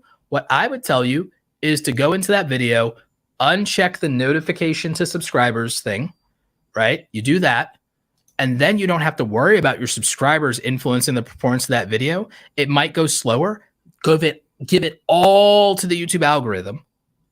Do not worry about subscribers and their initial reaction and them not clicking on a video, because then they're not influencing the response to the video, because now it's not being influenced by whether your subscribers like this sort of thing.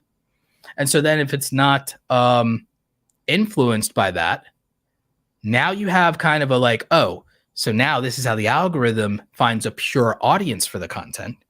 So I would try that. And then don't worry about as far as your grid, don't worry about the videos tab. Just customize your YouTube homepage. Just customize your YouTube homepage. And then you don't worry about it. Natural Larisha, thank you for becoming a YouTube channel member. We really appreciate you. I need some sound effects for the YouTube channel members instead of just the applause. I need to probably just go on Fiverr and commission some sound effects. I'm going to go on Fiverr and commission sound effects later this week. I just noticed my search was local going crazy. Yeah, sometimes for some types of content, local can do it. So yeah.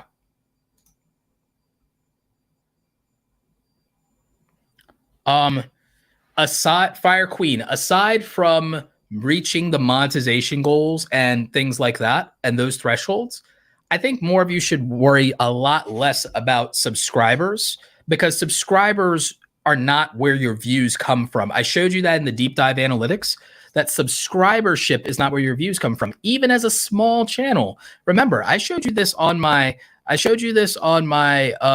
smaller channel that has 200 subscribers, and we've seen this with the podcast channel. A lot of you are worried about subscribers liking things. You need to just make videos for viewers, period, and make videos for a type of viewer. When I tell you all of you to niche down, it's not about topic as much as it's that niche down to this group of people.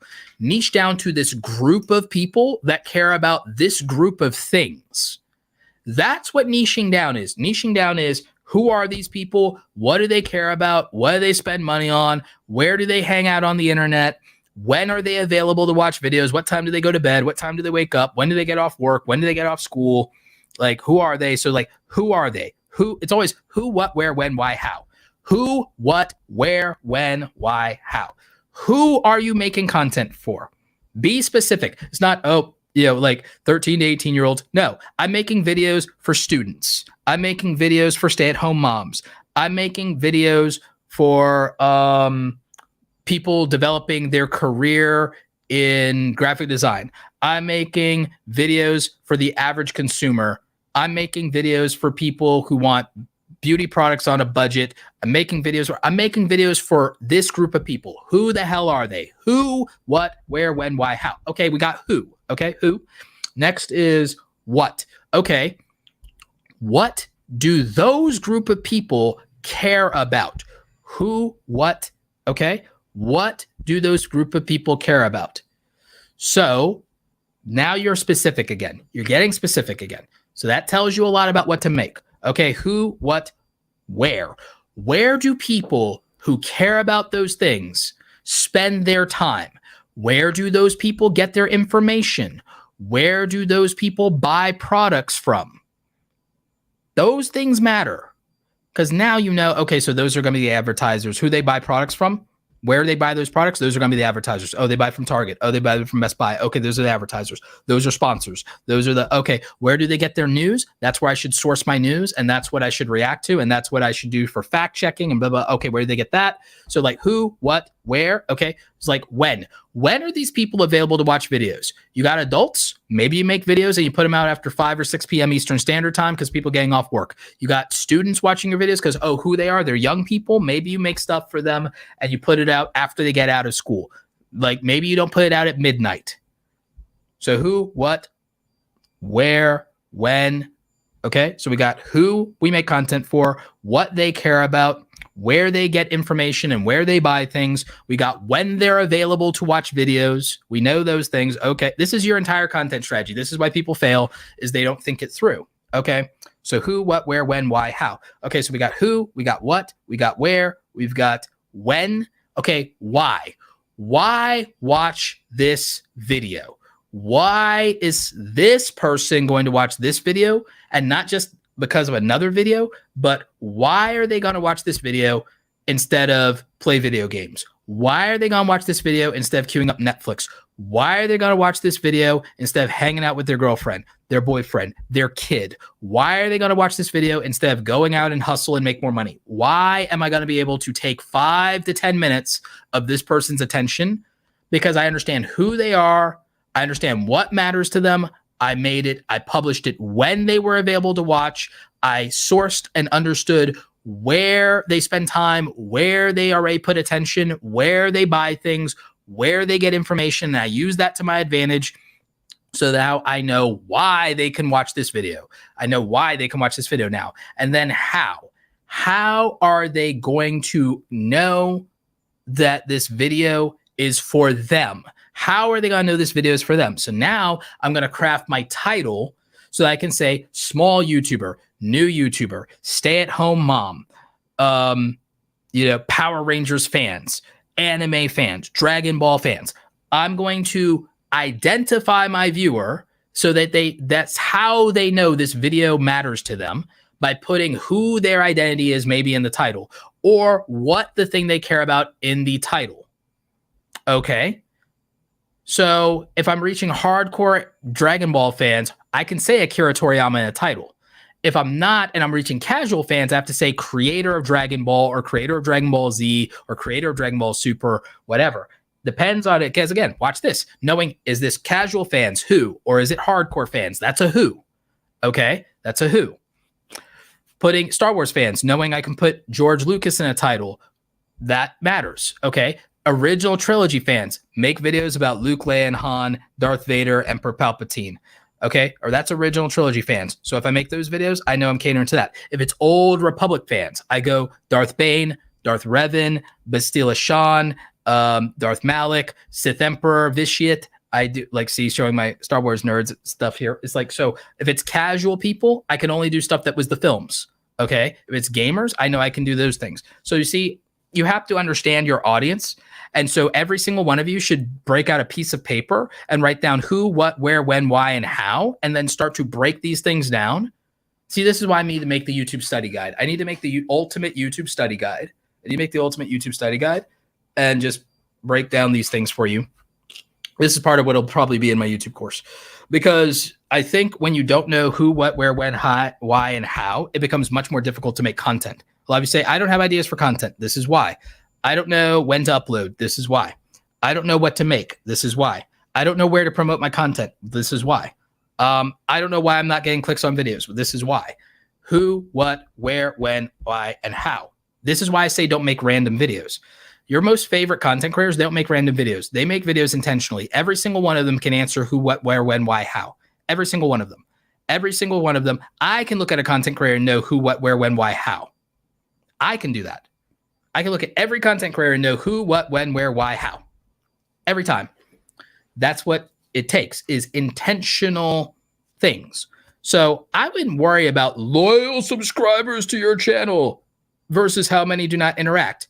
I don't care about no. I only care about yes. And subscribe is kind of a yes, but view is the more important yes for a lot of things, because you can't get subscribers without viewers. Can't get subscribers without viewers. Can't get the watch time for monetization without viewers.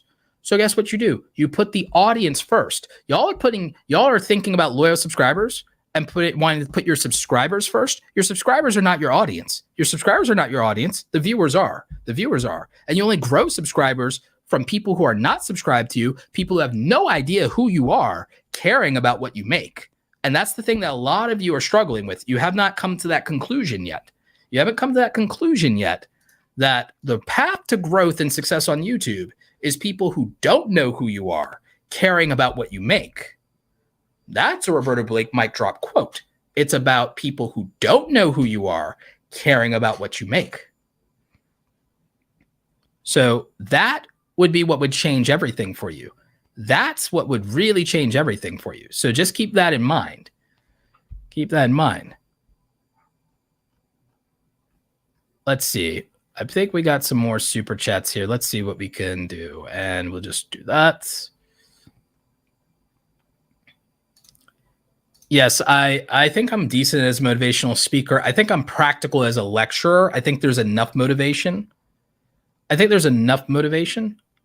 In there, but I mostly try to say practical stuff, actionable things. Like the thing I just gave you is an actual, like, okay, here's how I'm going to find my niche. Here's how I'm going to find my audience. Here's how I'm going to build my content strategy. Like I literally just told you how to do it straight up, no BS. It's like writing that down. So that is what would matter.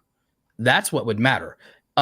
I know a lot of people are talking about van life channels and stuff like that. Do you know why that matters? Is because there's a lot of things. Because it's interesting enough and it can get our attention. Because it's not the way, anything that is not the way a normal person lives their life can get attention. Think about it. Anything that is not the way a normal person lives their life can get attention if you package it that way. So if anybody basically makes a video that says I'm living out of my car, living out of my van, that in theory by itself can get attention. Now, if the thumbnail also is of an attractive person, well, guess what? Life works out better if you look better.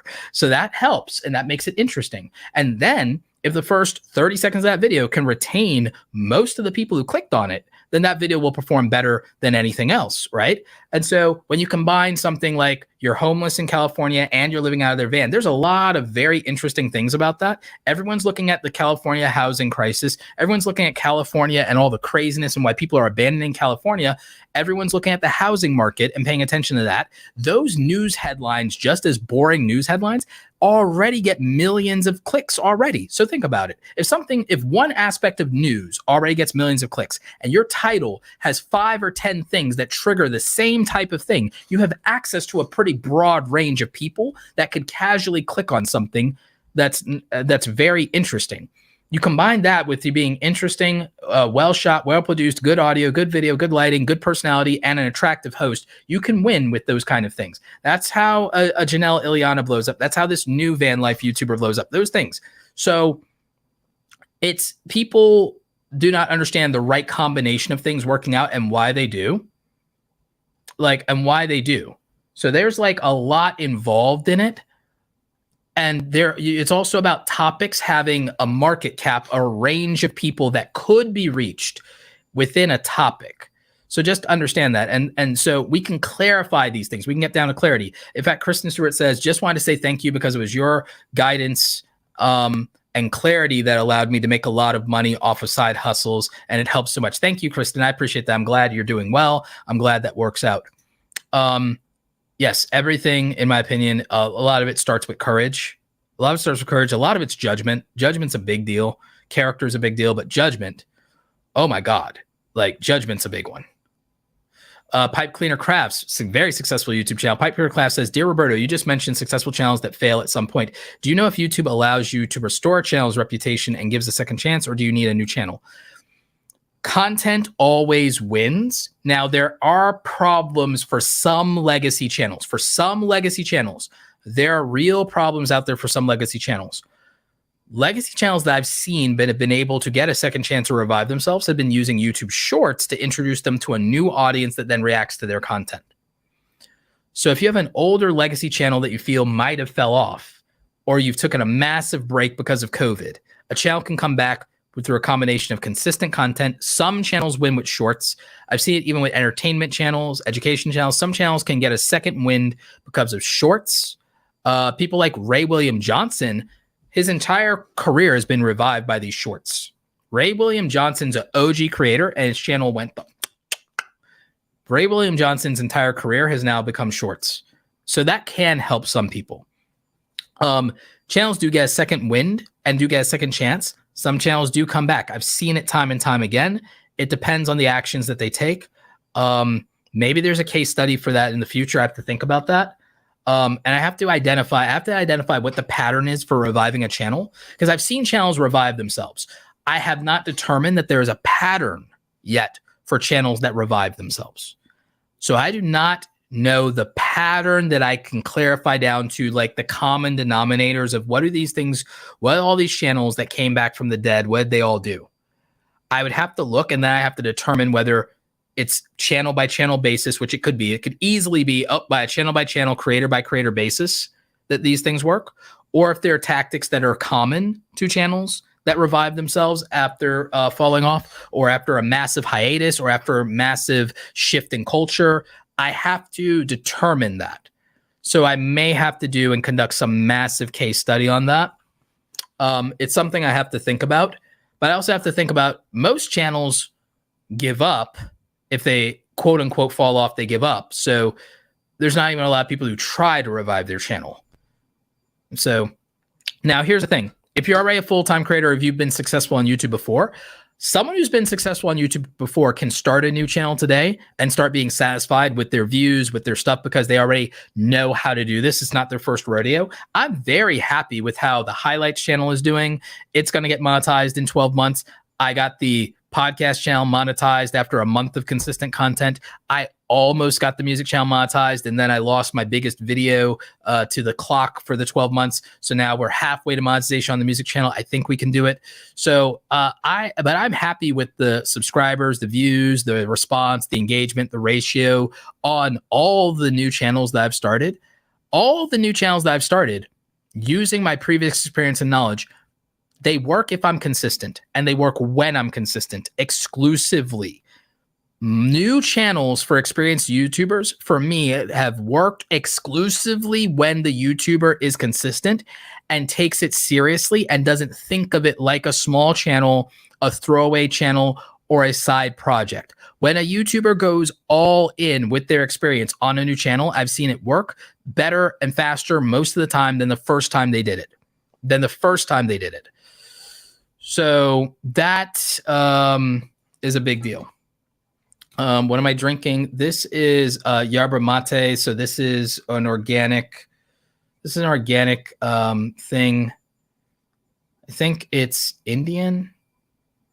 It's an organic thing. Other than that, I just drink water. I have my emotional support water bottle.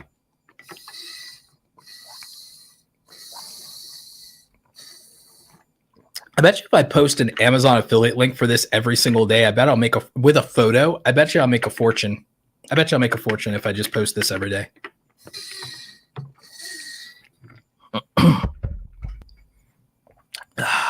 Yep. I throw a little bit of lemon juice in there. Then it makes it alkaline, so then it cleans out my insides. So then it's really good for my body on top of hydrating me. It's really good. So it's a little health hack, health/productivity hack is I just use an emergency, emotional support water bottle. I drink it down to its level, wherever it's supposed to be. So actually,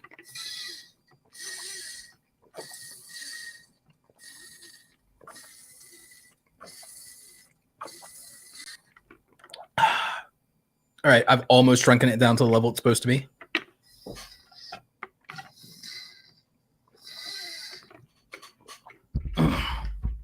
So yeah, another round of that, and I'll be at like my appropriate 4 p.m. levels of hydration.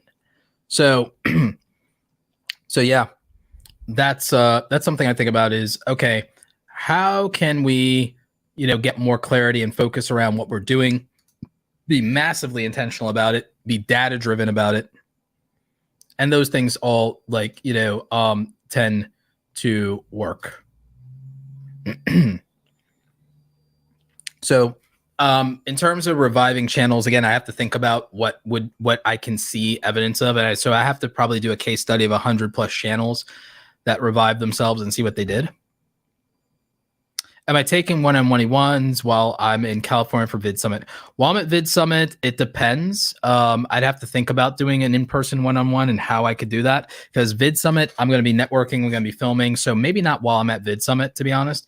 Maybe not while I'm at Vid Summit, but at Vid Summit, I will be hosting breakfast every morning. I'll be hosting a creator breakfast every morning. Yeah, there is a big community merging gaming and entertainment, and there's nothing wrong with that. I wouldn't worry about the biggest communities on YouTube. I would start to think about the communities that are large, that are also lacking in original content and that are underserved. Lovely Moments Creating. Thank you for the $10 super chat. I have 249 videos. I'm monetized. It's been 2 years. I have 24,000 subs. Congratulations. But I seem to be stuck now. Any suggestions? You're a candidate. Since you're monetized, you would be a candidate for working with me. You have 24,000 subscribers. You would definitely be a candidate for working with me in one-on-one coaching. Suggestions. Without seeing your channel and your content, usually when you say you're stuck, what people are saying when they say they're stuck, they mean one of a couple of things. One, they don't feel satisfied with the views they're getting currently on every upload. Or two, they don't feel like they have enough subscriber growth. Subscribers are usually about not getting enough views, by the way. So usually when people say they're stuck, they don't feel their content is performing with every new upload as well as they would hope. So that comes down to things like topics, titles, and thumbnails and timing. What happens typically is once people get more than 10,000 subscribers, their brain shifts to, I'm making videos for these subscribers, which does not grow your channel. And subscribers don't get notified about videos. The majority of them do not respond to notifications. The majority do not respond to the subscriber feed. So the goal to not getting stuck and having continuous growth is a couple of things. Sometimes you need to ignore the immediate upfront views of videos and know that some videos are long tail and they will grow you over a period of time and they will be a slow growing thing. My best videos blew up 6 to 3 months after I uploaded them. 3 to 6 months after I uploaded my best videos, 3 to 6 months is where they got all their views. 3 to 6 months is where they got all their views. So it'd be like that sometimes. It'd be like that sometimes. Just think that, okay? Entertainment gets a lot of its views up front. Anything that's not quite entertainment, anything that's more maybe lifestyle or education, it gets its video views much later in its lifespan. So with Lovely Moments Creating, maybe that's the case. So maybe that's what's going on with your stuff. So I would think about that a little bit. My biggest suggestion is if you look at what in the last 90 days gave you the most subscribers, I'd make more of that. If the goal is subscribers, I look at what in the last 90 days gave me the most subscribers. I make more of that. Look for outliers. Same thing for views. And then I even look at retention rates with that. So I look at what performed the best in the last 30, 60, 90 days for the results I want. So I'll give you a primary example. Let's go to my analytics and I can show you. Let's show and not just tell. Let's show and not just tell.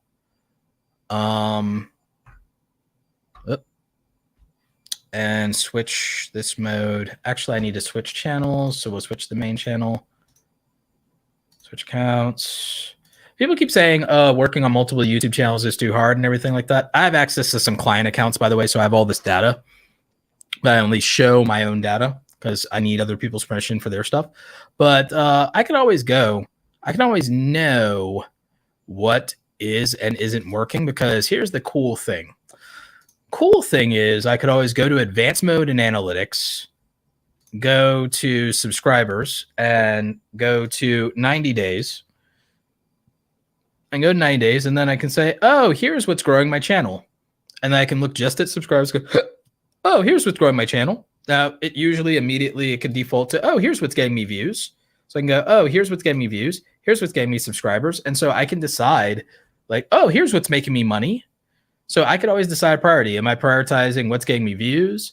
If I'm trying to get monetized, I can prioritize what's giving me watch time. Some things get more watch time without less views. Some things make more money with less views. I mean, look at this. There are things that get less views and make more money. It's riddled all over the place. So when people are stuck, they're usually talking about views and subscribers. If you're not happy with views and subscribers, then you make more of what got the most views in a cycle, like 90 days or something. If you're not happy with subscribers, you make more of what got the most subscribers in a 90-day period. You look at how to revisit that. You refresh that. You work on that. You look at your upload cycle. You look at, and again, I would not always focus on how videos perform up front. And I'll show you why. I do not always focus on how videos perform up front because there are some videos, depending on how they're designed, that are meant to just grow forever over a slower period of time. This Adobe Premiere video has a specific purpose. This Adobe Premiere video is a tutorial video that's only purpose is to get me 100 views every day for the rest of the year. 100 views every day for the rest of the year. So, possibly even for the next 2 to 3 years. So this video, I had another video like this years and years and years ago, and it only just stopped getting views after 5 years. So it's time for a new tutorial. It's time for an updated tutorial.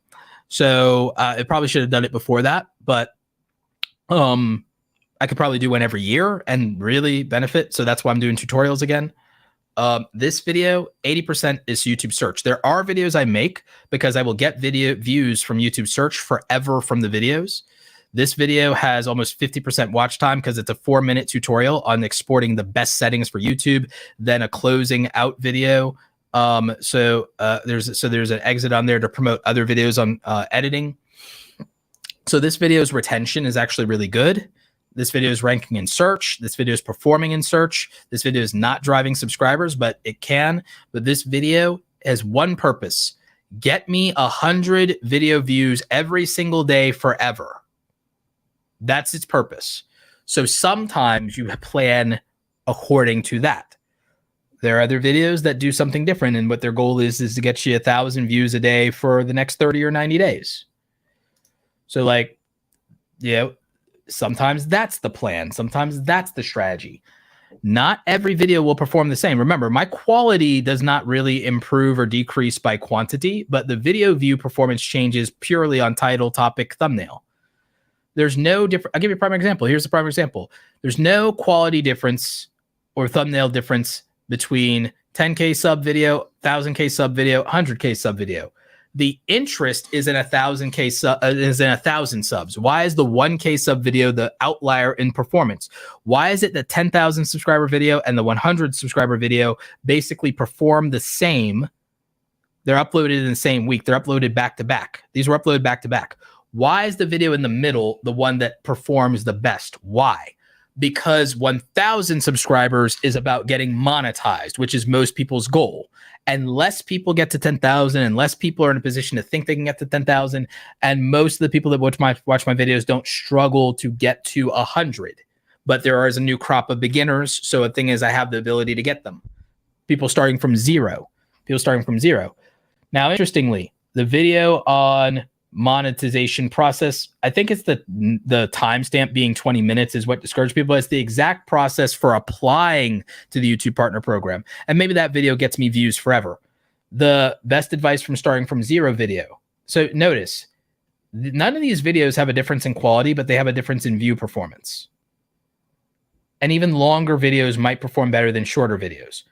So understand that's topic, title, thumbnail, and title that is responsible for video views. It's topic, title, thumbnail, and timing. It has nothing to do with quality. Quality determines how many of those viewers become subscribers. Personality determines that. Production value does that. Those are quality standards. Production value, performance, quality, personality. So those things. So again, if I work with you, then those are things we'd focus on and determining what's going on as we'd evaluate that. We'll do a diagnostic of your channel and your brand, and we'd figure that out. But I wanted to show you that data. I wanted to show you that people can just go into their analytics and know what's working, why it's working. This t-shirt video will do well in the long term. Its job is to go out and get me views forever. This t-shirt video, its job is to get me 100 views every day forever. That's its job. Its only job is to go out and it will not get all of its views from the homepage, even though it's getting a good chunk. It will not get them from search. It might get them from suggested. It is getting them from search. It's getting 20% for search. That search will overtake any time now. Anytime now. If I look at the last week, again, it does fine. It's going to get 100 views a day forever. That's the point of the video. So there's a strategy for targeting. I showed you how to target homepage. I showed you how to target search. Suggested has to be a dedicated thing because there's a regular strategy and then there's an advanced strategy, and your mileage may vary. And some of it is based on your niche. Some of it's based on niche specifically. So yeah, if you're stuck, usually it's things like you're not getting enough views and therefore not getting enough subscribers, and that's a lot of topic, title, and thumbnail. And then there's specific things with stagnating in your niche, being relevant to today, or again, your biggest problem is, oh, I'm making videos for my subscribers now. That's why people get stuck after 10,000, after 1,000, after 10,000. People think, oh, I'm making videos for my subscribers now. Make videos for people who don't know who you are and make them care. Make videos that someone who doesn't know about you, doesn't care about you yet, can care about the content you're making. That would make all the difference in the world for the far majority of you. That'd make all the difference in the world for the far majority of you. So yeah, so let's get to the remainder of Super Chats, then let's wrap up. It's been 4 hours. Let me go get some food, and that's what we'll be doing, is we'll do that. Because we got to feed the Roberto. Yeah, YouTube does not just demonetize channels out of anywhere. You do have to learn up the policies. Thank you, Clover Tech. Clover would know. Clover is a Second Amendment and firearms channel. So Clover Tech, shout out. Been an OG in the community for a very long time. And yeah, Clover would know. 99% of it is YouTube doesn't just demonetize channels out of nowhere. He has a very particular niche, and sometimes it's very difficult in that niche. So you just have to be aware of these things. You have to understand. Is the Creator Academy suitable for non-English content creation videos in French? If you understand and can learn in English, then yes. If you can understand and learn and you are very familiar with my content and you speak in English, yes. I actually coached a French YouTube channel. Actually, it's French creators. It's a couple. They're a couple. One of their channels is 6 million. One of their channels is 1 million, and the other one is 200,000. So they have 3 different YouTube channels. And they're in French, and so they're French only. We did a coaching session together, and we came up with a strategy that helped them quite a bit. I also helped them with understanding how to properly hire and outsource for their business, because they were doing too much by themselves, which is a big problem. They were doing too much of the content by themselves. So, yep.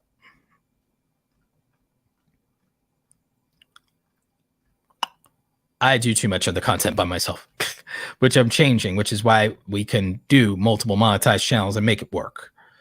So we can make this work. Let's see.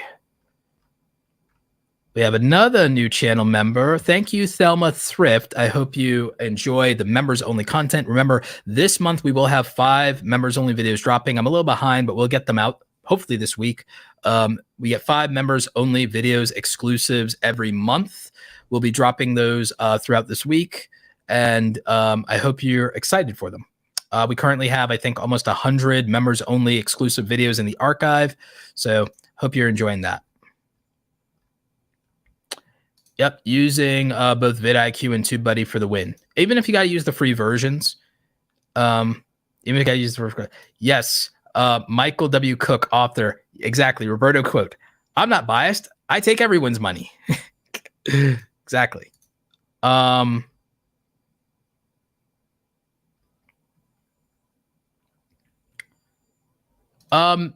Reptiles and Research says, I've been doing this for 2 years and I'm at 5K subs. Congratulations. 5K subs is still a big deal. After 130 odd video uploads, but evergreen content dies. I'm getting only 5K subs, 5 subs a day. So here's the thing. Evergreen videos, if it's truly evergreen, instead of you just thinking it's evergreen, it's probably not going to die. And you have to measure its lifespan. So again, like I know, okay, this will get 100 views a day forever. If a video gets 100 views per day forever, I also know that video at 100 views probably only converts 1 to 2 subscribers a day. So I'm not expecting much from that video, but long term, over the course of many, many years, it will grow. If you've done 130 videos and you've gotten 5K subscribers, just remember, Mr. Beast did 100 videos. He didn't even get 1,000 subscribers. PewDiePie did 100 videos. He got 2,500 subscribers. So you're not doing bad at 130 videos. If you're struggling to acquire subscribers, some of it could be production value quality. So audio, video, lighting, things like that. If you don't think it's that, then you could look at your performance on camera. How clear are you performing in terms of clarity? How much confidence and charisma do you bring? How much emotional connection do you bring to the content? And then after that, it's personality. And that could be alignment between you and the audience. That's alignment between you and the audience. So consider that with the subscribership problem. Views, I only expect 1% of viewers to become subscribers. If more than that happen, it's a really, really good video. So I look at things like that. I look at retention numbers to determine how good video is. I look at the retention. I exclusively look at the retention to know how good a video is. That and did people subscribe from the video? I look at those two things, right? So by looking at those two things, I can know whether I need to make better videos or edit differently or perform them differently or produce them differently, right? So I can know based on that. I do not think you're doing as badly as you think. I think it's just easy to look at a lot of people get more out of 2 years and then feel bad. But I've seen people, it takes them 1 to 2 years to get monetized on YouTube to figure all of this out. You're also not a full-time content creator. So getting anything out of doing YouTube part-time is very hard. People who grow fast, they start as full-time YouTubers, or they're kids who don't have responsibility. So just remember that. It's a big deal. It's a big deal that most people who blow up on YouTube, remember, most of the people who blow up on YouTube, they're kids. They don't have kids. They're kids. They don't have full-time jobs. They're kids. They're in school and they don't have anything else. So that's who blows up on YouTube. They don't have anything else. They give all their spare free time, all of their spare free time to YouTube. That's who blows up on YouTube. It's kids who give all of their spare, or if it's adults who have a business or a career or are retired or cashed out or have a spouse that's got a steady job, or, and they go all in and then they have an advantage and they blow up. But part-time YouTubers take it slow. And they don't have a choice because it's a lot of time, energy, and investment divided against other priorities. So it's not uncommon. If you're wondering, why does it take me so many years to get so little? It's so many years, but how many hours is it? And the only way to grow YouTube faster, to be honest, one of the best ways to grow a YouTube channel fast is become a faster. I need to do another video on another 15 tips to grow a YouTube channel faster. Because one of the best ones is become a faster video editor. If you become a faster video editor, you can make better content at a higher rate. So you can make more content or you can make better content with the free time you have. Since most YouTube creators that are trying to grow are all working class content creators. Since everybody that's trying to grow is usually a working class content creator, they have not made the transition to full time. They work a 9 to 5. They're not a student. They can only do YouTube as a side hustle. They're a working class creator. They have limited time, limited resources, limited energy, limited focus. But they're also trying to express themselves. So then sometimes they're not doing strategic or intentional content because this is an outlet, because they already work a job. They're trying to not turn YouTube into a job, but they want it to free them from their 9 to 5 job. So it's a weird conflict there, right? That's the big conflict that stifles most people, is they're trying a lot to have fun with this because they already have a job they don't like. So that keeps people from focusing and being strategic and treating it like a career, because, oh, do I really want a second job? But you want this to free you from your first job. You got to treat it like one. You got to treat it like a career. So when you treat it like a hobby, it's harder. And then there's not a lot of resources for a lot of these creators to put into it. Now, the kids don't have resources, but they have energy, time, stamina, and their obsession with the YouTube culture. They have more time to research content, more time to watch what's working. So they have the advantage. Youth has the advantage in that because they have less responsibilities, less priorities, even though they have less money. So where they have no, where they're not money rich, they're time rich and they're energy rich. So they have energy and time that most people that are in their later 20s, early 30s, late 30s, mid 30s, 40s don't have. So then that determines part of your situation. And then if we look at the circumstances of 2 years, again, it's 2 years, it's 130 videos, but it's 130 videos. It's one video a week probably over the course of 2 years. People who grow faster put out 2 to 3 videos a week, but it's harder if you're a working class creator, but it becomes easier if you video edit faster with retaining the quality. If you can retain quality and edit faster, you get to put out twice as many videos. Put out twice as many videos, you have the opportunity to grow twice as fast, but also to get better at making content at a faster rate. So then you're getting better in quality at a faster rate. So then you grow faster on top of that. So now it could exponentially grow faster by just being able to upload 2 videos a week and get to the higher level of quality in 1 year instead of 2 years. So then you grow faster. If you get better and faster, and then you either have more time or you get faster and things take less time, you can either put out more videos or increase the quality. So if it takes half the time, you can either make it 2 to 3 times better in quality, or you can get out 2 to 3 times the videos. Either of those things might grow you 2 to 3 times faster. The faster you get on top of that, it's quality and quantity at the same time. So now you exponential growth. So now you grow maybe 6 times faster because now you've doubled quality, you've doubled quantity, the frequency and consistency is there, compounding results. You're getting faster, better, sharper every single time you're uploading. And so now you're improving at a 3 times rate with your performance, getting more comfortable on camera, confidence, clarity, communication, charisma, emotional connection. Audience has reinforcement, consistency, connection, going deeper. You know what to make now. You have more data. So this is the exponential stacking of YouTube through consistency. And so now it could exponentially, so now it could grow 9 times faster because it's improvement in multiple verticals. So now it's all these things. That's the stack. When that's amplified by more energy because maybe you get healthier, maybe you invest the money instead of in the channel stuff, maybe you invest in something that makes you healthier, makes your video editing and production faster, maybe you improve your fitness, maybe you eat better, maybe you sleep more, maybe you sleep at the right time instead of staying up late, maybe you fix the schedule to where you calendar block and you do YouTube videos on your day off because now the performance is better because you're higher energy and you're batching content instead of trying to film after work. You research after work instead. So now, you're not as tired, and then you perform on your day off, the performance, the on camera, the recording, the voiceover. So now it's higher energy. It's better. So now it's improving in that area. Now you're batching because you're making more of it at once. Then you're editing on days and in times where you don't need it to be quiet to edit. You use headphones. You need to film when there's nobody at home or whatever, and kids are asleep or whatever, the kids are at school. You film when it's quiet. You make time for it to be quiet because you can only film when it's quiet. Now you can get ahead of content and batch, especially if you're a working class creator. You can edit anytime you can put on headphones. So you prioritize differently. You film when you can, you edit when you need to. You film when you can and you edit when you need to. And you're always researching. So now you have a different framework. You can make a thumbnail anytime. Don't make a thumbnail when it's quiet. Film, record when it's quiet. Don't make a thumbnail when it's quiet. You can put your headphones on, right? So it's about prioritizing. Most people don't know the time management for being a YouTuber. I made a video about this. I made a video about how to be consistent. It's got like 10,000 views. It should have more because it's a bigger problem for more of you. Share it in Reddit, share it in Facebook, share it in Discord, share it everywhere because it's the most needed video. So now you have a situation where, okay, you're more effective, you're more efficient, you're getting higher quality because your performance is better, you're getting faster at video editing, you're doing that, you're being more effective, and you have better content because you're doing it more, so you're getting more comfortable faster, you're sharpening the saw constantly. You're learning the audience constantly. You have more data to react to. YouTube has more data to react to.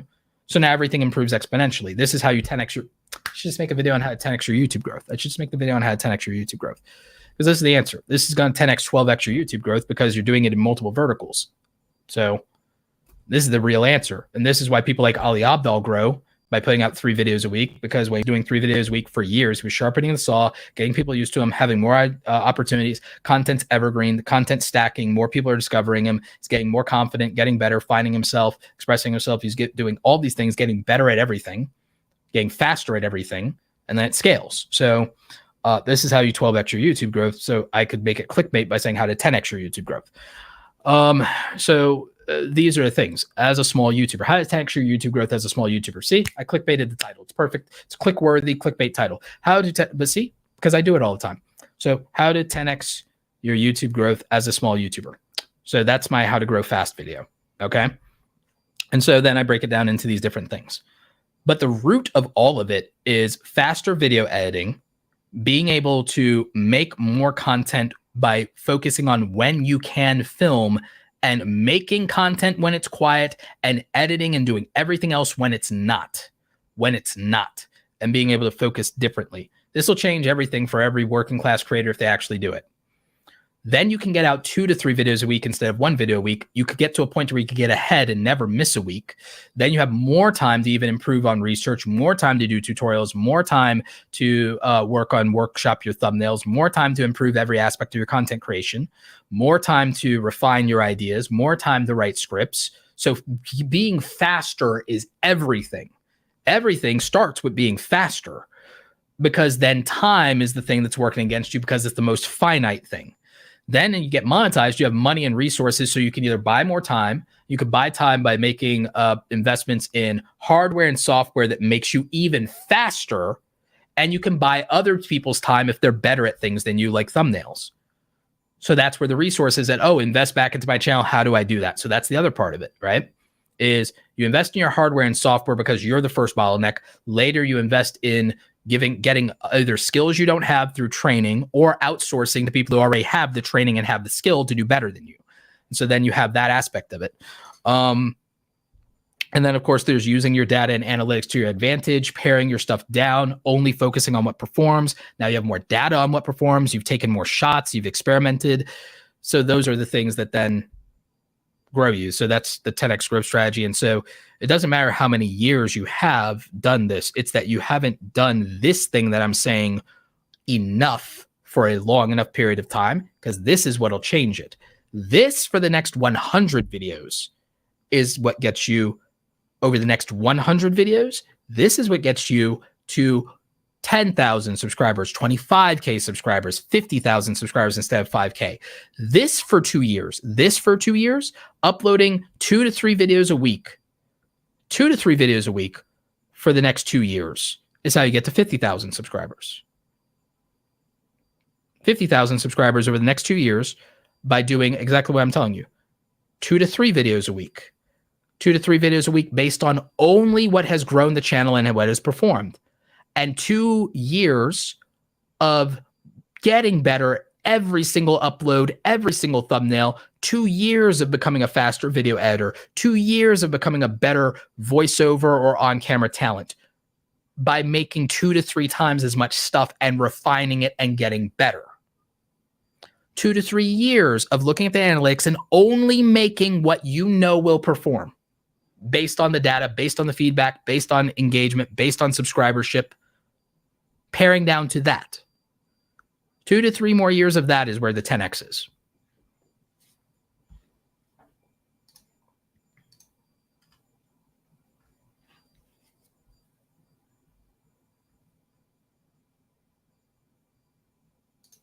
Yep, no matter what, it's great to see the progress where you are after your first 100 videos, and it's fun to go back and watch. Absolutely, Linda, absolutely.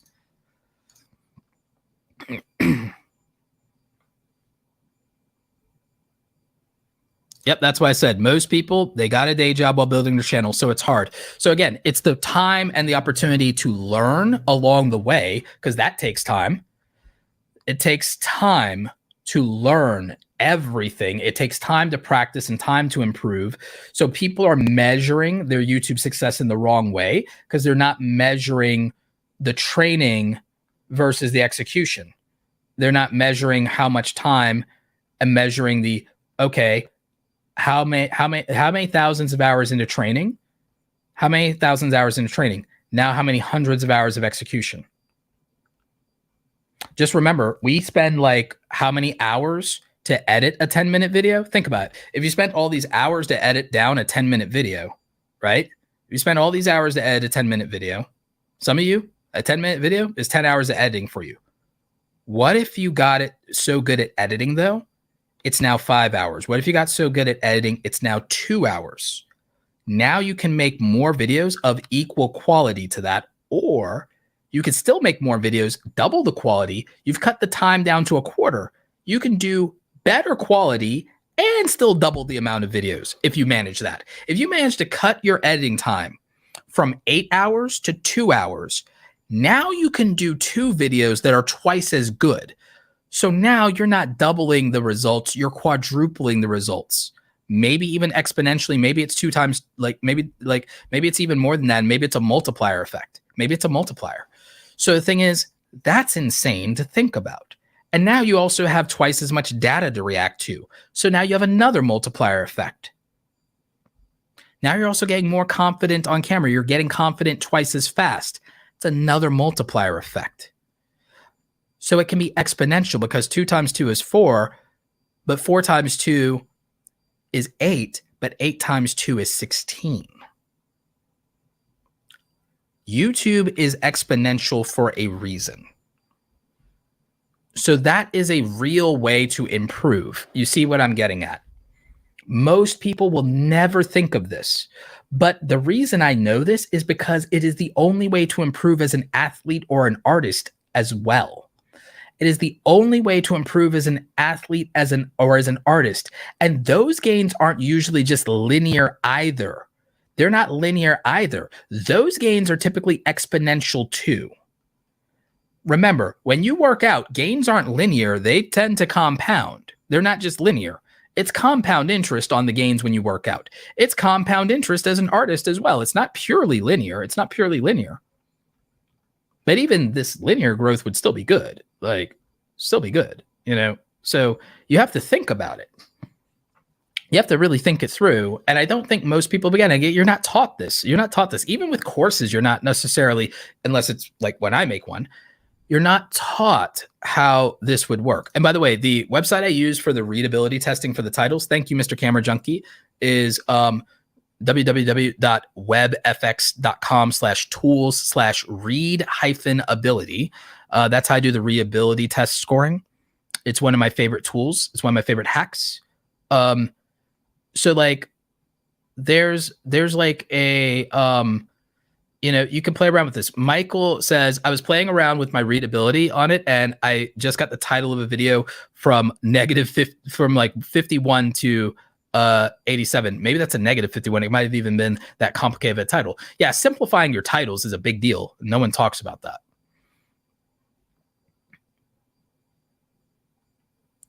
Is it bad that I'm listening and changing my titles and thumbnails?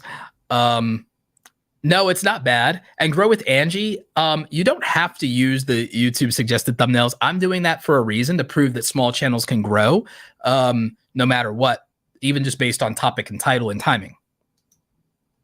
And that we can leverage the algorithm. And the algorithm, remember, algorithm is just the audience and the analytics. It's just the audience and the analytics. And remember, I've tried with titles and thumbnails. With thumbnails, I've used, remember, look at my views. I've gotten views without text and I've gotten views with text. I've been doing, I think, a really good job of on my main channel showing, hey, I can just use graphics and photos and graphics and get views, and then and still get like 50,000 views. And I can also use text and still get so we've tried it both ways. I think it just depends.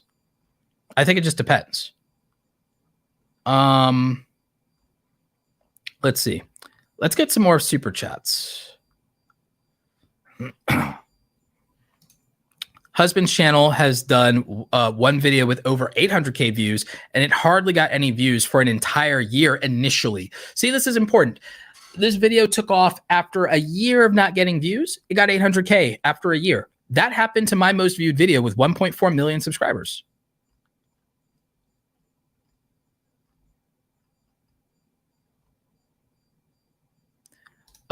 Any advice for you new YouTubers to become more consistent? I made an entire video with 7 tips to help you become more consistent. I think it's 7 tips. I don't think it's 9. I think it's 7. So yeah.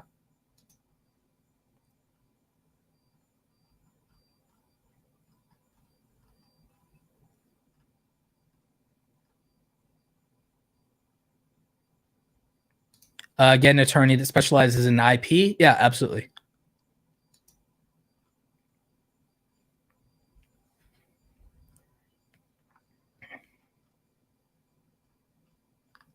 Let's see. Oh, Sewing Report says, if you haven't joined as a member, I 10 out of 10 recommend. Great behind the scenes content and more insight. Thank you for that. Appreciate you. How many members do I have? I think we have 70 members. I haven't checked lately. I haven't checked lately.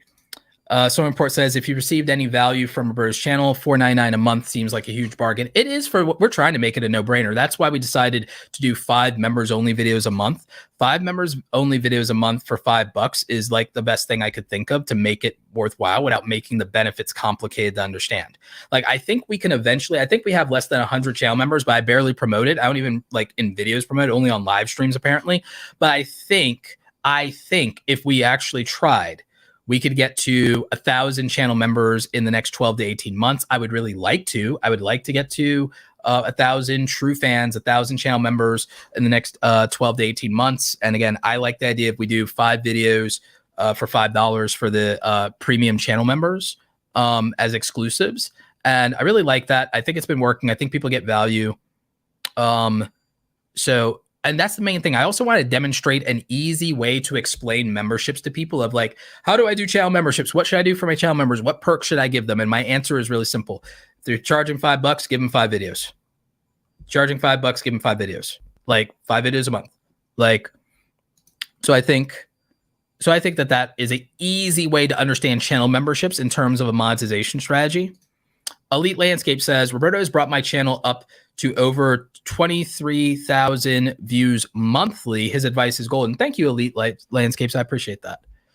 Yeah, small channels out here getting big wins. I think that small channels can do well, but I think if they're very intentional about what they do, really double down on the audience, the who, what, where, when, why, how. Like, HW5 strategy, who, where, what, when, why, how. So it's 5 W's and an H, 5 W's plus H, who, what, where, when, why, how. Like, that's one thing. Well, one framework that'll change everything. Grow with Angie says, you have been a big part of my journey. Thank you so much. Thank you, Angie. I appreciate you. Let's see. Dropping gems. Thank you, as always, for that. Let's see. I think we still have a couple of super chats we haven't seen yet. As we wrap up here, I do need to eat something. Am I going to cook? Am I going to get sushi? Am I going to cook or am I going to get sushi? I'll flip a coin. I'm lazy. I'm probably going to order something, or maybe I still have something leftovers wise. I might have leftovers. So I might have cooked and had leftovers already, or I will just get sushi. Hibachi. I'll get hibachi plus sushi if I do it. If I order something, I'll get hibachi plus sushi. Super chat sticker. Thank you, Cartoon Mark, for the $2.99. David Hunt. Thank you for becoming a channel member. Hope you enjoy the exclusive content. Let's see. $5 super chat. How do I, as a creator, decide which system to join? For example, how do I decide to request to work with you or work with someone else? If you are not monetized, in my opinion, don't work with anybody yet. If you have not gotten to a point, now there are exceptions. There are exceptions because, like I said, there are some learners, there's some people, they need a tutor. Just like how, we can learn for free, K through 12, we can learn for free. It's free. Like, you can learn from free content. A lot of people do, but there's a subsection of the population that's like in school, they would need to hire a tutor to get what they want out of their schooling. They would need a hands-on tutor that's not talking to 30 students, not talking to 100 students a day, that is focused solely on them for a period of time pretty regularly, right? So the most I do with that is, instead of talking to my entire YouTube audience, I built Awesome Creator Academy. And so we have a private Facebook group. We do 2-hour office hour sessions every week. So we do Ask Me Anything plus training. So we do 2 of those a week, but now we have a Feedback Friday. So I add a 3rd hourly long session to it, because eventually I want to go to Monday through Friday between me and assistant instructors. Yes, I'm in there, so it's really me. But I want it to be 5 days a week, Monday through Friday, just like how in college, my professors, only specific professors, like some of them were available for office hours 1 to 2 times a week. So that's how we started doing it, is 1 to 2 times a week, available with the professor for office hours. I decided to try to scale it to somehow where we can do 5 days a week to try to accommodate people's schedules.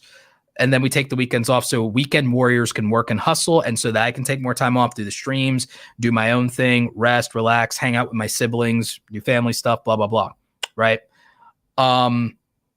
We're figuring out trying to expand to 5 days a week, but currently it's 2 to 3 days a week. Right now it's $59 a month. I do not think that's the right thing for everybody, because some people do need one-on-one versus a little bit of one-on-one in a group setting.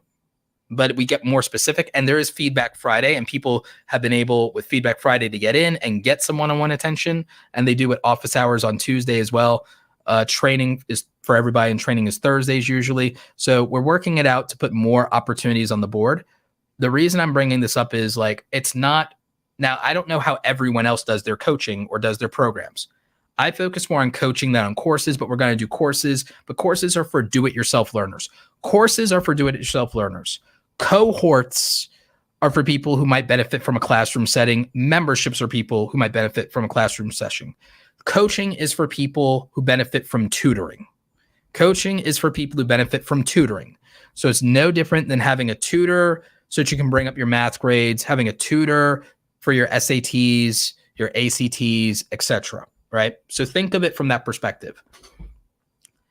If you need the guidance of a tutor that sits down and works through your learning style and your frustrations and your problems exclusively, that's who coaching is for.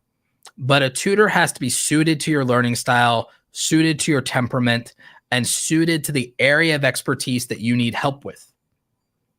I may not be that for you. You have to be able to make that judgment. And it's not for me to tell you, oh, you should work.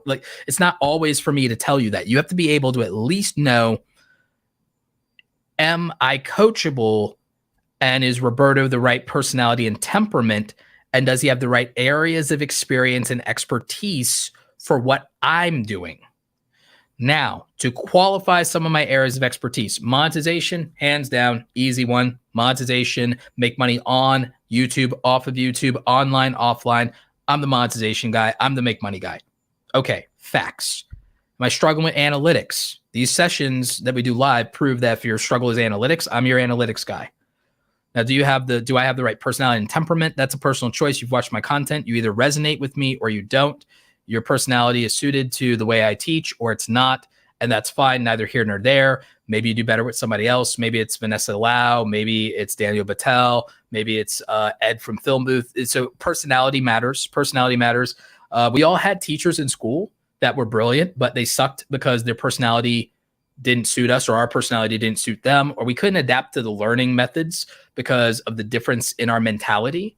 And we just do not align. So we've all had teachers that no matter how good they are, no matter what results they get, they were not for us.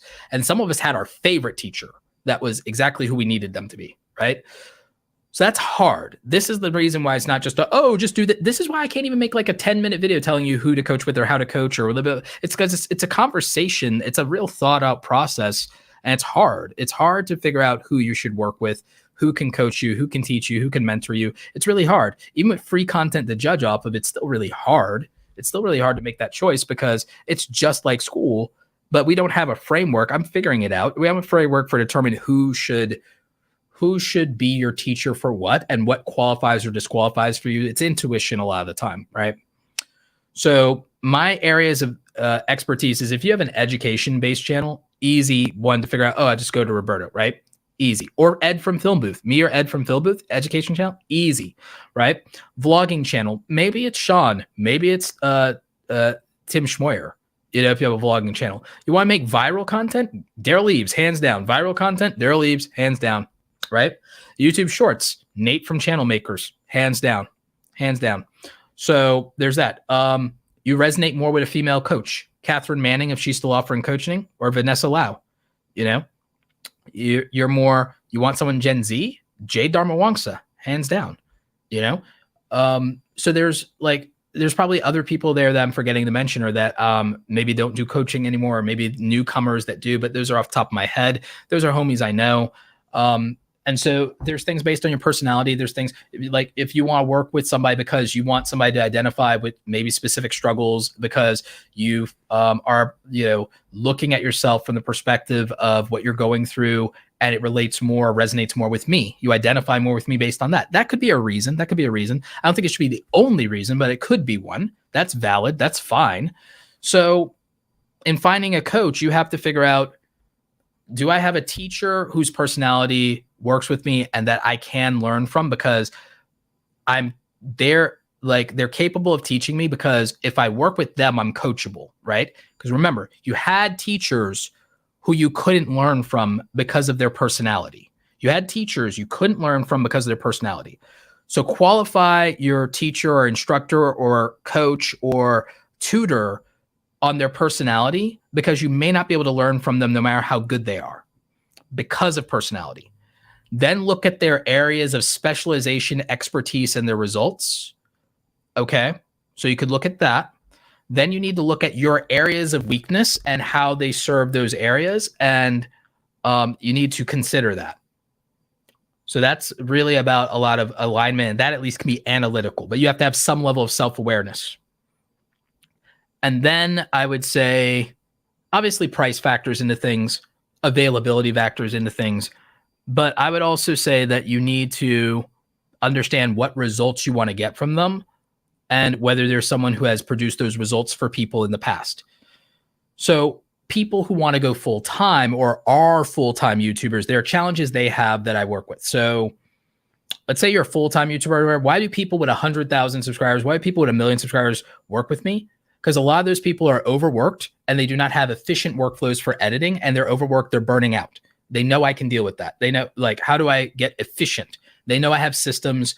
They know I understand outsourcing. They know I understand editing workflows and speed. They know I understand hardware and software workflows to reduce time by 50 to 75% to produce a video. So they know that their production may be inefficient, even with trying to keep the quality, right? So they'll work with me on that. They know how to get views, they know how to get subscribers, but they feel like they're not doing well with their brand deals, and they're not positioned well for their brand deals, or they're getting screwed in negotiations. They know that I know how to do that, and I can teach them sales training, negotiation for brand deals, brand deal safety guidelines, and they know that I can teach them how to package, and that we can even look at their media kit together. So that's a specific result that person is seeking if they work with me. If all you're trying to do is get monetized on YouTube, I don't know that I'm the person to hire for that, because my free content, I think, is the best for that. And the free workshop that I'm going to put out, I think, is best for that.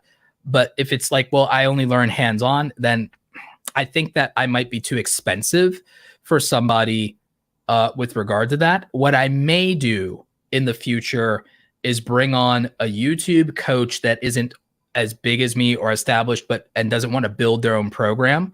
Hire them into Awesome Creator Academy, bring them in on salary plus a percentage of what they bring in. They eat what they kill. And then we can have someone less expensive than me that has gone through my process that can work one-on-one with people that are a little bit more cost conscious and have to be.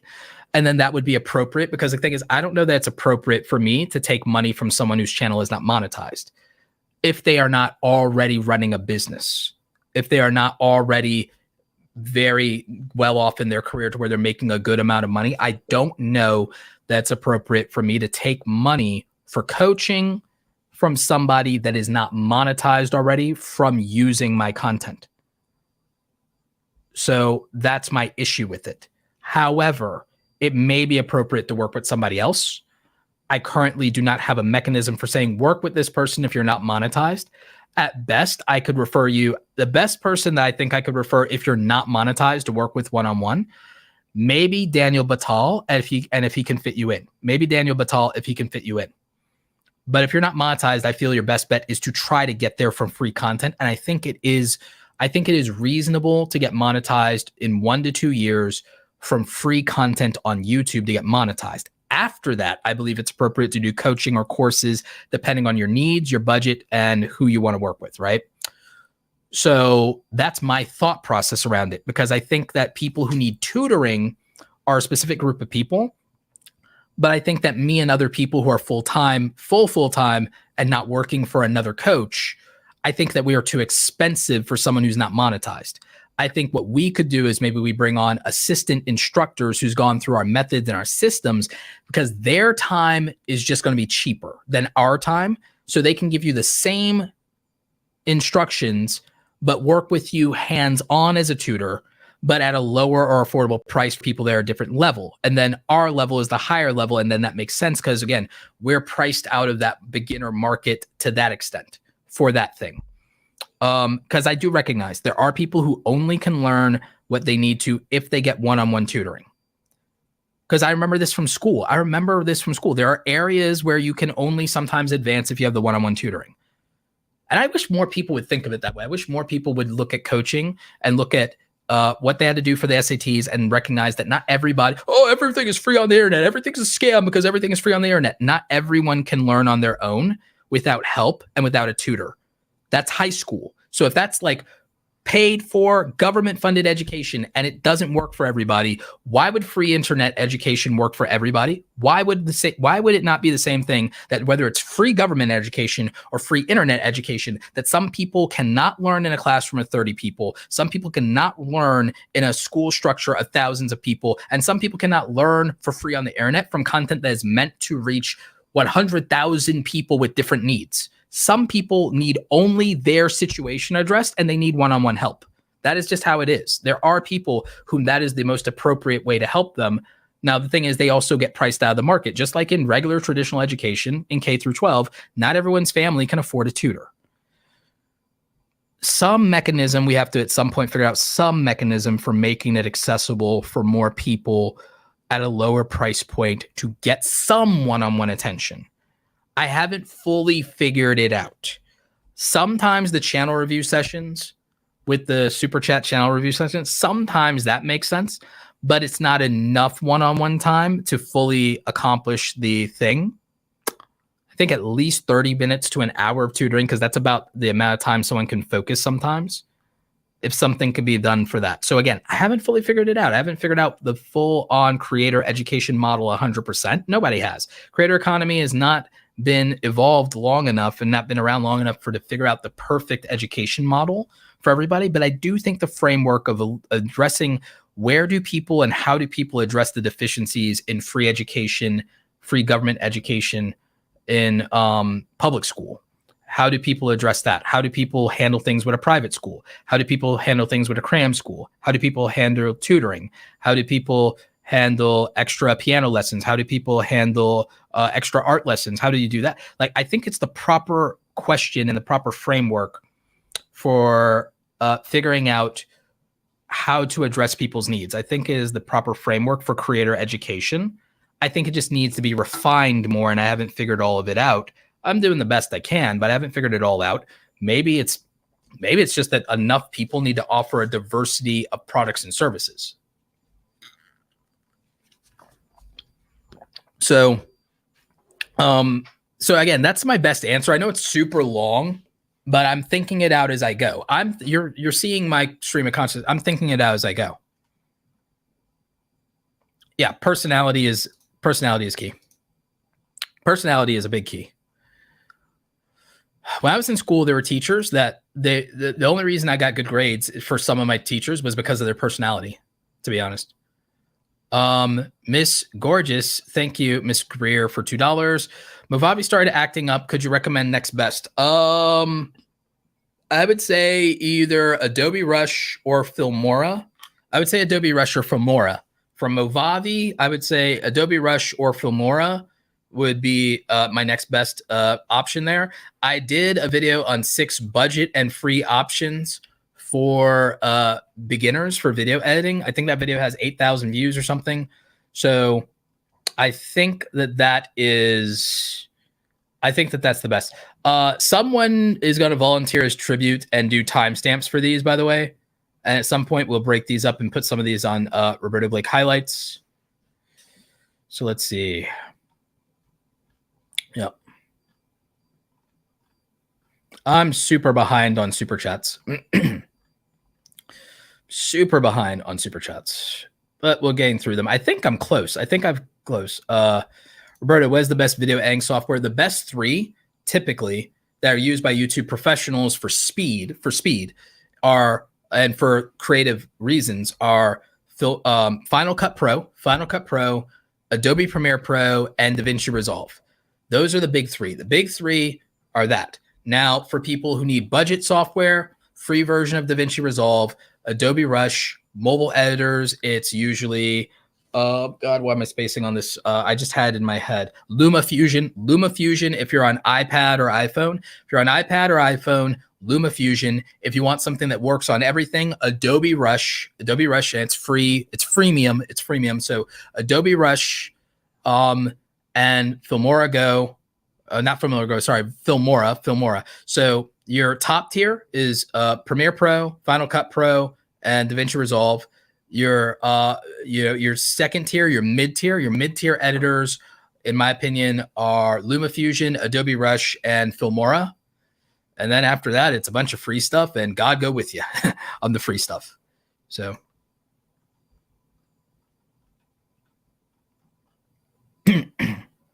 yeah. So that's what I think on that one. Let's see.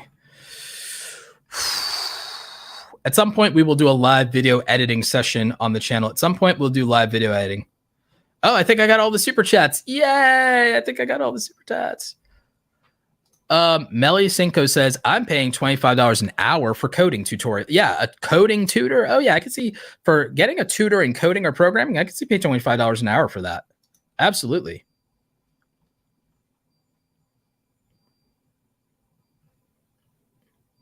I would not say that the best way to learn. Mitch Burns says, I'd say the best way to learn how to do YouTube is to befriend Mr. Beast, but good luck with that one. I do not think so.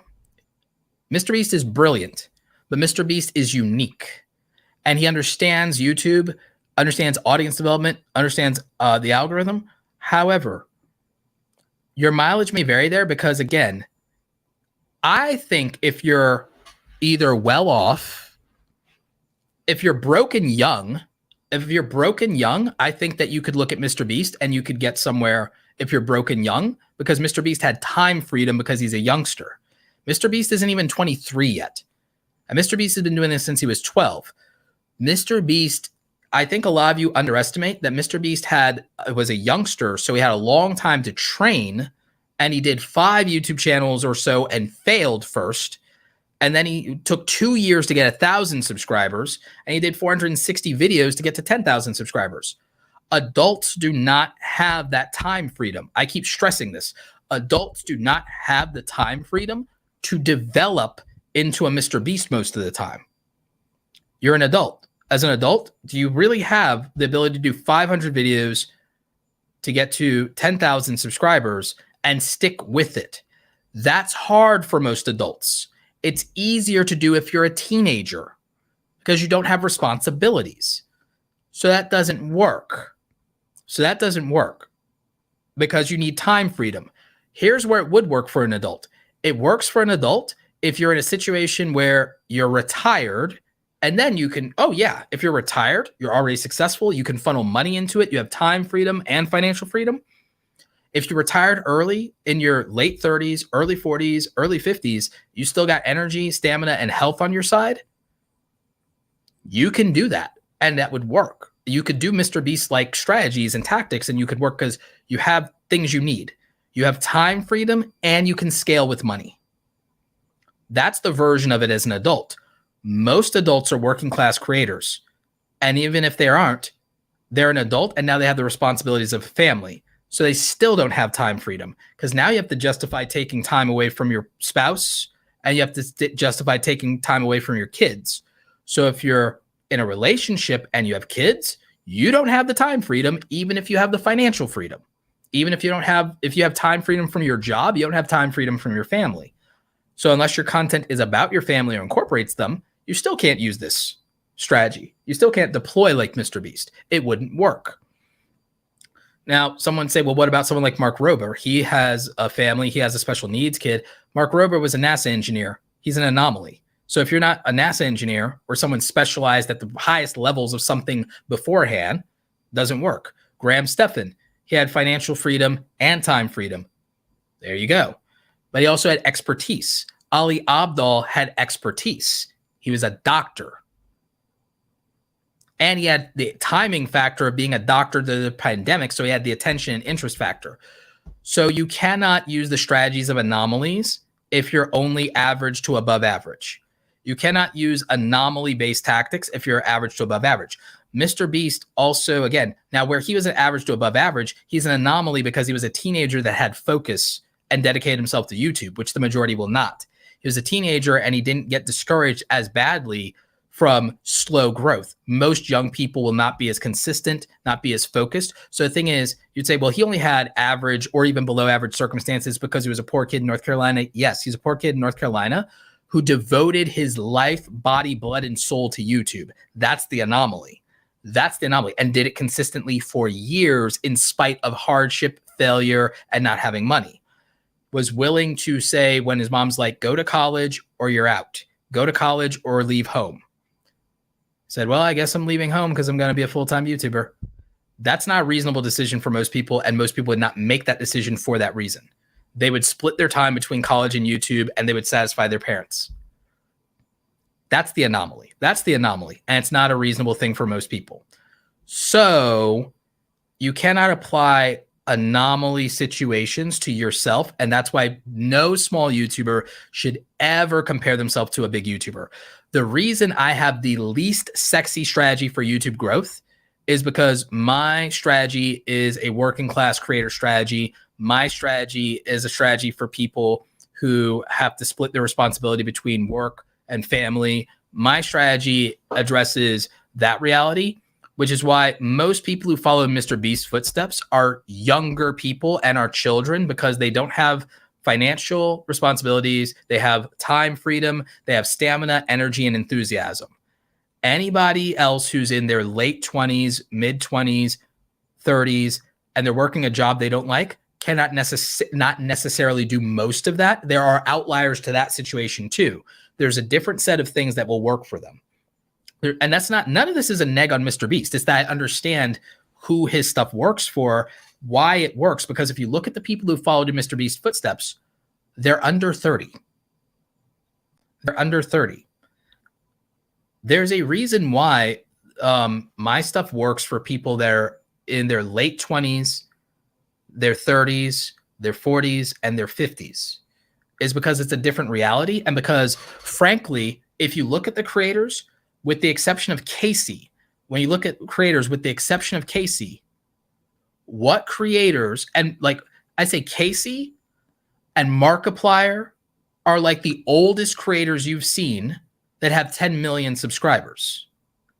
Think about that. Who has 10 million subscribers on YouTube? They're all under 30. Almost exclusively. None of you have thought of that, right? None of you have sat there and thought about the fact. I think none of you have thought about the fact that almost exclusively every content creator with 10 million subscribers, except for maybe Markiplier and Casey Neistat, everybody with over 10 million subscribers is basically under 30. Under 30. And most of them not married, no kids. That's what they have in common. Think about it. Think about it. Who on YouTube has 10 million subscribers, is married with children, and over 30? It's basically Casey. It's basically Casey Neistat. That's it. It's almost nobody else.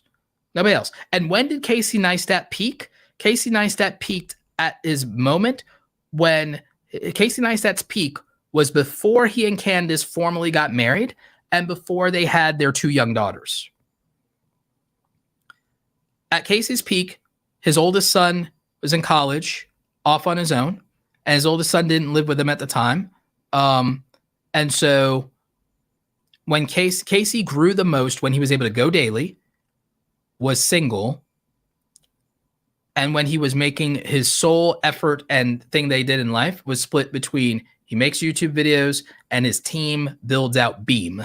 And that's all he does. And that's the only creator that I can think of for the most part that is over 30, married with children, and has 10 million plus subscribers. But most of that was earned before he got married and before he had 2 young children. That's why he was single. It's while he was single. So there's almost no content creator, aside from anyone who got to there as family vloggers, aside from the people who literally it became a family affair, it became a family business, right? Think about it. Why would we, if we're not in that younger category and don't have, and like, unless we have no responsibility, like, why would be, because again, the only person is Mark Rober, right? It's like, and he might be under 30. He might be under 30. I'd have to check. But it's like the only 2 people I can think of that have 10 million subscribers that are YouTubers that have 10 million subscribers and are like over 30 and married with kids are Mark Rober and Casey Neistat. They're the only ones I can think of. Unless they're the only ones I can think of. And Roman Atwood doesn't count because he's a family channel. He's a family channel, right? And I'm also talking about solo content creators, not people who are part of teams, right? I'm only talking about like, well, so they might have a team that works for them, right? They have a team who works for them, but I'm talking about they're the face of their channel, right? Maybe Red and Link, but they're a production company at this point. So it's like they've not been like, oh, like they're a production company at this point, right? So I don't think there's hardly anybody, at least like 90% of the creators who have 10,000 or more subscribers, they're under 30. Not married, no kids. And most of their growth, if they are, I guarantee you, unless they became family channels, was when they were single and had no kids.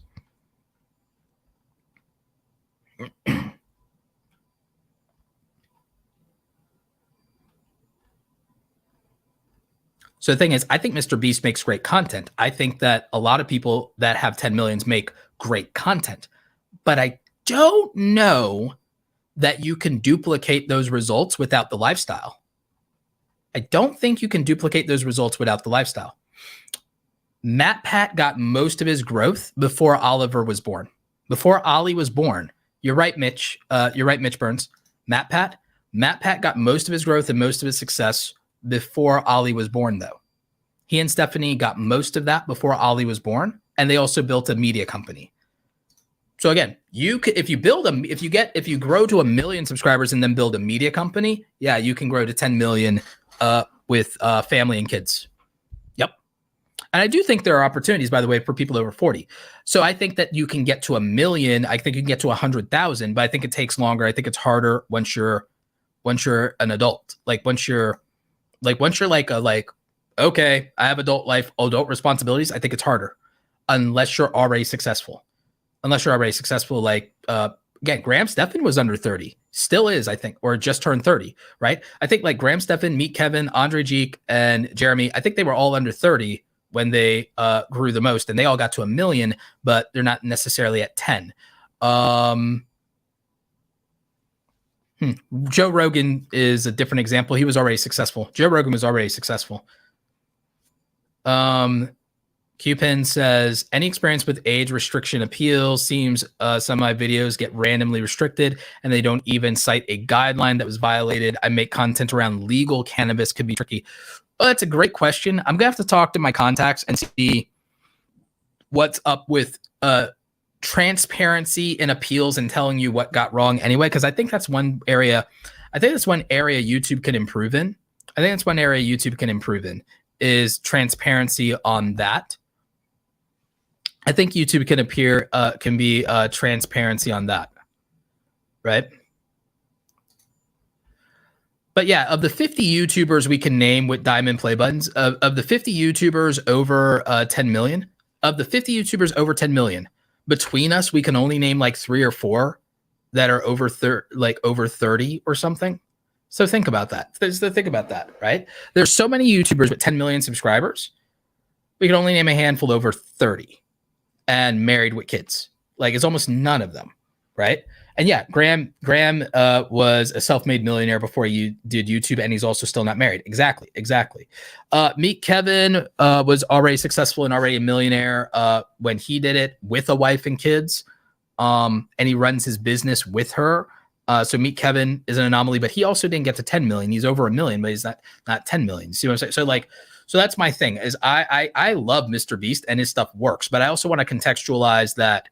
I'm not saying YouTube by itself is a young person's game, but I'm saying YouTube dominance is at the 10 million subscriber mark. At the 10 million subscriber mark, YouTube dominance is a young person's game. And there are people who might be over 10 million, but did they get most of it after they were 30? Probably not. There are a few exceptions. And were they rich or successful? And did that boost their thing? So think about it. The overwhelming majority of the biggest YouTubers, the overwhelming majority of them are under 30, not married, no kids yet. So in terms of the advantage lends itself to time freedom and then how quickly you do get resources. Because again, YouTubers grow after they get resources too. So time freedom, resources, team, money, investment, scale, that matters. That matters a lot. Strategy is great. But strategy can obviously be improved by more time and more money and more hands on deck, more minds, more resources, more specialization. YouTubers who don't grow from 1 million to 10 million, what do? A lot of them don't build a team. A lot of them don't build a team of highly developed specialists. And a lot of them don't reinvest a lot of their money back into their channel. They decide to live comfortably. So I think that those features absolutely matter in that situation. And so it's just something to think about. Oh, Veritasium and Smarter Every Day. Yeah. Well, wait, are they married with kids? I'd have to check. Smarter Every Day. They might be older. They might be in the age bracket, but they probably got most of it before they were in their 30s. Depends. Science channels can be interesting. And again, are they married with kids? Because I think that they might hit the age requirement, but not the married with kids requirement. So for time freedom, I would say that matters. Now, again, the age group, creators are getting older and viewership is scaling upward. There's an upward trend. So I have no beef with that. I have no issue. And I'm for it. I'm all for it. I'm here for it. But I do think that you have to consider that. Yeah, PewDiePie got all of his, but he got most of it when he was young and single, and he doesn't have any kids, and he's also an OG, 100%. So I think those things matter. And again, I could look into that. But again, the overwhelming majority, it favors the young, but not because of their age, but favors young single creators who don't have kids because they have time freedom and they can justify investing most of their resources back into their career. Once you have a family, you can't take as much money and put it back into YouTube justifiably. You just can't. It's not going to be a great conversation. It's like, oh yeah, all right, honey, instead of planning for the retirement, instead of paying off the mortgage, I'm throwing 80% of our income back into the YouTube channel. Let's roll the dice. I want to get to 10 million subs. That's not a great conversation to have with your husband or wife. That's not, it's like, yeah, I know I could fund the kids' college, but I want to invest it back into the YouTube channel. It's not a fun conversation, right? So that's a big deal. That's a big deal. And then I would say time freedom of, hey, I'm going to make these YouTube videos instead of spend time with my spouse. Oh, I'm going to make these YouTube videos instead of spend time with my kids. That's off the table. So again, the fastest growth for most people who aren't already successful, aren't already rich, so on and so forth. If you're a working class content creator, it's faster when you are younger, single and unencumbered and so on, and you somehow create time freedom. Everyone grows more when they quit their 9-to-5 job for the same reason. Easier to transition when you're on your own. H3 has multiple channels, but nothing at 10 million. So that's my thing. None at 10 million. So I'm just making a point. I'm making a point that the time, freedom, and responsibility and the ability to invest are all predicated on specific things. And this is true in business. These big startup founders, what happens? Their kids in college when they do this for a reason. Tech founders do it when they're in college for a reason a lot of times, right? Or when they're single. So just remember that there's sometimes a gap in circumstances, and those are specific to the window in which certain things happen and evolve. So I would just be aware of that. But that's it for today's stream. Thank you so much, everybody. I gotta eat. I've got to eat. Someone asked about what cameras I'm using. Sony A6600. Camera B here is the ZVE10. ZVE10. So that's the one here. This one, sometimes it overheats a little bit. This one never seems to overheat. This one has the better lens on it. This one has the expensive 35 millimeter G Master. This one has the 20 millimeter APS-C lens on it. That's like $250. So this is $1,000 worth of setup over here to my left. In front of me, this is about 2,500. I think this is 2,500 to $3,000 worth of camera here. So this is like, let's just say that this is $3,000 worth of camera and lens. This is $1,000 worth of camera and lens. I don't think most people would notice depending on what angle I was at, like quality wise, it's fine. So that's just the difference there. So I wouldn't stress about it too much. You can do a lot with $1,000 worth of camera, as you can see, and it works out great. So yeah, just something to think about. I appreciate everybody who super chatted. I appreciate all the channel members. I appreciate all of you who are still here at the very end. We're going to close the stream out with some of my own copyright-free music from Zenbuster Music. I think we're going to close out today with a song I really enjoy. We're going to close out with Afterglow. So I'll see all of you on the next one. Stay awesome. We'll have another stream, I think, next week. I have to just make sure I'm not traveling anywhere, but I think we're good. Oh, remember, tomorrow my book launch happens. My book comes out in Amazon. There will be a print version within about a week. We have to wait for Amazon to approve final files on everything, but we do have the book coming out. It is called Create Something Awesome Today, How Creators Are Profiting from Their Passion, the Creator Economy. We've had a lot of you that have pre-ordered it, and you've already made it a #1 bestseller in the podcasting and webcasting category. It's climbing the ranks in the entrepreneur category as well. And so thank you guys for making the book a bestseller with the pre-orders. You can pre-order it today. It releases tomorrow. I put my heart and soul into it. 185 pages of quality content. It's $9.99 if you want to check that out. And so we really do appreciate everybody supporting the book. This is going to be killer. Like I said, the print version is coming out soon. So you can support the Kindle version. We're going to have the paperback in the fall or winter. I will get the audiobook after speaker season comes out because resting voice. So we will have that come out. We'll have some special stuff in the audio edition that'll be a little bit different. We'll go off script a little bit. We'll have some cameos in the audiobook. So worked really hard on this. So it comes out tomorrow. Tomorrow's the big day. Tomorrow's the big launch. This has been like 9 months of my life right here. And this has been what I worked on in the last part of the pandemic to motivate me and to keep me around. And so I really do appreciate the support. This is one of those legacy things, and I cannot wait to have it in my hands in print when Amazon approves the final files. So we'll have the print book out in a week or two when Amazon approves everything, but the Kindle edition, that drops tomorrow, August 22nd. And so anyone who hasn't pre-ordered, please do, or you can order it tomorrow when it's available, and you can read it on basically any device. And so, yeah, thank you so much, everybody. We're going to close out the stream now with some copyright-free music. I think we're going to use Afterglow. All right, everybody, stay awesome. Bye.